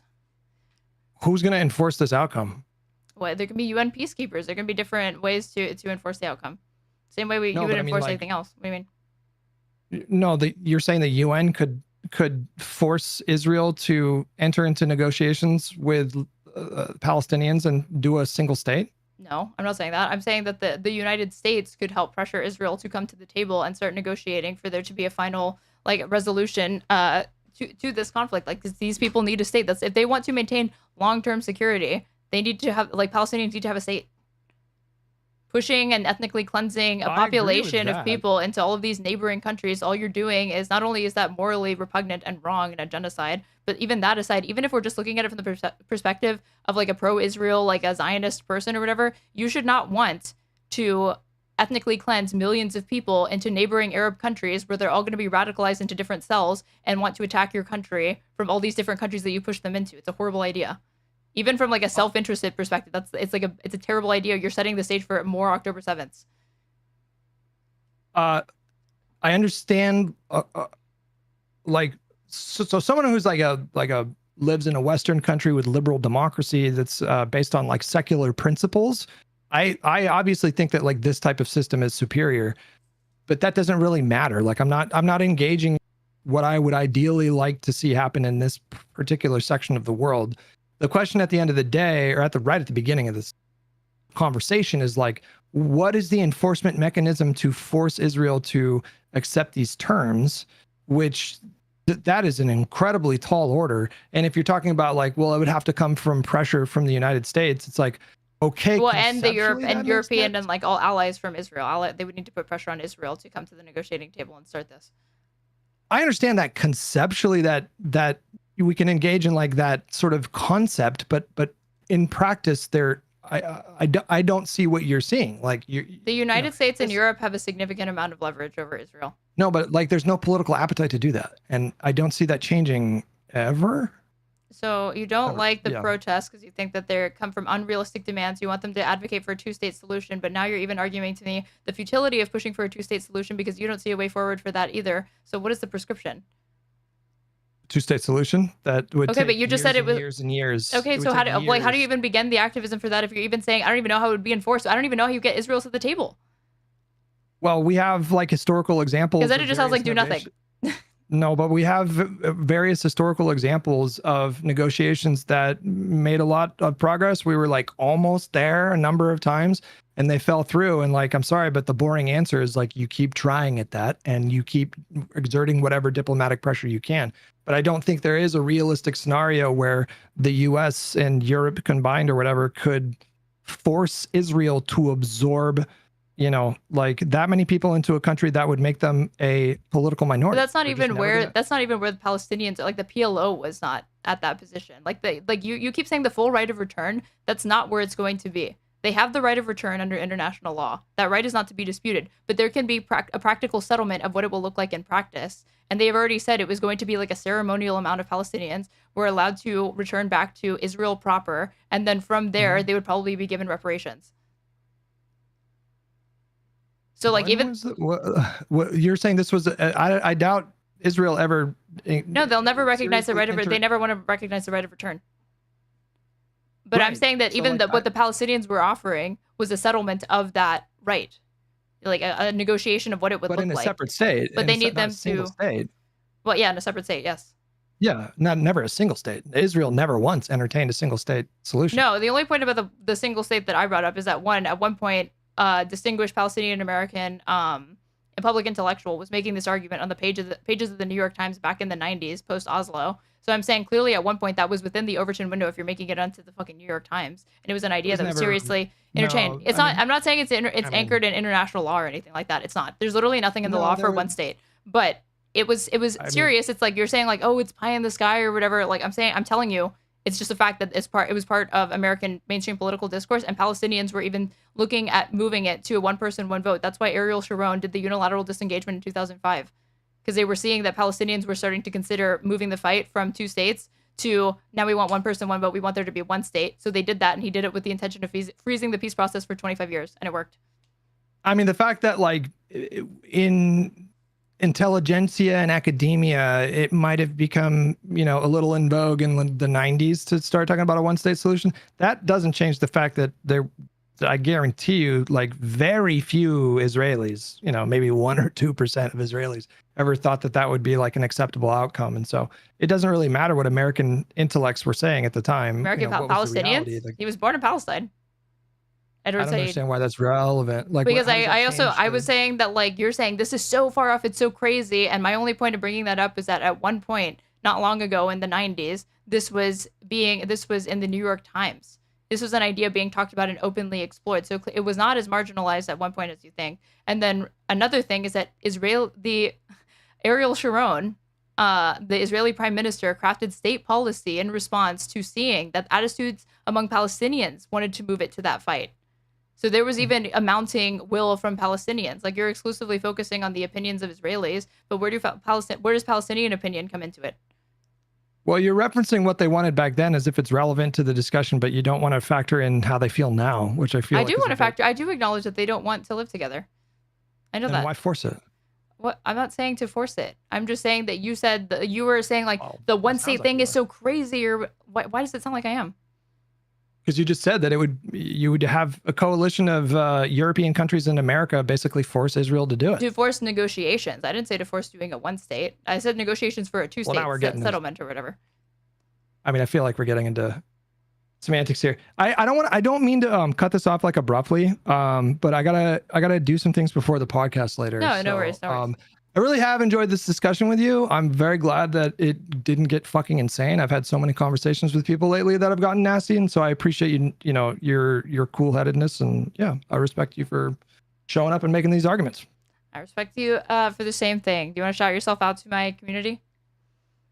Yeah, it's just at Hutchinson on Twitter and then Hutch on YouTube and Twitch. What about you? And I'm at Straighterade or Straighterade _ and everything. If you guys want to hear, I'm open to debates. I do call-ins, even though nobody takes me up on it. If somebody disagrees with anything that I've said, feel free to join my Discord and debate me, or just watch my reactions and see where I come from on issues. Okay, I feel like I'm not the typical lefty straw man person that you have in your mind or whatever. I have other opinions on things that I invite people to come check out my stream and see what I'm about. Thanks for coming on. I appreciate it. Thank you, Hutch. Have a good one. You too. Bye-bye. Bye. How do we do, guys? How do we do? Not saying you need to be mean to him or anything like that, but you are way too delicate with him at Straighterade. Thank you. I mean, like, I don't. I have a problem with interrupting, just generally. So anyone can ask Lycan about that. So I try to keep that in mind, and I don't want the conversation to just evolve into screaming. So I was as forward with him as I felt I possibly could be. Let's see. He ran. Well, he had things to do. I don't agree with all your positions. I still want to work with you to make change in the U.S. Have a good night. You as well. Miko Paulette advocates for 1 state currently. His father was an Israeli general. He served in that. Yeah, I know Miko. Miko's cool. He's intense. But I feel like every movement needs to have some Mikos. Some Mikos in them. Let's see. Great discussion. Great discussion. Nothing was achieved because Hutch not willing to change his mind about anything. You can't expect people to change their mind immediately over the course of one conversation. I just hope that I've sown some seeds in him and his audience of things to consider and perspectives that they don't understand because they're very foreign to them. And I feel like seeing a lot of people embrace Contrapoints' statement, like a lot of liberals specifically, embrace Contrapoints' statement, despite how negative the reaction is to the people that she needed to reach with that statement, tells me that they're not really that interested in actually hearing out that side, and they probably should be. Because I think that these are people that are absolutely reachable and don't have unreasonable demands and can be engaged with and should be engaged with. You had him on the back foot often? I hope so, because I disagree with him on a lot of things. need mods for your chat when walking into bed. I have mods or whatever, they're just fucking sleeping. Hutch's take on Israel Palestine is gross. It's a very like traditional perspective on it. Like the most extract like criticisms that you can get them to make is, I don't like Netanyahu, I don't like Likud, I want the settlements to end, which they don't realize are being subsidized by the government. I want there to be an end to the occupation and a two-state solution. That's always like the virtue signal go-to points. And also, I don't like Hamas, of course. Straight up, one of the worst arguments I've ever seen from a lefty. A single op-ed is not proof one state was mainstream. It was the only op-ed of its kind to be written in the 90s in the New York Times. Conroe. Contra's entire statement was about why she's making a video on the topic. She's made several statements about Gaza and the genocide. This wasn't her first time. Yeah, I know. I've seen those other statements, and they're actually not very good. Would you like to call in and debate with me over my disagreements? Because I don't think you understood my argument. I was not saying that Edward Said authoring that one state, or like authoring that, meant anything more than the fact that that at one point this was something that was acceptable in American mainstream discourse. I think you should ban Ogre Boy as a mentally unwell stalker of Hutch. Well, I won't be doing that because I like Ogre Boy, so. Why reference it at all? It was never mainstream. Are you going to debate me on this, or am I going to ban you? It's one or the other. Pick one.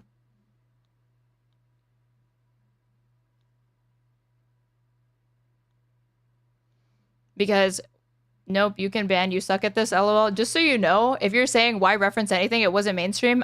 Contra's statement was about something that is literally not mainstream. We're talking about the online left. A very, very marginal specific faction of the internet.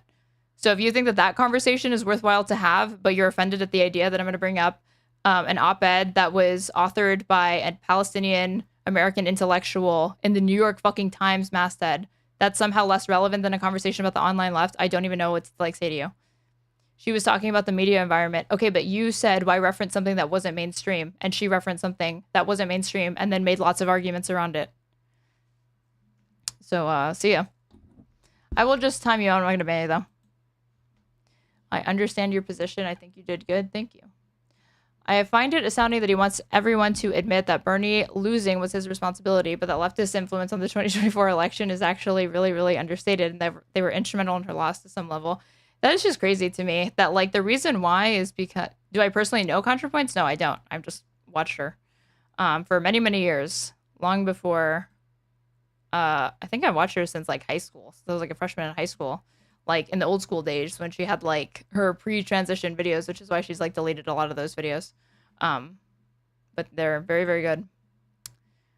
I do think that convo represented the sort of MSNBC liberal, reflexively supportive of the status quo person that is important to find ways to converse with, hopefully constructively. Well, the thing is, like, I don't understand, like, why he was so, like, not interested in, like, getting into, like, what he wants or whatever. When he's like, well, what's the point? Because it can't happen. And it's like, well, we talk about things that are not going to happen all the time. If that's the case, then, like, what you're saying is that we should only talk about things that are, like, basically close to the status quo. I thought the most insane thing was what he said around, like, the No Kings protest, which is that, like, the No Kings protest would have not been worth supporting, or stupid even, if one of the demands was to try to encourage politicians to impeach Trump. That doesn't make any sense to me.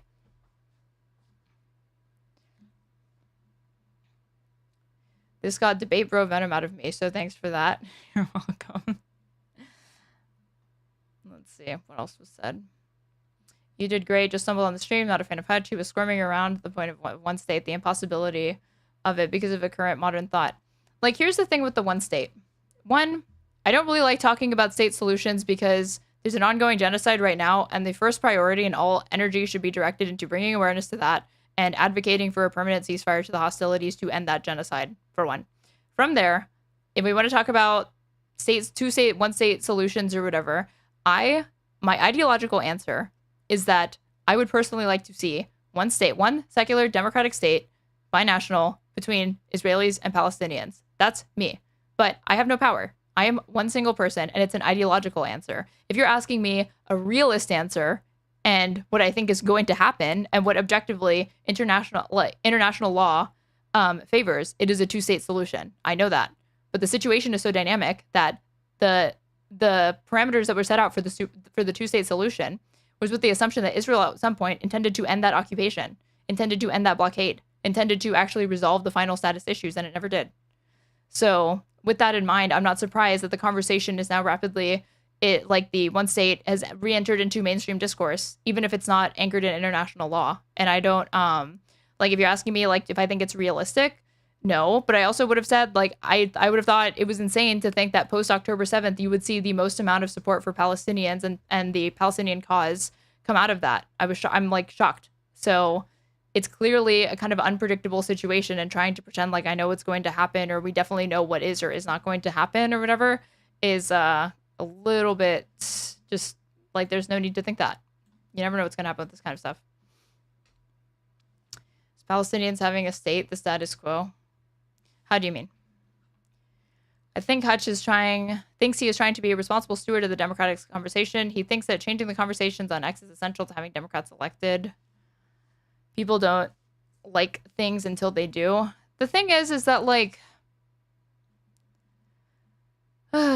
this whole I feel like there's too much onus placed on individual atomized voters into shaming and scolding them, into trying to bully them into liking the Democrats a bunch and opposing Trump, when we have tried for a decade. The Democrats have been trying to use this strategy, and it's just clearly not as persuasive as more moderate or even some progressive Democrats want it to be.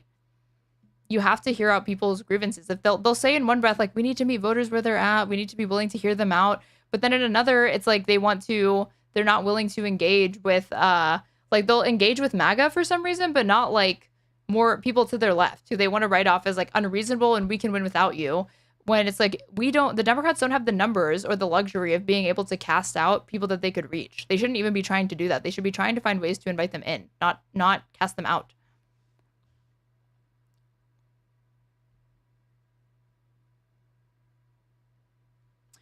We have tried one-state solution with Native peoples in the U.S. and it led to their removal, displacement, and genocide. We've seen this story before in the United States. How can you think this would work? I think what's happening in Israel is much worse, is much more comparable to what happened to Natives people than it is to Jim Crow South, and it led to horrible outcomes. I thought you were going to compare it to South Africa, because people never thought that apartheid in South Africa would end, and it did.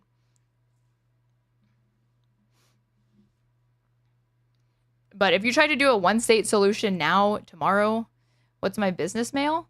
My business email? I'm at straighterade@gmail.com. We can win without them, but they helped Trump win. Going back to the one-state solution thing, if you tried to do, I'm not even though I'm supportive of the one-state solution, I'm not unaware of political realities. If you tried to just do the one-state solution tomorrow, when you know that the tension, when you can look at polling and you can see the tension that exists between Israelis and Palestinians, that would literally lead to a civil war and a lot of death and destruction very, very quickly. That would not be a good idea, and I would never call for that. But guess what? No one who is a proponent of the one-state solution thinks that there should be a one-state solution tomorrow. They know it would have to be, there would have to be negotiations, and you would have to actually see what that looks like.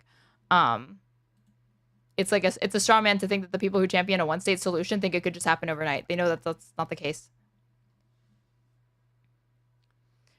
Why is it called the peace process? There's steps involved and shit. That's the thing. It's it's always way more emphasis on the process part than there is on the peace part. Israelis have not really ever been interested in permanently solving this because they do not like the terms, the international terms for resolving the conflict.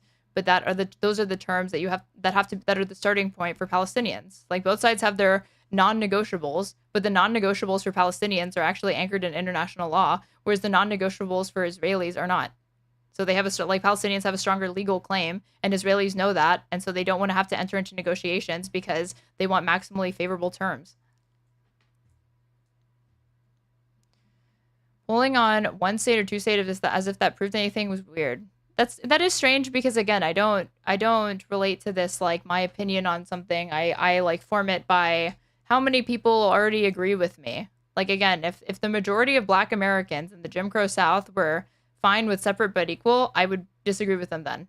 I would be that's not sustainable. There needs to be integration. Everyone needs to learn how to get along as Americans in this one country. There needs to not be ethno-states. There needs to not be all white and all Black states. We need to not further entrench segregation or separate systems for Americans. We need to work to resolve them. And somebody also said oh, there was genocide of the Native Americans. It's but they have reservations. I'm not saying it's fair. I'm not saying Native people are treated right or whatever, but like the Native Americans have like are not as isolated as Palestinians are.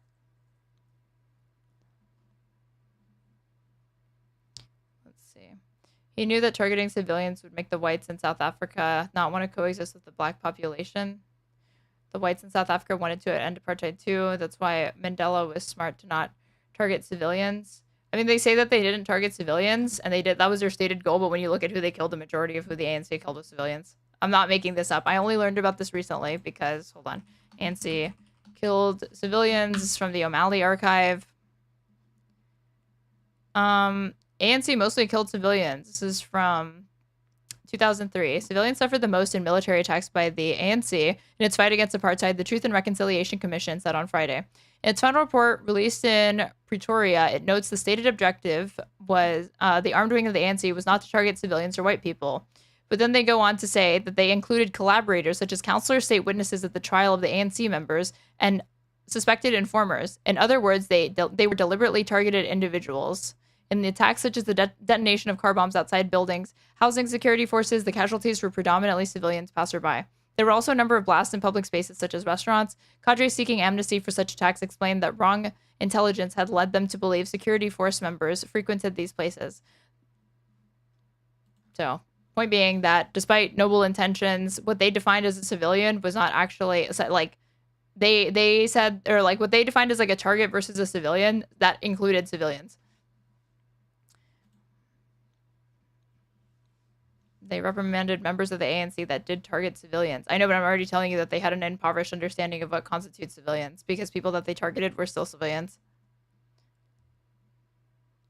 But honestly, I do not care. Like I'm not one of these people to like bring up. I don't like to bring up MLK in the context of this conversation. I don't like to bring up Nelson Mandela. That's like not what my opinion on this is based on whatsoever.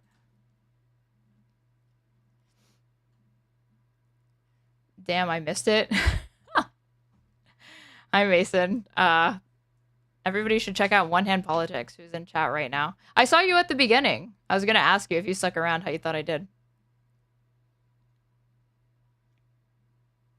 Do you only debate people, or would you be open for a chat with me? I'm a political strategist from PA and would love to have a chat about whatever. Yeah, actually message me on Discord if you want to do that.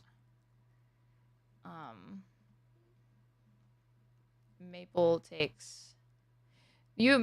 Earlier you were saying that I believe that Democrats should be uncritically voted for or whatever, and I do not think that. I think that they should be, maybe it's not a material difference to you, but I think that they should be, people should hold their nose and vote for them despite all of their fucking shortcomings, of which there are plenty, and I spend a not insignificant amount of my time talking about all of those shortcomings on this stream. But glad that you stuck around and heard me out. No, I didn't think you said that. I said Hutch thinks that. Oh, okay. Hell yeah. All right. Anything else? Everyone has to contend with political realities, and focusing on the naivete of certain younger people to discount the positions entirely is so insufferable. Well, what's strange is that, like, I don't understand how he actually, like, it's interesting to me that Hutch is a progressive in some ways, because progressive ideas are, like, so far outside the mainstream that you could always argue to him, like, your ideas are never going to get off the ground. Why even waste any time advocating for them? You should just be happy with the moderate proposals that establishment Democrats put forward. But he recognizes that there's a lot of room for improvement, a lot of change that should be pushed for. And yeah, I think that he was doing that was driving me crazy is that I felt like past a certain point, like, I felt like I was trying not to be like long-winded or talk too long, but he was like just like staring at me. Like, when is this bitch going to shut up? Just like waiting for his turn to speak. And I was like, well, I don't mind giving him lots of time to speak and flesh out his position if it means that I'm going to get that in return and we could better understand each other. But maybe I interrupted too much. I don't know. But I feel like he was just looking at me like I was fucking crazy to be like, yeah, people are right to think that like Bernie was fucking cheated and shit. Cheated in like, again, the colloquial sense, not that like the Democrats or like anybody literally changed vote tallies or did any sort of like electoral interference that way. But to see that, like, yeah, thumbs were put on the scales to bring about a certain outcome. And I can understand why people don't feel that that's indicative of, like, the democratic will of the base. Like, they are technically allowed to do that, but it's possible if again, I didn't understand how he reconciles that with his position that the DNC should not be endorsing any candidate, and like it's an ideologic, it's outside ideology to just support the incumbent, even though that's an ideological perspective. You can easily argue that. It was just like a strange way to conceive of that. The DNC has been rat fucking progressives forever. Yup. I think I can understand someone not voting for liberals as a protest in an election, but the other option is a neocon like Mitt Romney instead of Trump.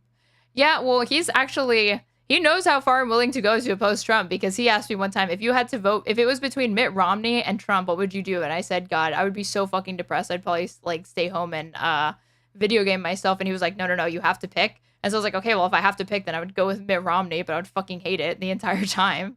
But yeah, like I guess Mitt Romney would obviously be like the lesser of two evils, but I don't like to think about that reality. So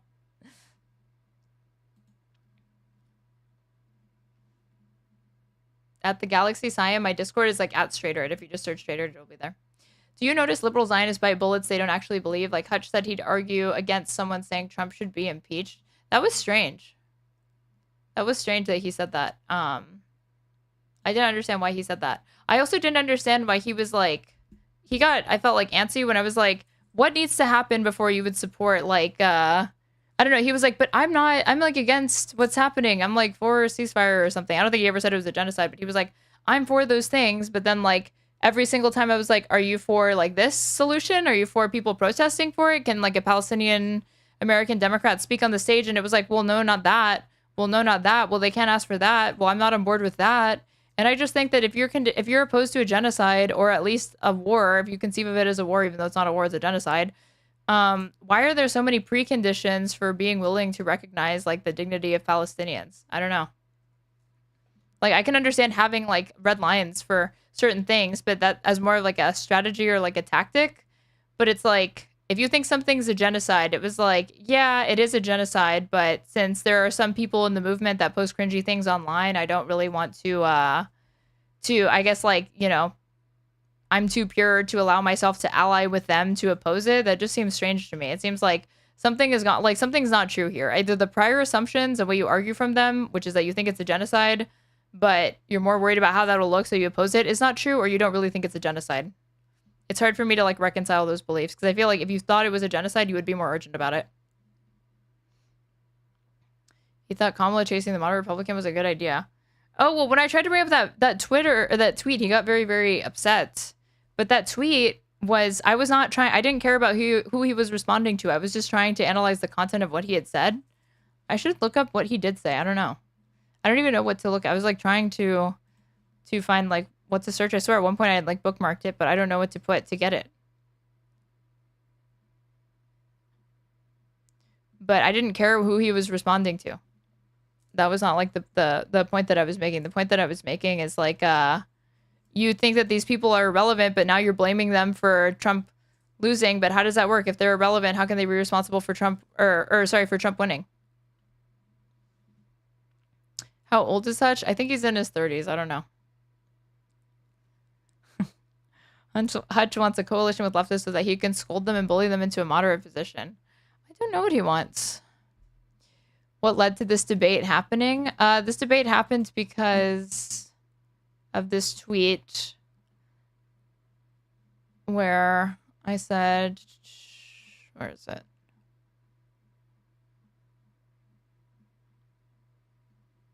This. It's crazy that Ms. Rachel, a children's entertainer, has done a better job speaking up for Palestinians than many liberal and progressive political creators.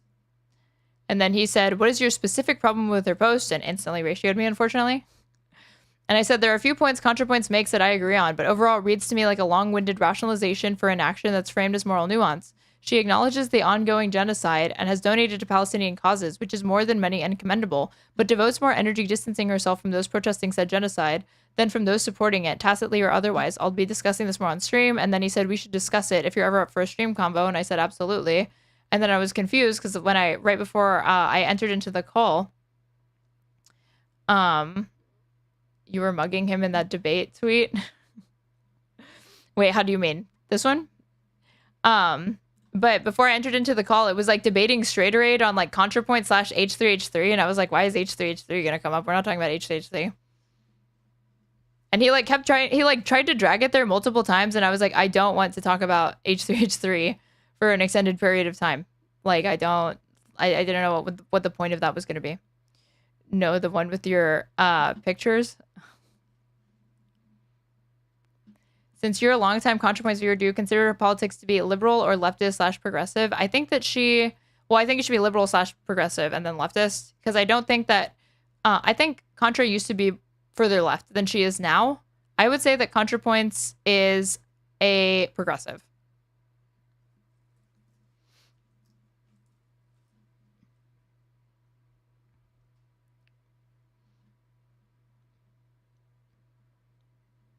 Based off of like what I've seen.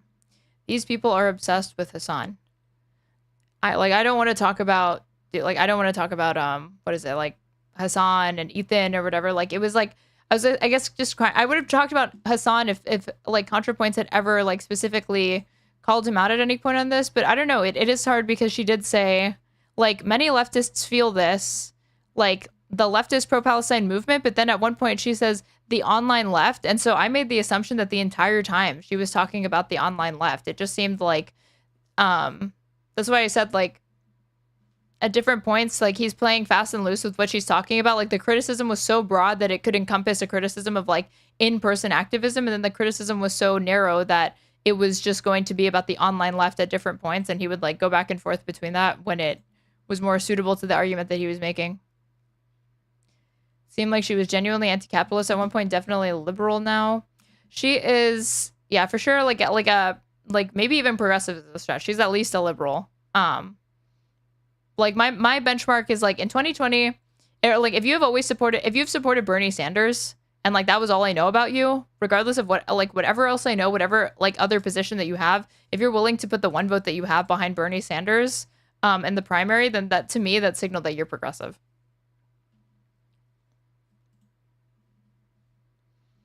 I've been watching Hutch and he's been snarking at Hassan a lot. Hassan wildly overestimates the political power of leftist content creators. Yeah, that was the thing. That was difficult. Because like I was trying to say that like he was like these people have a lot of like impact. And it's like, dude, Hassan is the largest leftist online content creator, and his Asmongold is like double his size. And I consider Asmongold like a political content creator. Like I don't mean to like diminish anyone's platform or whatever. I'm just like keeping it real, and I stand by that. Like one single episode of Joe Rogan is still more impactful than almost everything that the online left does, and like collectively. Do you think someone can be a progressive and a liberal? It's one of those things that it's like all progressives are liberals, but not all liberals are progressives.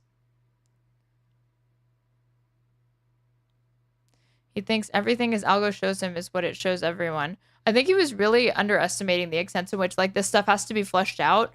Like the reason why I take issue with like Contrapoints' characterization of these things is because one, I think anytime somebody's making an affirmative claim, they really do have to provide receipts and citations for the positive claims that they make, because you're like, you shouldn't assume that everybody's going to know what you're talking about or where you're coming from. The only people that are going to assume that are the people that agree with you. But Contrapoints has always been the person that wants to reach out to people that disagree with her and reach across the aisle or like reach out to like fence sitting normies.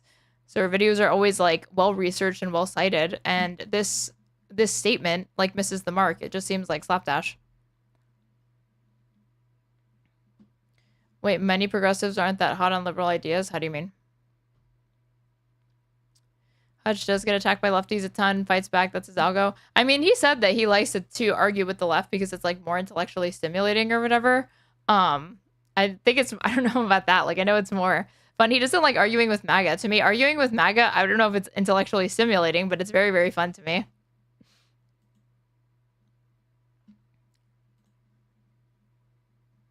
Let's see. Literally just doesn't understand how online platforms work. Another thing that was like, what is it? Another thing that was frustrating to me is like, I don't understand, like, maybe I already mentioned this. I'm like just trying to recount and like see what I wanted to talk about, or like try to remember like different points because it was a long conversation. Is like, I don't think that there was anything I think that he was just principally opposed to a lot of the demands that the pro-Palestine movement had made. And so he framed it like, oh, if they would just do this or if they would just do that, I would be more supportive of it, or I could be on board with it. Or he would like kind of use weasel language of like, I could see why someone would feel like they should support it, like all of these caveats to it. But like I said, like, would you be okay with them? Do you think that the DNC should have a Palestinian speaker if they got 25,000 people? And he still said no. And it's like, okay, well then why all this emphasis on the fact that they couldn't even get all those people out? They only got 3,000, and like kept trying to ignore that 700,000 people voted uncommitted in the primary, to the extent that there was a primary. It was like a weird primary, but I don't think that that should be ignored. Like the Democrats made a conscious choice to create an electoral strategy for the 2024 general election that excluded Palestinian activists or people that were more pro-Palestine or whatever, in favor of catering to what they assumed would be a more reliable voting bloc of like the pro-Israel voting bloc, I suppose. And I think that they like that was a terrible idea and was stupid. It was doomed to fail. They should not have not even attempted to do outreach to those voters.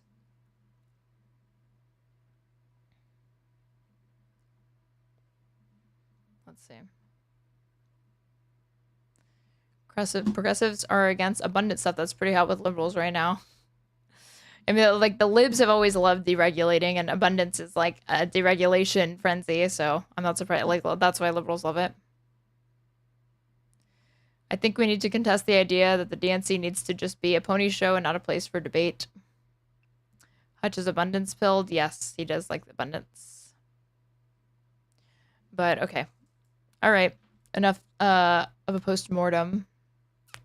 Let's see. What do we got here? What's on the agenda? Because I have some other stuff lined up before I go offline.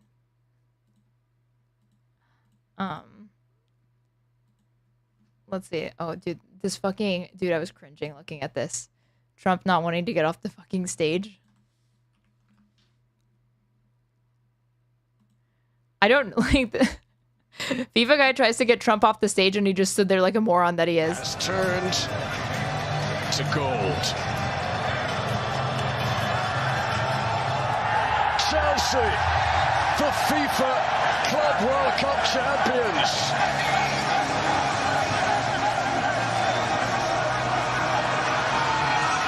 What a day for them. What a journey. What a competition in the United States. And back to London with pride in their hearts. We'll have more reaction to it all to come. He literally steals one of the medals, watch him put it in his pocket. What? Where? How can I see you do that?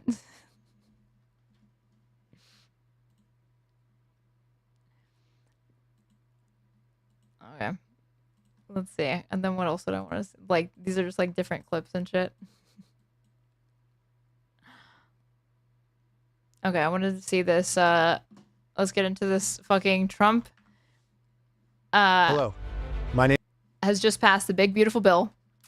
And he is also, which is ridiculously unpopular, underwater on approval ratings for basically everything, even including like border security shit now.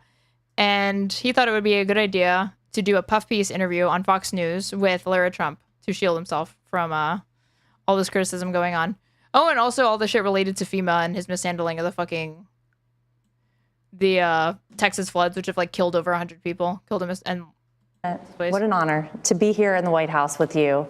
Second time around. And I think when people look at the first 6 months of this administration, you have had more success, I think, than many presidents in history throughout the term of their entire term in office. A lot of people look at what you've done. My disagreement is that there's no way anyone would agree to allow a group who ideological differs from them to have voting rights for their country. But do you think I practically practically support a one-state solution? Because I support a two-state solution. I know that's what's going to happen. No, and they say... Wait, somebody said... Okay, here's this. Hold on. Apparently Trump stole a medal.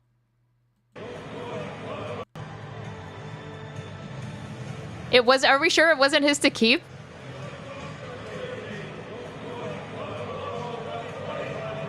Because that's insane if he did. He has to have family members interview him. I mean, this is very, very pathetic.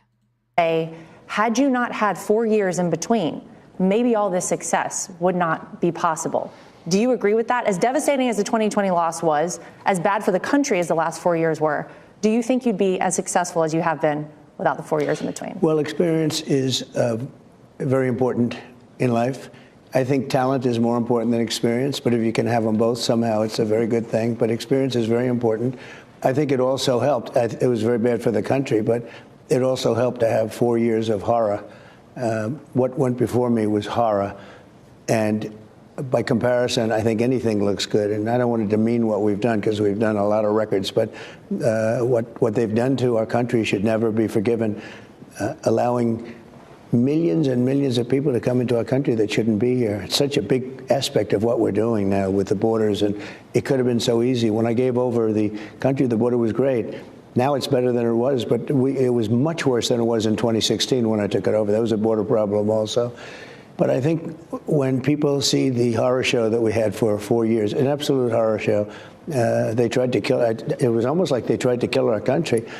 And the beautiful thing is now we have the hottest. The poor immigrants and refugees that are fleeing their impoverished countries that are completely destabilized, or people that just immigrate here with nothing but the clothes on their back and their kids. Yeah, these people are really the thing that's ruining American society. Country in the world. You know, I was with the King of Saudi Arabia, the leader of Qatar, the leader of UAE, and many other leaders at NATO, separately, a whole group, and every one of them virtually said, you have the hottest country in the world right now. And 6 months ago, they also said, we thought your country was dead. They actually thought it was dead, and it felt dead. We had not only no leadership, we had negative leadership. It was a regressive leadership. So I think that probably makes it look good too, but we've done a lot. Well, you know,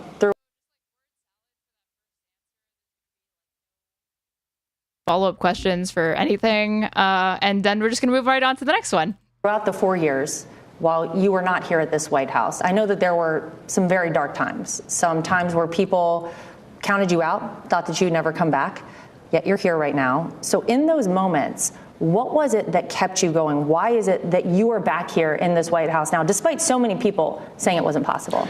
Well, number one, I saw what was happening to the country. They were destroying our country. They were allowing people to come into our country from prisons, from mental institutions, gang members, the worst gang members in the world, make our gang members look like, you know, nice people. They were coming in at levels that nobody had ever seen before. No check-in, no vetting, no anything, just come into our country and do whatever you want. And we were letting people coming in from prisons. Prisons were opened in many countries. They talk about Venezuela, but it was far more than Venezuela, all over the world. The Congo, they opened their prisons. Okay, but they were talking about, am I wrong that like, oh wait, where's CCOT? Hold on.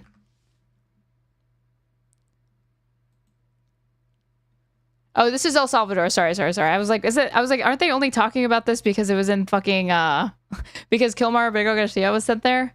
But no, like he would repeat this all the time. He would repeat this all the fucking time that like, they're opening their insane asylums. And the only thing that I can really think that he had in his mind when he kept repeating that is that he understands the term, like the asylum process, but he doesn't really. So he was like, oh, when they say asylum, in the context of a conversation about immigration, what they must mean is insane asylums. So Mexico and Venezuela and all of these other countries are opening up their insane asylums and sending people over. Prisons, they emptied them out into our country. And I saw what was happening, and it didn't take long. I saw that they were going to go, I built hundreds of miles of wall. There were little sections that you had to fill in just to close it in. And I saw that they weren't going to build them. And I even called in. I said, when are you going to just put those little sections? Would have taken 3 weeks. And I said, you know, they want to have open borders. And that's what it was. Open borders, no vetting. To me, that's, you know, inflation, I've already taken care of it. So many of the other things, look at energy, look at fuel, look at this, so many things we've done. But, you know, that's a big job, getting thousands, hundreds of thousands of criminals out of our country, murderers, 11,000. Literally the opposite is happening. If you look at the fucking Cato Institute, and how the they did a retrospective and study this far on how ICE, who ICE is picking up and how the mass deportation program is going. And 65% of people taken by ICE had no convictions, 93% no violent convictions. So the overwhelming majority of who they've picked up, even the ones with the convictions, it's like traffic stops and shit. Or like minor property destruction, stuff like that, or like maybe even trespassing, who knows? But they're largely arresting people that are like anyone that they can find, because they have these quotas of getting like 3,000 arrests a day. ICE can't meet it. And so instead of focusing on criminals or fugitive operations, they're deciding to focus on asylum seekers at courthouses, immigrants who regularly check in with ICE, and other non-threats, literally. 888 murderers. Many of those people have killed more than one person. Think of it. Murderers kill more than one person, more than half of them. And he let them into our country. It's not even, we love this country. It's not even believable. And I guess it wasn't him so much as people surrounding the beautiful Resolute desk. And I know them all, and they're not good. They're smart, but they're not good. They're smart in a different way, but evil intention. He was the worst president in the history of our country, because of them also, but he was the worst president in the history of our country, and nobody's done such damage to our country, and we're fixing it, and I think we're fixing it very fast. Well, we are at the end. So basically, Biden was bad. I'm good. I'm fixing it really, really good and special and awesome and fast. Anniversary of your Butler rally, where someone said they're used to it, because Donald Trump has been around for several years. So his fucking insanity is nothing new. But I will never get used to how bizarre it is to have this rambling old man who sounds like he has fucking just mental degeneration, stumbling his way to the end of a sentence, and how unintelligent and senile he sounds. Eric and I, along with Luke and Carolina, watched on live television, as so many people across the country and really the world did, when there was the assassination attempt on you. And as we come... What assassination attempt? ...to this moment, I'm thinking back to what happened right after that. You actually called all of us on the phone.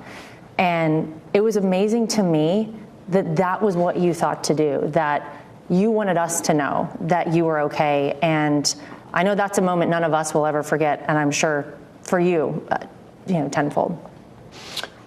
Well, it was unforgettable. I didn't know exactly what was going on. I got whacked. There's no question about that. Whacked. And fortunately got down quickly. People were screaming, and I got down quickly, fortunately, because I think they shot 8 bullets.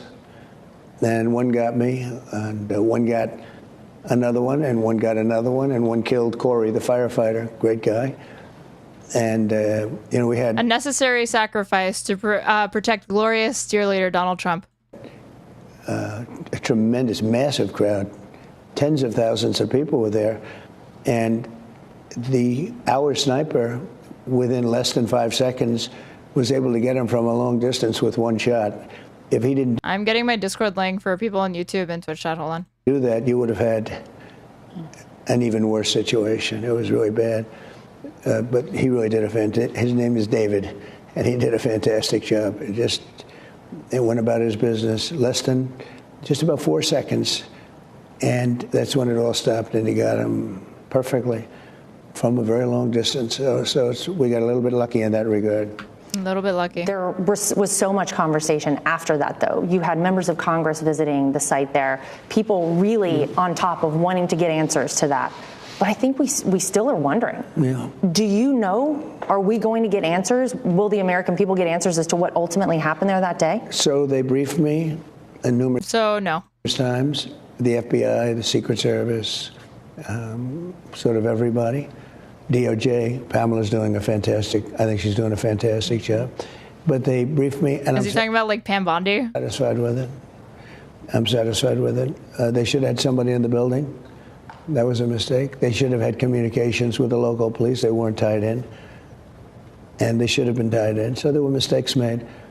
And that shouldn't have happened. And that building was a prime building in terms of what they were trying to do. So, but I was satisfied in terms of the bigger plot, the larger plot. I was satisfied. And, I have great confidence in these people. I know the people. And They're very talented, very capable. They had a bad day, and I think they'll admit that. They had a rough day. They didn't do a good job. They shouldn't have had anybody in that building. That building was a prime location for somebody that... When you're whacked, that means someone, often a mobster, actually killed you. Yeah, he said, I got whacked or whatever, but he was just talking about like a bullet grazing his ear. Was disturbed, mentally disturbed.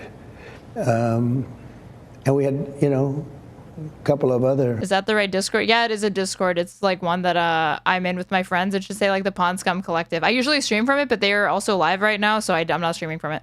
Events. This is a very dangerous job, being president. You know, I say a race car driver, 1% of 1%, think of that, die. It's not a lot. A bull rider, I think that's pretty dangerous. It's like 1/10 of 1% die. And with the president, it's like 5%. Why didn't you tell me this? I could have maybe made a different decision, but I wouldn't have made a different decision because we're doing so well. The country's back. And it's, as I said, everyone's saying we've got the hottest country in the world, and we've done it within... What is this hottest country shit? What does he mean by that? When the king of Saudi Arabia told me that, that was 4 months, 4.5 months, and now it's almost 6 months. And when you think it was, I would have said it would have taken longer than that, but we have been very active. Even doing this interview, I feel guilty because I'm... Thank you for subscribing, John Sykes. I'm supposed to right now be working. We appreciate it, though. You know, it's, no, we're really busy, and doing a great job. We have other countries wanting to... The thing that's really like off-putting about the fact that he's being interviewed by her is also that she was made head of the RNC during 2024. Specifically, just to like why? Hold on. Actually, I don't even want to say the specific reason because I can't remember. Like Lara Trump, head of RNC. Not her stepping down, like her doing it. Here, hold on. This is Eric Trump's wife, by the way. Lara Trump is taking the reins and reshaping the RNC in her father-in-law's image. This was May 22nd, 2024. The direction of the RNC is clear from the last name of its new second-in-command, Trump.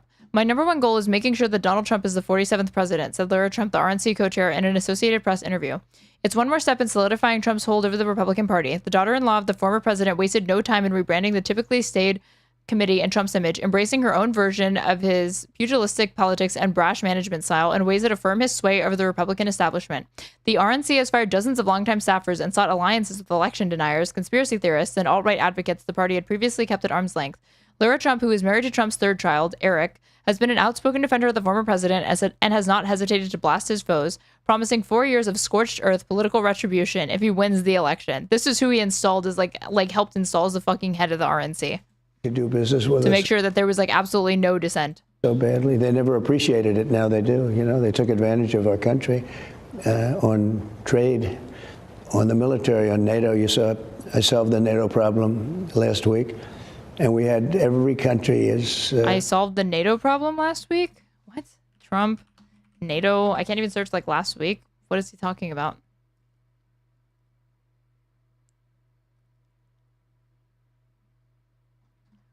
I solved the NATO problem last week. This is ambiguous even for Donald Trump.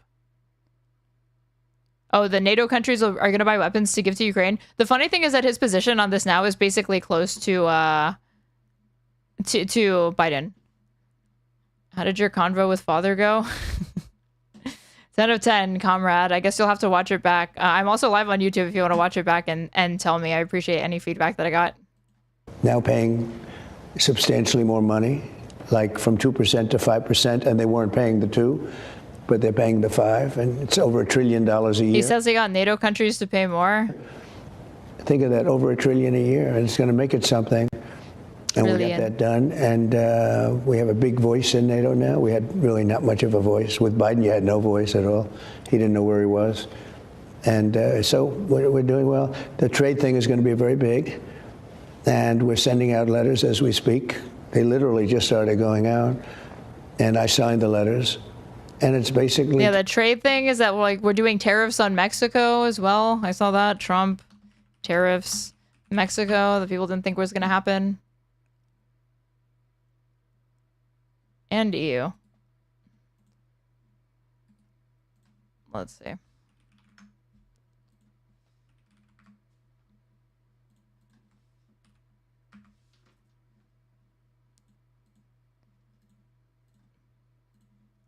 I'm not a robot. One day you'll just believe me. I won't have to prove it every time. Trump intensifies trade war with threat of 30% tariffs on EU and Mexico. This was reported yesterday. On Saturday, Trump threatened to impose a 30% tariff on imports from Mexico and the EU starting on August 1st after weeks of negotiation with major U.S. trading partners failed to reach a comprehensive trade deal. In an escalation of a trade war that has angered U.S. allies and rattled investors, Trump announced the latest tariffs in separate letters to European Commission President Ursula von der Leyen and Mexican President Claudia Sheinbaum that were posted on his Truth social media site on Saturday. The EU and Mexico, both among the largest U.S. trading partners, responded by calling the tariffs unfair and disruptive while pledging to continue to negotiate with the U.S. for a broader trade deal before the deadline. Mexican President Claudia Sheinbaum said she was sure an agreement could be reached. Quote, I've always said in these cases, what you have to do is keep a cool head to face any problem. We're also clear on what we can work with the U.S. government, and we're clear on what we can, and there's something that's never negotiable, the sovereignty of our country. Trump sent similar letters to 23 other trading partners this week, including Canada, Japan, Brazil, setting blanket tariff rates ranging from 20% up to 50%, as well as a 50% tariff on copper. Okay, I'm laughing at this because I meant to cover this the other day. He accidentally sent... I don't think... It's not an accident. He intentionally did this, but I don't know that his administration realized that by doing this, he, legitimized and recognized a leader of Myanmar that the United States had previously never recognized. Shunned Myanmar leader thrilled at U.S. contact letter after Trump tariff letter. Expresses sincere appreciation for the letter from U.S. President threatening 40% tariff. Myanmar's military leader has praised Donald Trump and asked him to lift sanctions as the junta sought to capitalize on a tariff letter than the president, believed to be Washington's first public recognition of its rule. So Min Aung Hlaing, who has been in power since the 2021 coup, expressed his, quote, sincere appreciation for Trump's letter, which is a tariff on 40% of its goods, and commended the U.S. president for his strong leadership and for guiding the U.S. toward national prosperity with the spirit of a true patriot. Epic. U.S. diplomats do not officially engage with Min Aung Hlaing or the ruling junta, which has seized power from the elected government. It was among a tranche of almost identical letters sent by Trump to world leaders on Monday. This is the first formal public recognition that I've seen, said Richard Horsey, a senior Myanmar advisor for the International Crisis Group, describing it as a gift to the regime. We're very hot right now, you guys. Telling countries that we are going to give you the privilege to shop and work in our country. And I think people are going to respect it. You'll read the letter later, but it's a very similar letter, just different amounts, different numbers, different amounts of tariffs. And I think it's very good. And in some cases, we'll make deals. We'll make a direct deal as opposed to a letter. And we've already made some of them with various countries. But it's a tremendous amount of money to this country. We were taken advantage of on trade, and we were taken advantage of on military. We'd protect the country. We got nothing for... Okay, the idea that, are we still talking about fucking NATO? Or we're talking about tariffs? Sorry, I got distracted by a thing, but this idea that we need to do these tariffs, the reciprocal tariff shit. It's the U.S. is really on the worst end of the deal when it comes to doing trade negotiations and trade deals with impoverished developing countries whose labor we definitely capitalize on for cheap prices in the United States. Protect it. We'd spend billions of dollars to protect countries. I don't want to go into the countries, but pretty obvious which ones. And they're friendly. Some of them aren't that friendly. I mean, some of them, we're protecting countries that don't even like us. The whole thing is crazy. But if they don't like us, we'll let them know very quickly.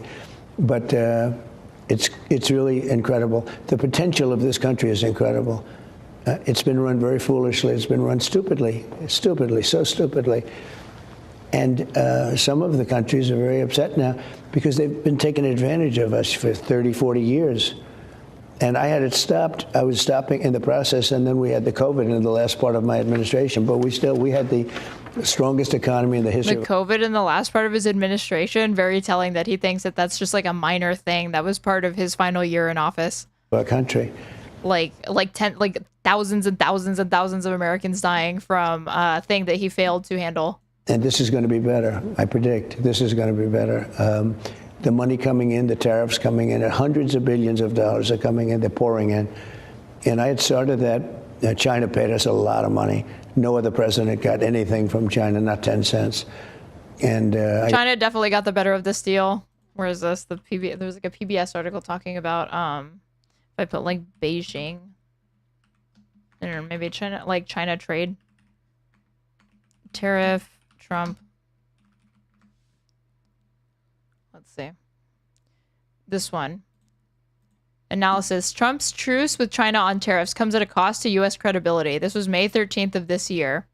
The trade talks in Geneva between the U.S. and China yielded greater than expected de-escalation in the ongoing trade war, but it won't be so easy to undo the damage the skirmish has done to U.S. trade credibility and the role of the dollar on the global stage. The two sides agreed to a point-for-point mutual reduction in their respective tariff rates for an initial period of 90 days, bringing rates down to near the same levels that prevailed before the tit-for-tat escalation. The reduction of 115 percentage points lowers the U.S. tariff rate on Chinese imports to a 30% and 10% on U.S. goods flowing the other way.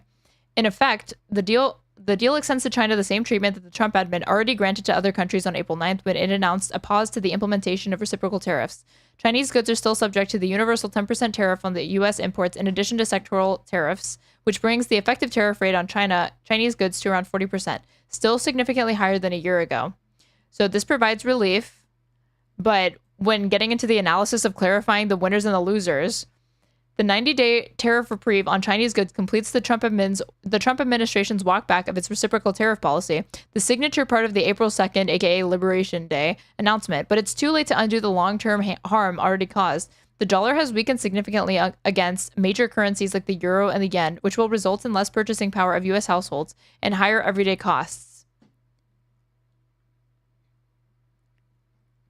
Chinese officials described the joint statement from Geneva talks as, quote, an important step to resolve differences through equal dialogue and consultation. Although the Chinese side did not explicitly claim victory, the lack of defiant propaganda on Chinese social media suggests that Beijing views itself as the winner in this trade war round. So let's go back and see how the hell he characterizes these negotiations. We got hundreds that are going to be better. The money coming in, the tariffs coming in, and hundreds of billions of dollars are coming in. They're pouring in. And I had started that. China paid us a lot of money. No other president got anything from China, not 10 cents. And I got hundreds of billions of dollars. And who would have thought? Okay, hundreds of billions of dollars, but leaving out that, we did not get the better of China on these trade negotiations or whatever that were meant to, force their hands or something. Right? Who would have thought? But we took in a lot of money. And this is also not even factoring in, the inflation that's occurring as a result of the tariffs. Trump, tariff, inflation.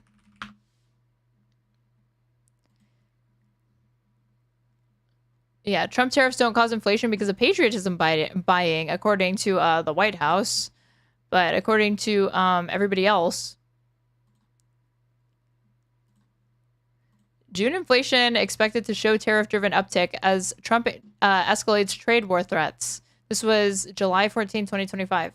June's Consumer Price Index, or the CPI, is expected to show prices rose at a faster clip compared to May. The report, due at Tuesday, 8:30 a.m., comes as investors closely monitor whether President Trump's tariffs are starting to filter through what consumers pay, even as inflation data has so far remained more resilient than expected. But it's still probably going to happen. He's acting like it's never going to fucking happen. The COVID ended it a little bit sooner.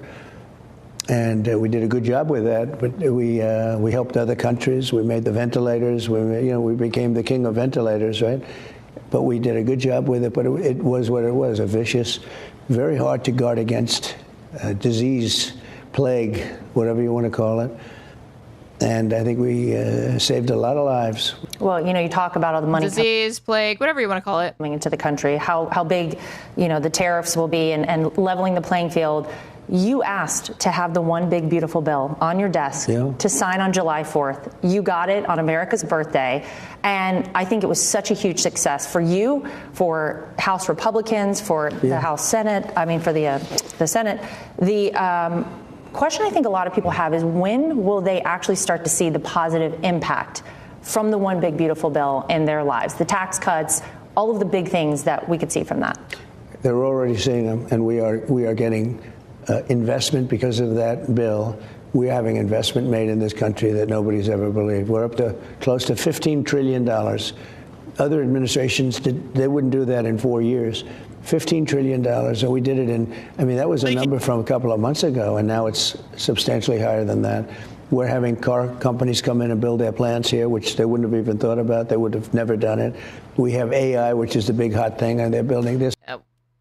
car plants wouldn't have even thought of doing of coming to the United States and building parts before me. Spending trillions of dollars in this country. They wouldn't have done that without what we just did last week. And, you know, I tell Republicans, you have to speak positively about it. Like when I have a chance with you and your show is doing so well, your ratings are so good. What's going on? Better after this. Well, you get good ratings, but your ratings were good without this. I mean, you're doing fantastically well. And I watch you, I watch Mark Levin. You have some good people. And it's not easy to watch very, very much television, you know, must-see television, but congratulations. It's really a great success. Wow, this is coming from somebody who watches a lot of Fox News and a lot of TV, so she should be, like, taking that praise to heart. So I say to people... Like, you can't even fathom how many hours of Fox and Friends Donald Trump has watched. It's probably more than, like, the oldest all of your oldest family members combined. Republicans, or anybody, explain the bill. Because it's so big and so good. Because the Democrats, they only do one thing good, and that's complain. And they say it's going to cause death and this and that. They don't mean it's a soundbite. Somebody gave them a soundbite. It's going to cause death. Not going to cause death. It's going to keep people alive, and it's going to make our country successful and really successful. So I always say you have to explain, because they have sound bites like Russia was a sound bite. They made up the 51 intelligence agents. They made up it came from Russia. No, it came from Hunter Biden's bathroom or bedroom or wherever the hell he wrote it and did that terrible stuff. But they had, they make up a sound bite and they send it to the fake news and they send it all over the place. So we have to fight back and we have to live by our wits.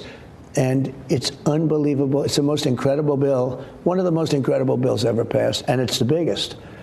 It's the biggest bill of its kind ever passed, and we have to talk about it. When you think about no tax on tips, no tax on Social Security, no tax on... Bigger is automatically better, size Queen Trump. Overtime, a big tax cut in addition to that. Plus, we're saving the tax cut that we made years ago, which is big. It expired in another couple of months. It would have expired. They would have had a 68% tax increase, and now they have a tax cut. And you have to explain that to people because, the public, they're driving a cab, they're working as a lawyer, accountant, or a teacher, or doing any one of a million different things. They're not into it like we are. You have to explain it so every chance you get, because what they do is they set a phony, they're fake. The Democrats are fake. They're part of the fake news. And the fake news will take it and they'll go with it because I have learned so much about Okay, so I guess the point is that the public, the cab drivers, the lawyers, the teachers, the accountants of America are misled by the Democrats that control the media. And that's why they don't love him. News about how crooked these newspapers are, like the New York Times is pure crooked, the Washington Post, so many of them. I so admire honest reporting. There's not that much of it, though. We really don't have that much. And I think to make America great again, we have to get a bigger percentage than we have. And nobody understands why. Why would somebody make up stories to make Biden look good when the man was grossly incompetent? What good does it do? I mean, other than lose credibility, they're down at the lowest number for credibility that they've ever had. They're way below Congress, which is... Dude, there was a point where, I wonder if there was ever, a retrospective or a study on just how much Biden's age was being brought up by media, certainly, or by traditional media outlets, certainly after the disastrous debate appearance, which eventually led to him dropping out. Very interesting. And I think Congress came a long way. I can think of one example early on where Jake Tapper was saying, accused somebody who was making fun of how Biden speaks. It was you're making fun of their stutter or whatever. But other than that, I can't think of any times where it was damn, you guys are covering for him or anything like that. It was getting a lot of media attention. It was hard to ignore. Biden wasn't making public appearances. When he did, he seemed slow and tired. And between the debate and the whole ladies and gentlemen, President Putin, a lot of backlash. Recently, because we have... And then he writes a book about it too. You think he wrote that book calling out Biden for his original sin just to undo the fact that he had made a fool out of himself trying to call out people that were making fun of his his what they perceived to be his senility or his old age or how slow he sounded. So oh, you're trying to make fun of his fucking stutter, you're ableist. People like Mike Johnson, he's been incredible. John Thune's been incredible. All of the people under them in, the Senate and the House, I've gotten to know them really well and maybe better than ever because of this. almost an impossible thing to get approved because, remember, you didn't have one Democrat vote, even though these are the biggest tax cuts in history, even though all of the things, it's going to bring jobs, it's going to bring everything. We didn't have one Democrat vote because they said don't vote. And the one thing they do well is they stay together. We never had one Democrat? Oh, yeah. Because they not a single Democrat voted for the big, beautiful bill. Why would they? Said don't vote. And the one thing they do well is they stay together. Actually, I should actually amend that because I was surprised that there wasn't a single Democratic vote. I thought there might be at least like one or two of like Democrats that fucking voted for it. But I mean, it is good that no one did. Stories now that a lot of them wanted to vote for it, but they couldn't. They couldn't do it. I read one this morning about a certain Democrat from a certain location in New York who wanted to vote so badly for it. He said, this is going to kill our career if we don't vote. And he really didn't vote because they really do control that. It's pretty incredible. And they stick together. I admire that, the stick-to-itiveness, but at the same time, I would say there's got to be something where when you're doing something good for the country. So we had to get all, because we have the majority by just a little bit, we had to get every single vote. And I guess it was 218 to 2. Think of that, 218 to 2. And that was incredible. That was the House vote. And the Senate vote was, relatively similar. But we didn't get one Democrat vote in the Senate. We didn't get one Democrat vote in the House. And I guess we had 3 votes. You had Rand Paul, right? Terrible. It's so sad. When I watch him and it's so sad because there's never any suggestion about what to do, like, can we do this? Can we they want to go, no. You have a guy named Massey in the House, and we call him Rand Paul Jr. He's just a no vote, automatic no vote. It's not like Thomas Massey is one of the only Republicans that's actually committed to attempting to signal that they are like a deficit hawk and like a small government fucking Republican. He and Rand Paul, correct. Like, this is not me trying to like heap the praise on Thomas Massey or whatever because he's still a fucking Republican at the end of the day.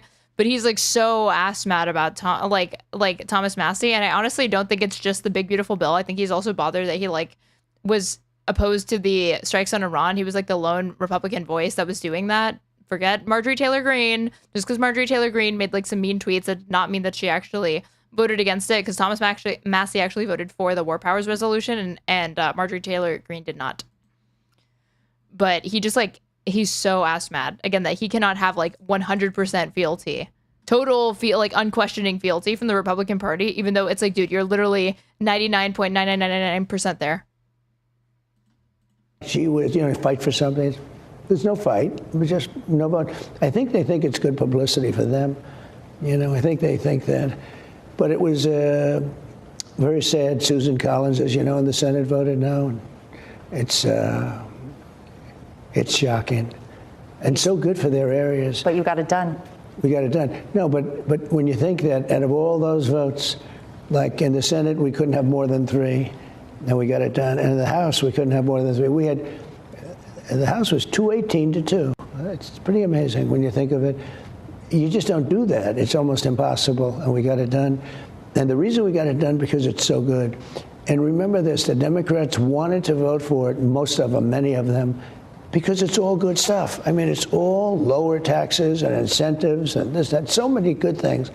Great on energy, stopping the EV mandate, which, hurts Elon, and, it's too bad. But I told him long before he endorsed me, I said, you'll never be with me because I'm going to stop the mandate, because the mandate said everybody has to have an electric car within a few. That is not what the mandate said. The mandate just, all it did was like provide subsidies to the people that did buy an electric car, like a tax credit. That was it.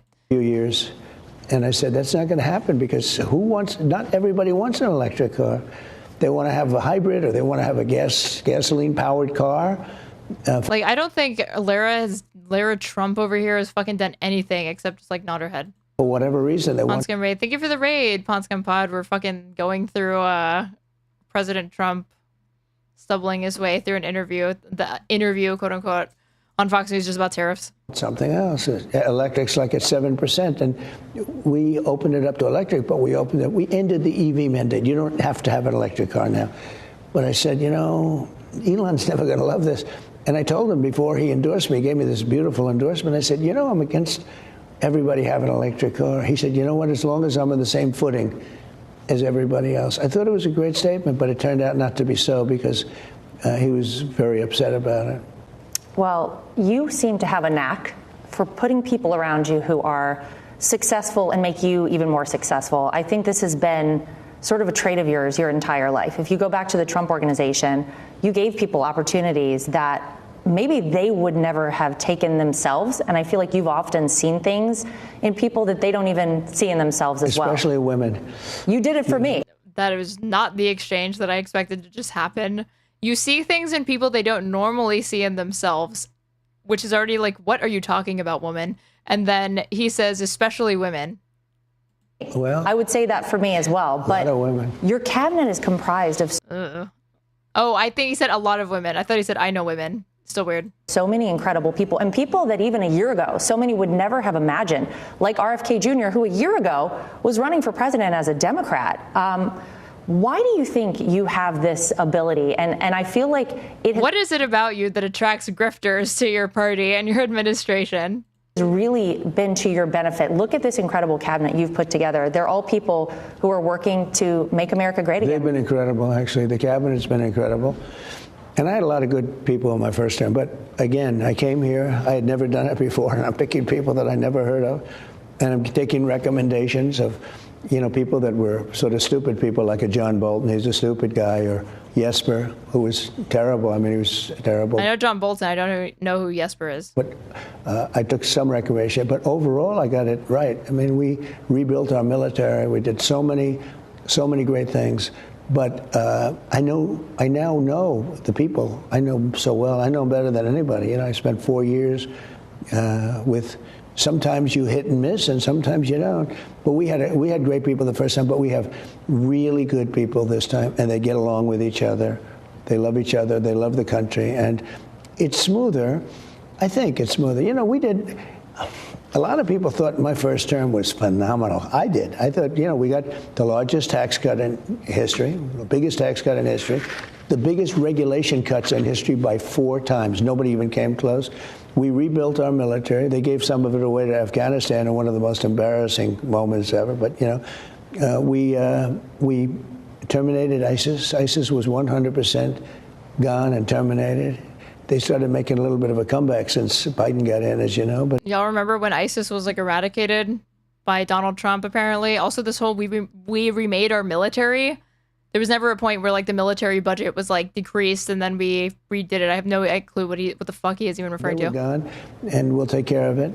But now we're doing things that maybe are on even a different level. Now it's been, especially this last couple of weeks, has been pretty amazing.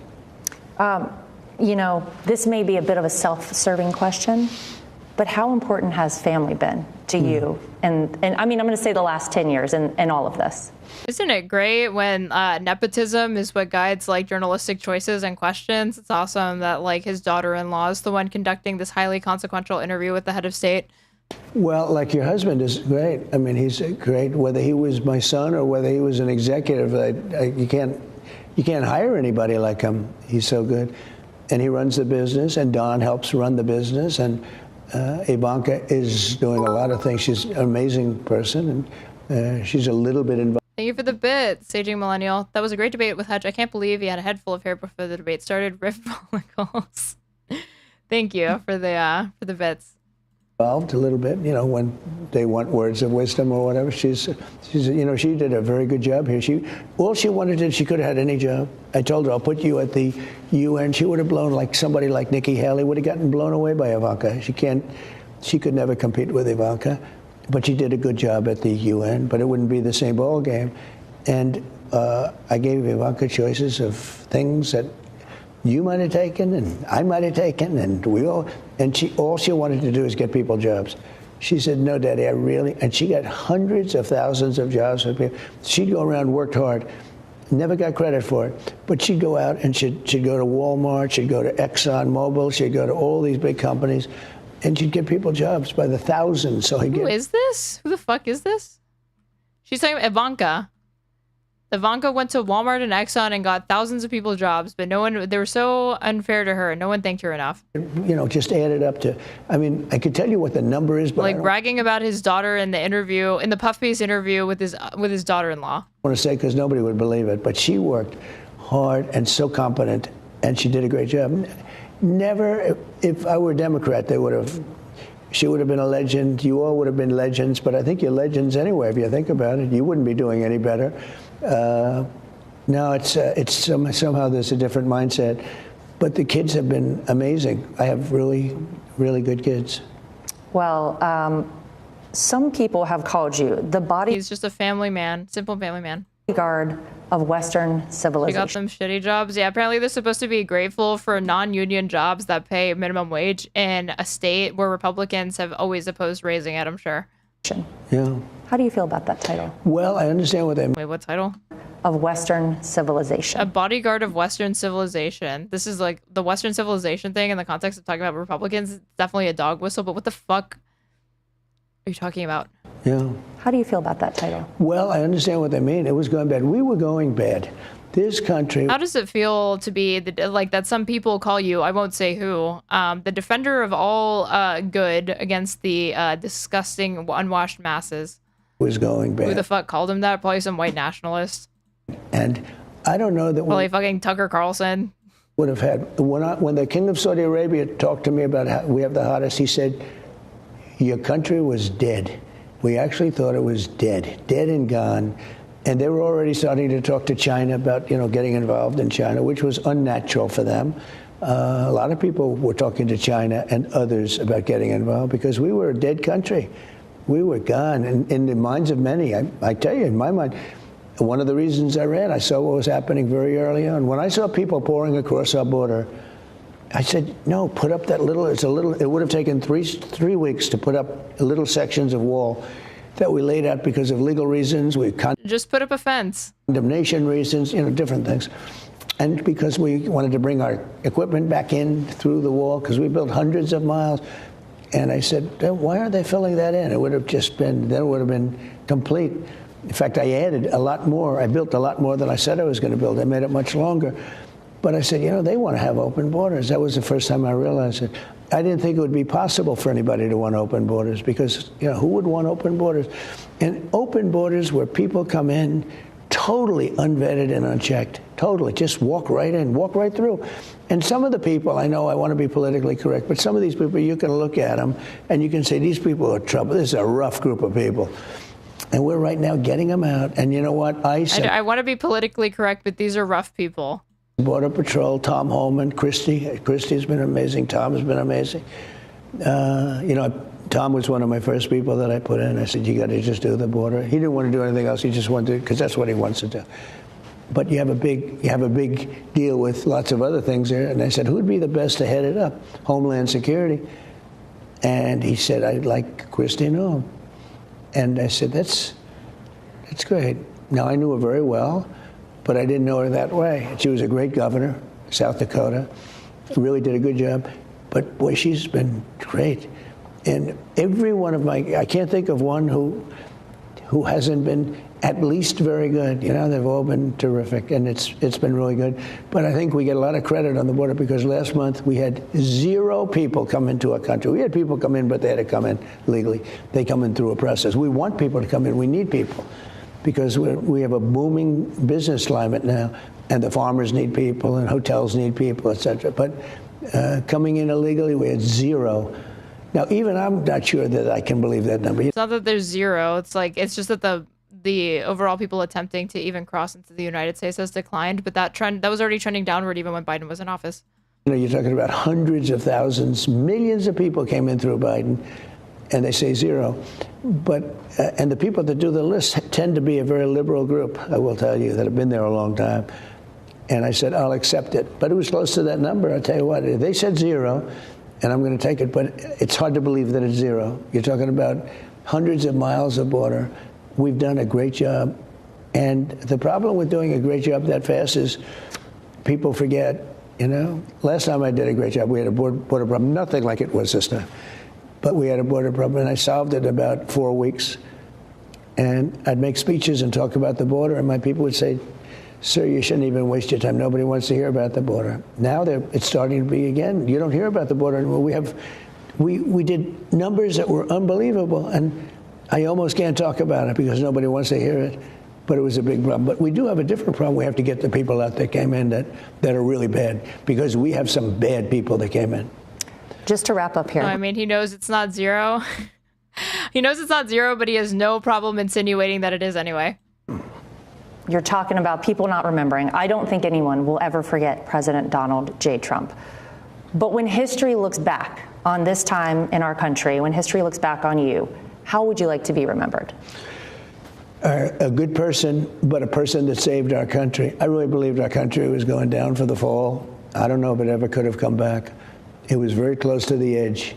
And I really would like to be known as the man that saved our country. Well, he wants that fucking Nobel Peace Prize. That's all he gives a shit about. Hold on. See, I was like trying to see if anybody bothered in the mainstream media to do like a fact check of like what was said in this, but apparently at one point he says maybe they should have had bells. Trump was asked about the recent Texas floods, which killed at least 129 people, according to the latest death toll, including 27 children and staff attending an all-girl summer camp called Camp Mystic on the banks of the Guadalupe River. He said, there can be nothing worse than losing a child, especially given the way that this happened. Described the grieving parents as devastated and said that this tragedy in particular was so sad to see. He went on to say there'd been very early warning. They warned the day before. They even warned 2 days before. They warned 4 hours before. Maybe they should have had bells go off or something? What? If I say like warned child, it's just not, I guess maybe it's just like not in this one. If I put like Trump, Lara Trump interview Donald Trump flood.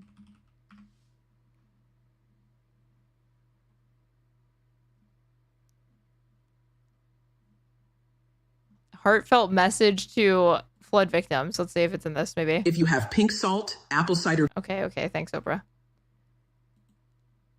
Donald Trump discusses the devastation in Texas after fatal flooding and how he sees tragedy through the lens of a president on My View with Lara Trump. We're back with more from our 47th president, Donald J. Trump. But before he was a president, he was, of course, warning sirens. Yeah, I guess so, right? A bells. Business titan. But he's also a father. And as a father, he watched, as many of us did, in horror as the flash flooding unfolded in Texas. I asked him about the tragedy and about how his own family has shaped his path to the presidency. There's been this devastation down in Texas, and you've said that from the perspective of the federal government, every resource will be available to Texas. Yeah. There's been so much heartbreak, though. What is your message to the people who are suffering down there, to the parents of the young girls at the camp who were killed? What do you want to say as their president? Well, there can be nothing worse, losing a child to start off with. And the way this happened, there was very early warning. They warned a day before. They warned even 2 days before. They warned 4 hours before. Maybe they should have had bells or something go off. But it's pretty dangerous territory when you think of all the times that they've had this problem. They were given a lot of warning. Maybe they should have had bells go off. They were given warning, but also maybe the bells would have been the thing. That was the difference between life and death for these people. It was late at night. And her review. This is her take with Lara Trump. People were sleeping. Some people heard the warning and they got out. They were able to get to higher land. But boy, when you hear this wave that was up to 30 feet high just came roaring through that valley, it's just a very sad thing. And I look at the parents, they're like devastated. They're devastated. And they still think there's hope and this and that, but boy, there's nothing tougher than that. Tragedy. You see so much of it when you're president. You see so many things happen, so sad, and you take it differently because, you know, you're in charge of a country and you want nothing bad to happen. And that's not the way life goes, unfortunately. But so sad to see this one in particular because so many young, beautiful young kids, mostly girls, they were just killed, and counselors were killed. One of them was a powerful guy, and you know, compared to the power of nature, Nobody's powerful. Really, nobody's powerful. But we're working with Texas. We're working with it. Nobody's powerful. Every now and then, sometimes he makes these statements that I don't think he realizes it, but they're like almost this like philosophical rumination on the entire universe. It's obviously indicative of, like somebody said, like sunset brain. Like there's no reason for him to trail off into these like very vague like observations about the world, and yet he can't help himself. Great governor. Greg Abbott's doing a great job. Christie is doing incredibly. And they were there right away, immediately, and we gave them all the money, all the help that they can possibly use. And but you can't say things will be great, because to have that kind of death is so sad to see. How important has family been to you? And I mean, I'm going to say the last 10 years and all of this. Well, like your husband is great. I mean, he's great. Whether he was my son or whether he was an executive, you can't hire anybody like him. He's so good. And he runs the business, and Don helps run the business. And Ivanka is doing a lot of things. She's an amazing person, and she's a little bit involved, a little bit. And then this is where he gets into saying, like, yeah, they're amazing for me. Nobody gives her credit. No, everybody's very unfair to Ivanka. Nobody even gives her credit for the fact that she helped bring millions of terrible jobs or whatever. I'm gonna do a quick show. If you're watching on Twitch and you have not followed me yet, you should go ahead and do that. That way you can know anytime I go live, or subscribe to me if you want to get access to an ad-free experience and cute emotes. You can also gift subs to other people in the chat so they can have the same. If you're watching on YouTube, you should like the stream if you haven't already, and subscribe to me. That way you can check out all my past pods and whenever I go live if you prefer watching from YouTube, which to me has the... But I like the YouTube player more than Twitch, just saying. If you want to support me, you can also follow the donation link pinned in my Twitch chat or in my description box. Where's the YouTube Premium? Dude, I still need to get that YouTube Premium set up. Thank God the person who subscribed to me at a tier 3 sub has not been back yet to see that I have not purchased it yet, but it will be here today. The Wolf, thank you for gifting a sub, is continuing to gift a sub that they got. Oh, wait, no. Thank you for subscribing. You got a gifted sub from somebody else, and you're continuing to do it, so thank you very much. Let's see, what the hell else are we going to look at?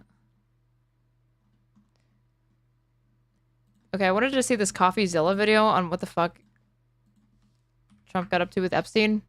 Imagine he wants to bury the Epstein files. This got almost 1.6 million views in one day. The United States is trying to cover the Epstein story. It's the double down right here on Truth Social. A big post saying that actually it's the Democrats who wrote the Epstein files. This is just after Elon Musk, who worked with Trump for many months, said that Donald Trump is in the Epstein files. That's the real reason they have not been made public. Obviously, we've already seen deflections from the president about Epstein, saying that it's a disgrace to talk about it. Are you still talking about Jeffrey Epstein? It just seems like a desecration. But today it goes a step further. Quick context. There's been a lot of infighting in the Republican Party over basically who's at fault for the giant botch of the Epstein files, with the majority of Republicans not wanting to believe that Trump himself was against a full release, but rather that he was sort of tricked into not releasing the Epstein files. I mean, some of them were like barely critical, or I noticed the first reactions to the people that were disappointed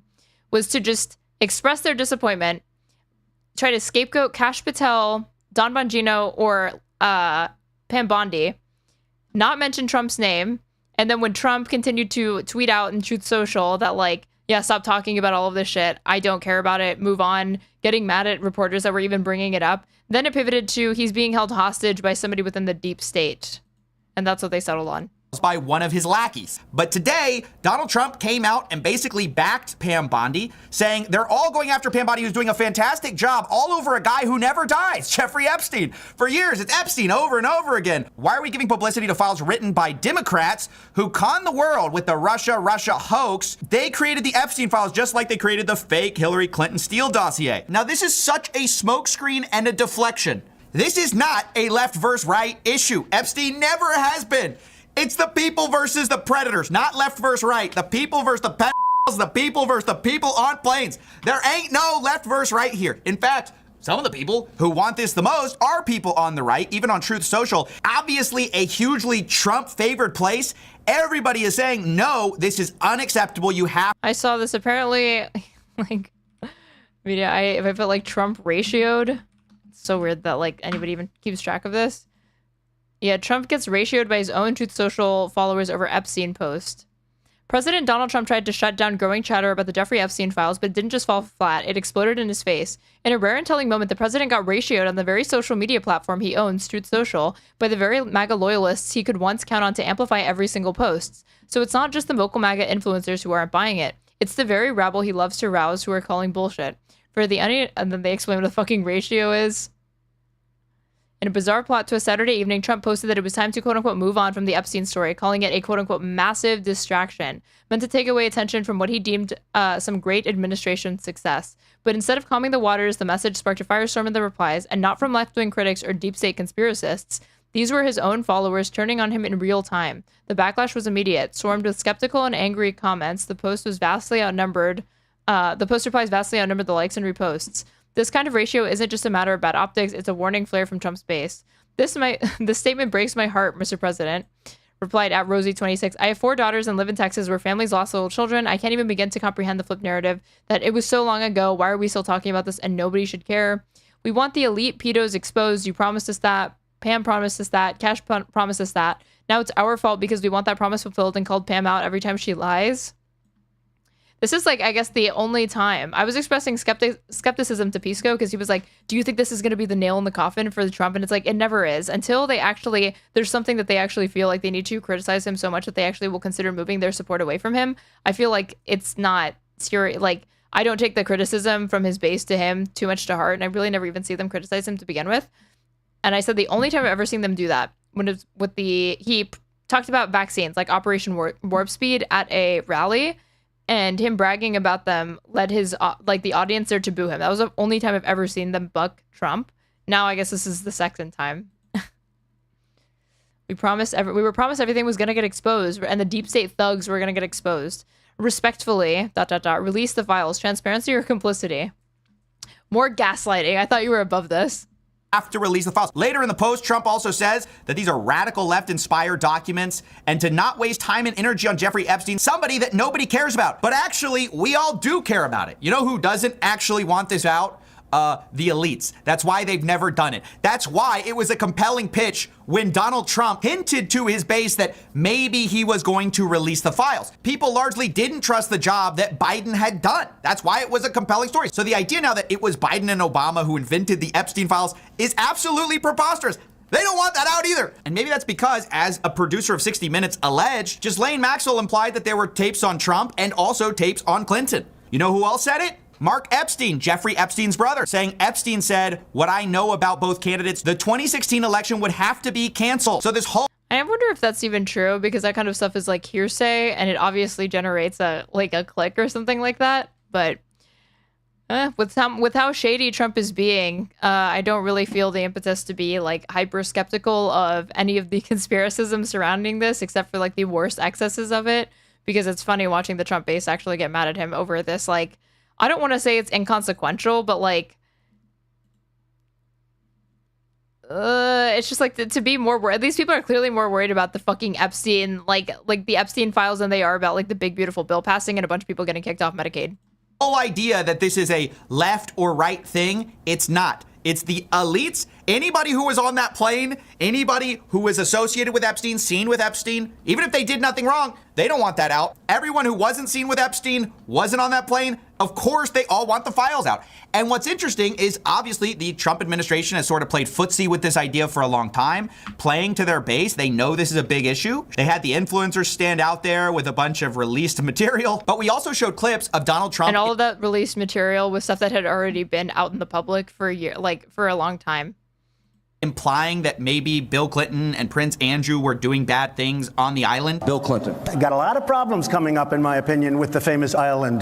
That island was really a cesspool. There's no question about it. Just ask Prince Andrew. So consistently, Trump has hinted that maybe these guys were involved with Epstein, maybe it was bad. But turns out all these guys knew each other and knew Epstein. We know this in part from a Piers Morgan interview where he talks to a lady who went to a dinner party with Trump, Clinton, Epstein, and Prince Andrew. Extraordinary collection of very high power people. How did they all interact with Epstein? How did Trump, Clinton, and Prince Andrew interact with him?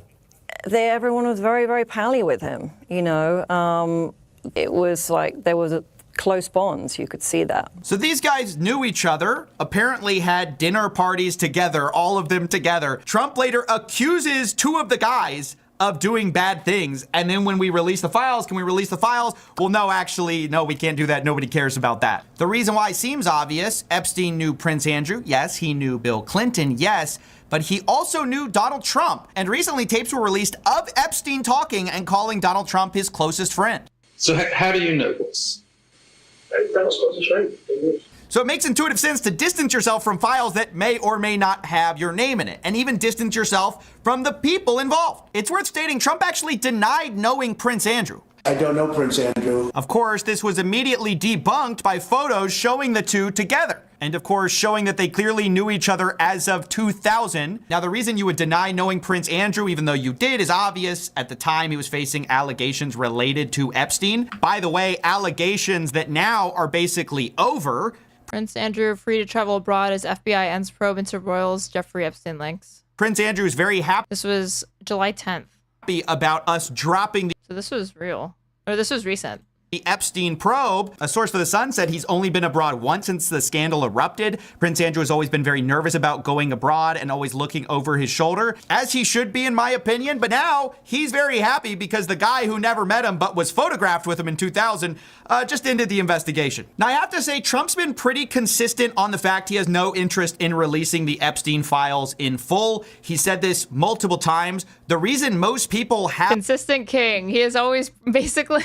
This is actually really good that like almost 2 million people have seen that Trump has, drawing attention to the fact that Trump has consistently not been interested in being transparent surrounding this. It is entirely a thing that has been made up or like been over exaggerated and made up by his QAnon following that like, yeah, Donald Trump really, really wants to be super transparent on this and oppose the deep state when not only have his actions demonstrated that he clearly doesn't care about that, but his words.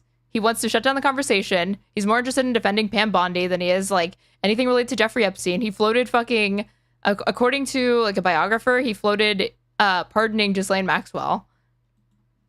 Have sort of a false memory. Like where they get it, it's like it's total projection or this idea that like Trump is like, yeah, he's going to defeat the deep state. That was obviously like trash. But now, and like now that it's not just 2016 and Trump's only been on the political scene for like 2 seconds, we have like practically a decade of his first administration, now the second administration, statements in between of him consistently showing he has no interest in relitigating any of that. The reason it's sort of a Mandela effect that he campaigned on the idea of releasing the Epstein files is because Fox News released a deceptively edited clip where they cut out the part where he said, yeah, I'll probably release the Epstein files. And they cut out the part where then he backtracks on that completely. Would you declassify the Epstein files? Yeah, I would. And that's the part most of us saw. Of course, later, people found out that the full clip showed him saying basically the opposite. Yes, I would. I think that less so because, you don't know. You don't want to affect people's lives if it's phony stuff in there because there's a lot of phony stuff with that whole world. We also have Bill O'Reilly on News Nation saying he just talked to Trump back on St. Patrick's Day, and Trump basically said the same thing. He said, and I agree, there are a lot of names associated with Epstein that had nothing to do with Epstein's conduct. They maybe had lunch with him or maybe had some correspondence for one thing or another. If that name gets out, those people are destroyed because there's not going to be any context. Media doesn't care about context.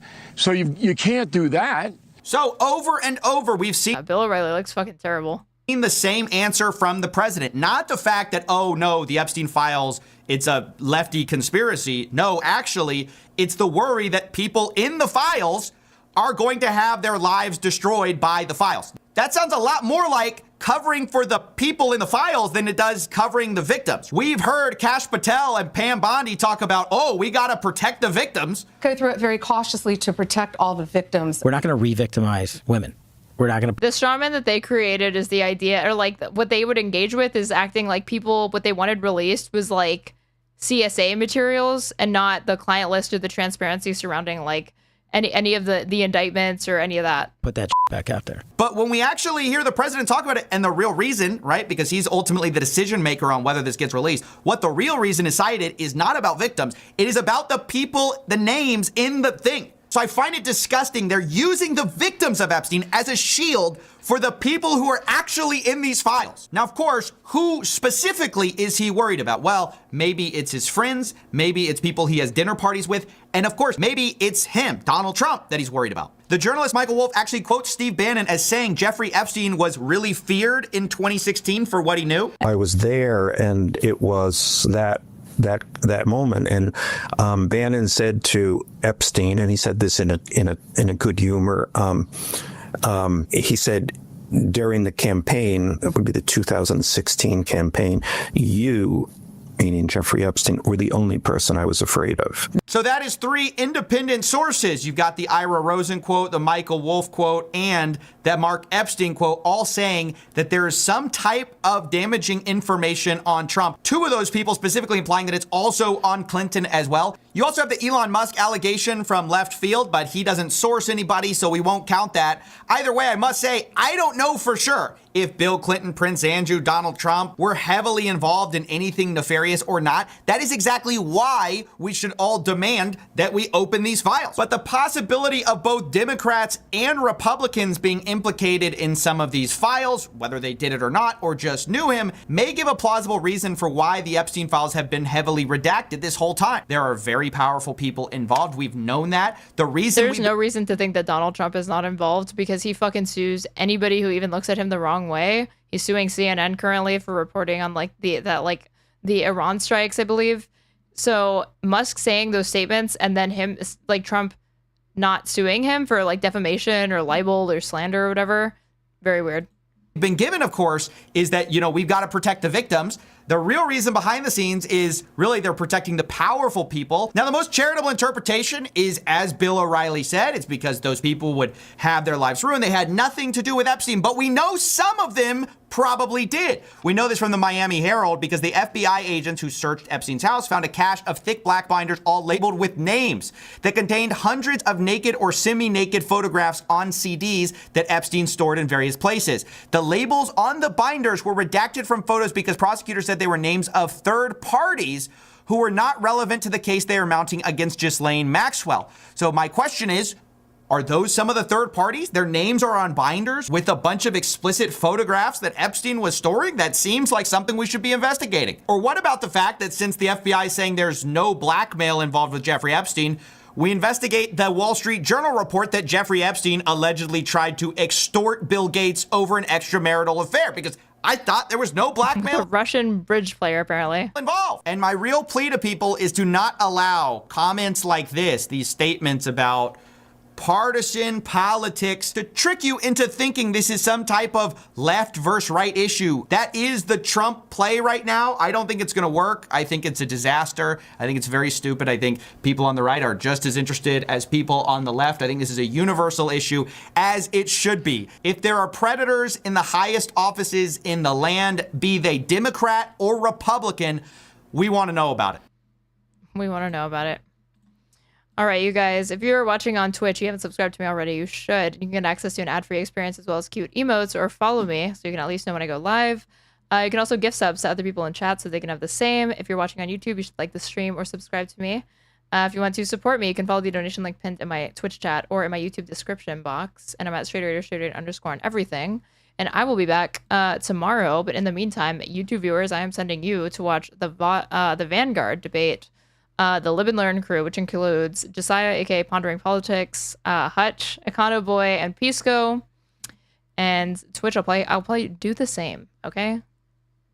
So let's see. I think I'm doing this redirection the right way. But let me read. Let's see. We're definitely sending you guys to Pisco on Twitch, at least. And sound off is like very long, loud raid music. So thank you guys for watching. I will be back. We'll see you later.